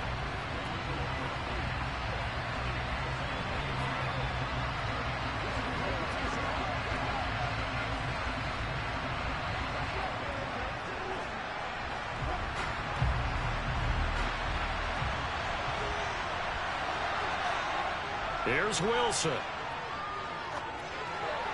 Sideline throw, it's complete. And a nice job there of keeping the toes in bounds. It'll be a gain of 5, and it'll be second down. Let's make this one simple. What a catch, especially the finishing part of getting his feet in bounds, toe tapping, and, of course, foot dragging. A little tapestry, if you will. Oh, I like it. Throwing now is Wilson, finding Sutton. That one a first down pickup of 8. Nice, well coached, a team that understands what's going on. They still have time to work the middle of the field as they just did there.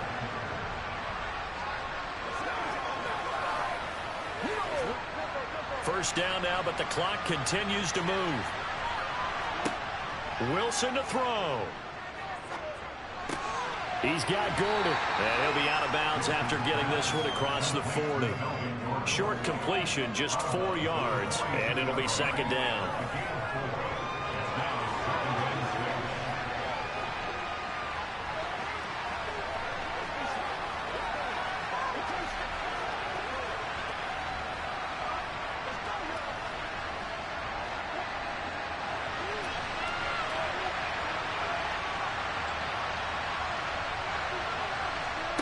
Now Wilson.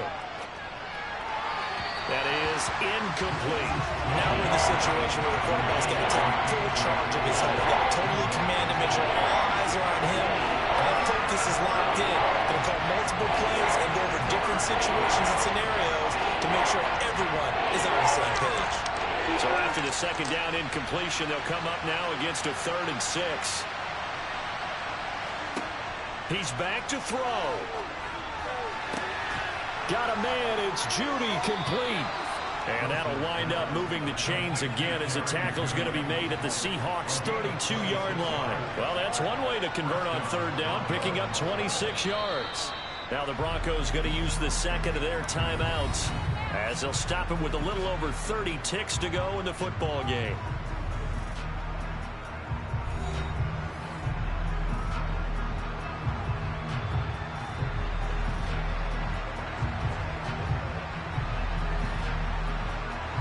From the 32 now, here's 1st and 10.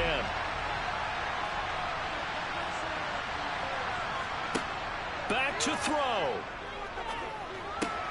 This one swung out to Williams. And he'll be brought down at the 27. It drives some people crazy to see those short throws underneath. They've got to find a way to gash the defense downfield.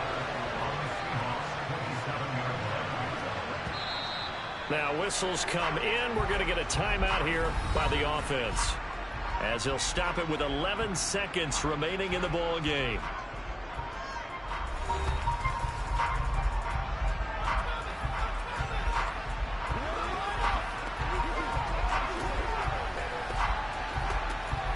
So the field goal unit is on the field as this is a big spot right here. Now the Seahawks going to use the first of their timeouts. That'll leave them with 2 remaining. We'll be back after this.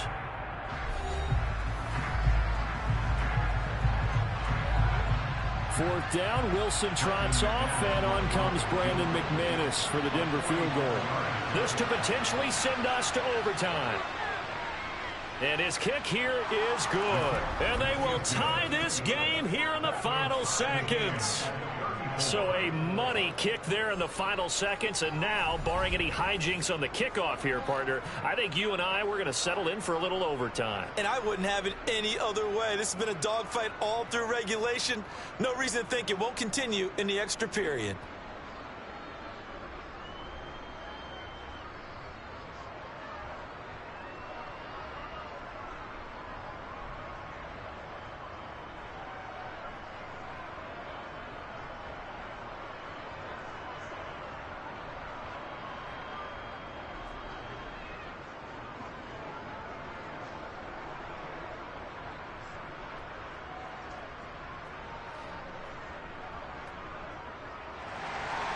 Set to go now with the kickoff. These two teams all even again as we continue in this wild fourth quarter.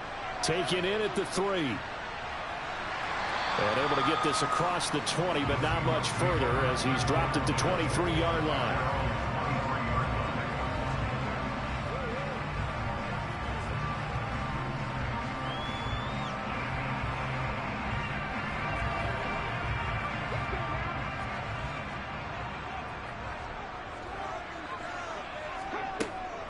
They'll start on the ground here on first down. And he'll be taken down here, and that is how this one is going to come to an end.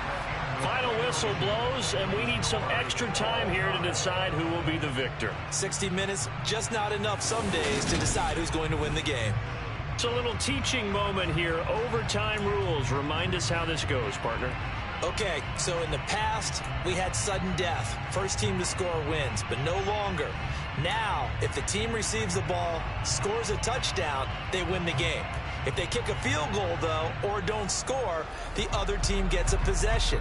And after both teams get a possession, then we're into sudden death. First team to score wins the game.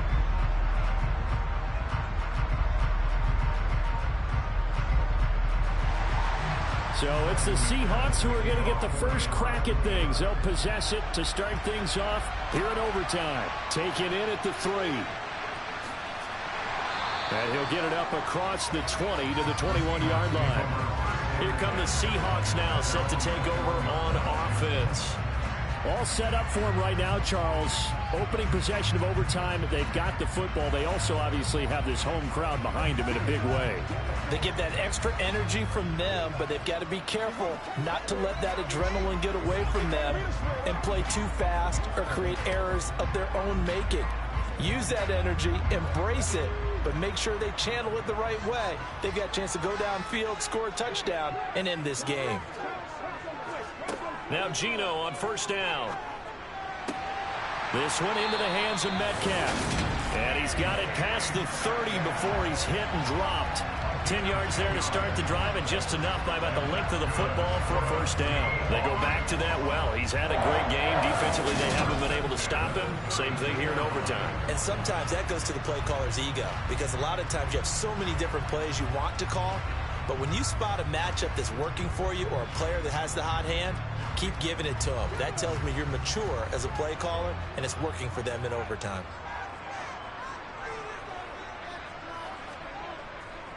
Penny up the middle. And he'll be taken down, but not before they work it across midfield. That's good for 21 yards and a first down. This is a little bit like baseball here. Strong up the middle. Both sides want to be that. In this case, the offense ended up winning the ultimate battle. And those big runs between the tackles, that's a little deflating for a defense, isn't it? It really is, because that's where your strength's supposed to be. You're supposed to be in a spot where they can't make that yardage there. You're supposed to send them outside. Not in this case. So a 1st and 10 now in Denver territory at the 47. Throwing now is Gino. And he wisely will throw that one away. No sense risking anything there on first down. Even though he's still in the pocket, he had a receiver out to his side, so just put that in a spot where the only people who can make a play on it are the trainers and the coaches. Well done. Smith, an incomplete pass on first down. Now it's 2nd and 10. They'll drop the throw. And he gets it inside the 35 and just shy of the 30. His his 5th catch tonight, and it's good for a first down. 5th catch of the game for him there. Yeah, and the tight end position is now becoming a volume pass catcher. Used to be occasional, right? Safety valve. Throw one to him every so often, but mainly they want him out there to block. Nowadays, an integral part of the passing game, and they create such great mismatches that they often become the leading receiver. And now we've got a review here. All challenges in overtime, of course, initiated by the replay official here in the stadium. Replay is under review. Did he keep those feet in bounds? That's the question they've got to decide. And I got to say, watching it in real time, it was awfully close. Yeah, it certainly looked like a heck of a catch because he didn't appear to bobble it, which could complicate things. But even with the benefit of replay, that's pretty tight. Well, here's the call.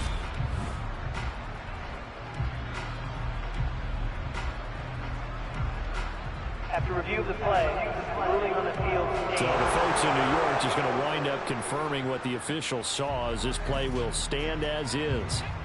Line of scrimmage, the 31 now on 1st and 10. Here's a give to Penny. And he's going to get this one down to the 30. Just a yard on the pickup there, and it'll bring up a 2nd and 9.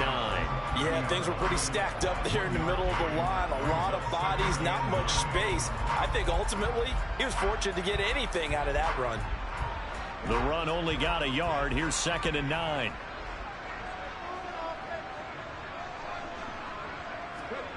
Throwing is Smith. Nowhere to turn here, and he's going to go down. Back at about the 37-yard line. They overload him that time on the safety blitz, and he winds up being dropped for a loss of 7. So if we recount real quick, he had the touchdown earlier, and now he comes up with the sack here. No doubt about it, he's having himself a game.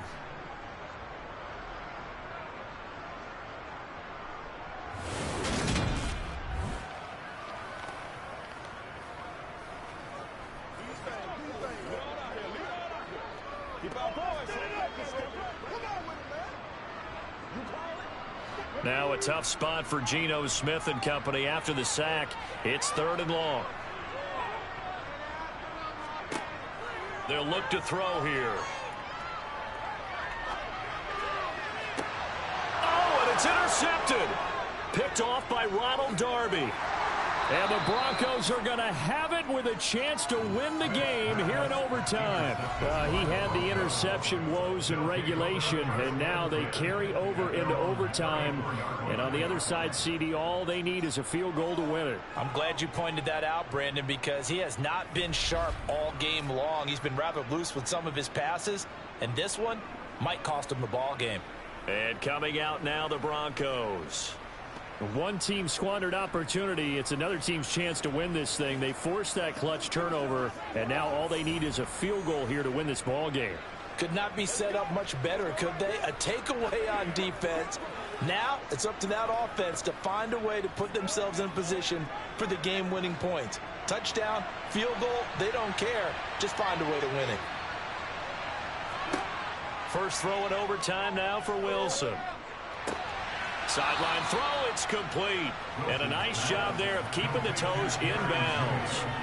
It'll go down as a gain of 6, and that will bring up 2nd down.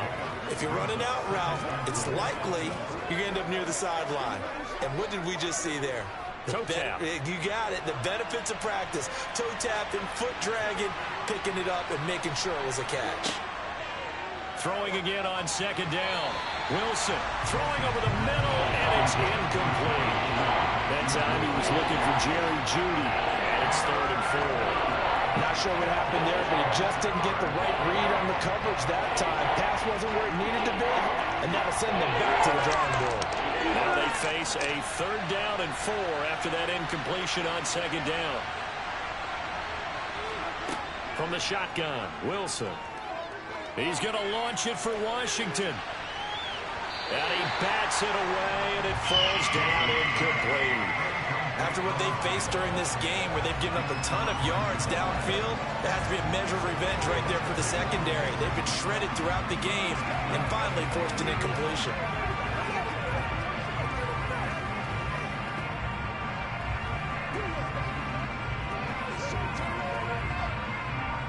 The Broncos send out their punter now. On for a very important punt here in overtime. Fair catch called for and made, but now we'll have to see about the penalty. Personal foul. Roughing the kicker. Defense. In overtime, you have to be smarter than that. A personal foul just can't happen. Have to have Automatic police. first down. So a big break. The roughing the kicker called on 4th down leads to 1st and 10.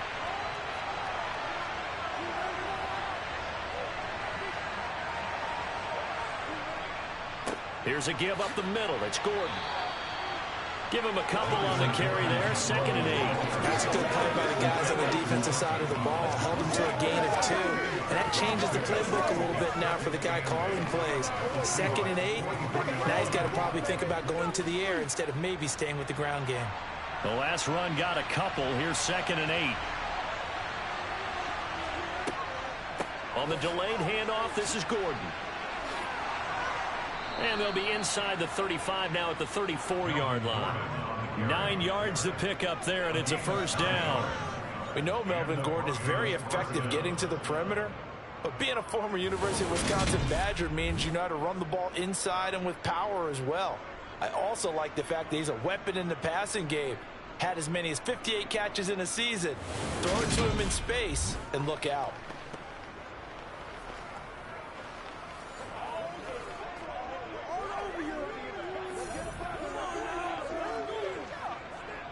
From the 34 now, here's 1st and 10.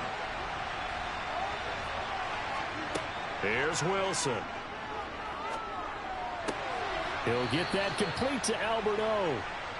So 5 yards here, 5 on the play, and that'll make it 2nd down. Well, they were unable to make anything really big out of that, but it's not a bad idea to find your tight end and give him an easy completion and keep moving things forward. Almost his bread and butter. It's a good running back dive play. On 2nd down, Williams. And he's dropped just before the line to gain. 4-yard pickup leaves him with 3rd and 1. And I know you with every carry, especially in overtime, you're just saying, if you're that ball carrier, hold on to the football. Hold on to it, protect it, but not necessarily settle it, because you're trying to get to the end zone. You're trying to end the game right here. I know the defensive guys poking, clawing, raking, trying to knock the ball free and protect their end zone. Yeah, like you alluded to, especially this part of the field. And he will have a Broncos 1st down by a couple of yards as they're able to convert there on 3rd and 1. Well, we always hear about the connections some quarterbacks have with certain receivers. I think this guy has a connection with just about everyone. Didn't mind throwing it in there against double coverage to him. Shows some confidence, supreme confidence. Big-time confidence that he would make the play for him, and he did.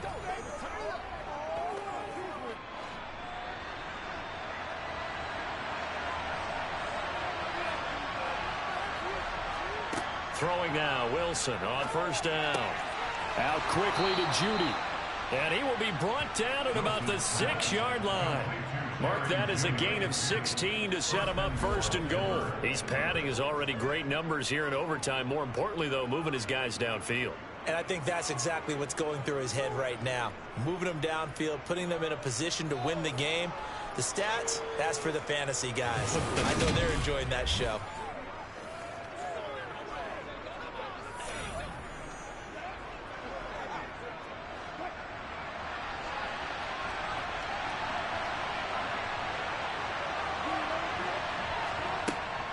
They'll try and run. This is Williams.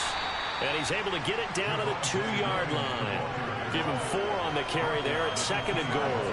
Brandon, I'd go ahead and kick it right now. I know it's only 2nd down, but I'd kick it and give myself a little margin for error here. Don't wait for 3rd. Have the extra down just in case. If something goes wrong, messed up snap, anything like that, you fall on it, guess what? It's 3rd down. You still have the ball. You still have a chance to kick it. They'll try and punch it in. Gordon. And he is in for the score. And it is absolute stunned silence here as they win it on the road in overtime. As the fans exit back out through the turnstiles, not happy looks on their faces. Feel like they probably let this one slip away at home in overtime. I would agree with that, and their unhappiness, Hurts the guys at concession stands on the way out, right? Not stopping to buy something for the kids. They just want to get home. But what a dramatic way to finish this bad boy off. I mean, this game was dramatic all the way through. That's why we got to overtime. And then to go ahead and finish it this way, the fans streaming out unhappy. But the team that came in here and won this one on the road, they sprinted to their locker room. And speaking of buying things, dinner on you tonight, Davis. I kind of figured that was coming. Charles, normally when you see a group score this many points, it's a complete blowout. But instead, they needed every single one of those in this close, high-scoring affair. Yeah, Brandon, I'm still on the edge of my seat after that one because when you have that much scoring and it still comes down to a one-possession game at the end, that's not something we see very often. And in this case, these offenses, they brought it. The defenses, they're going to need some work going forward.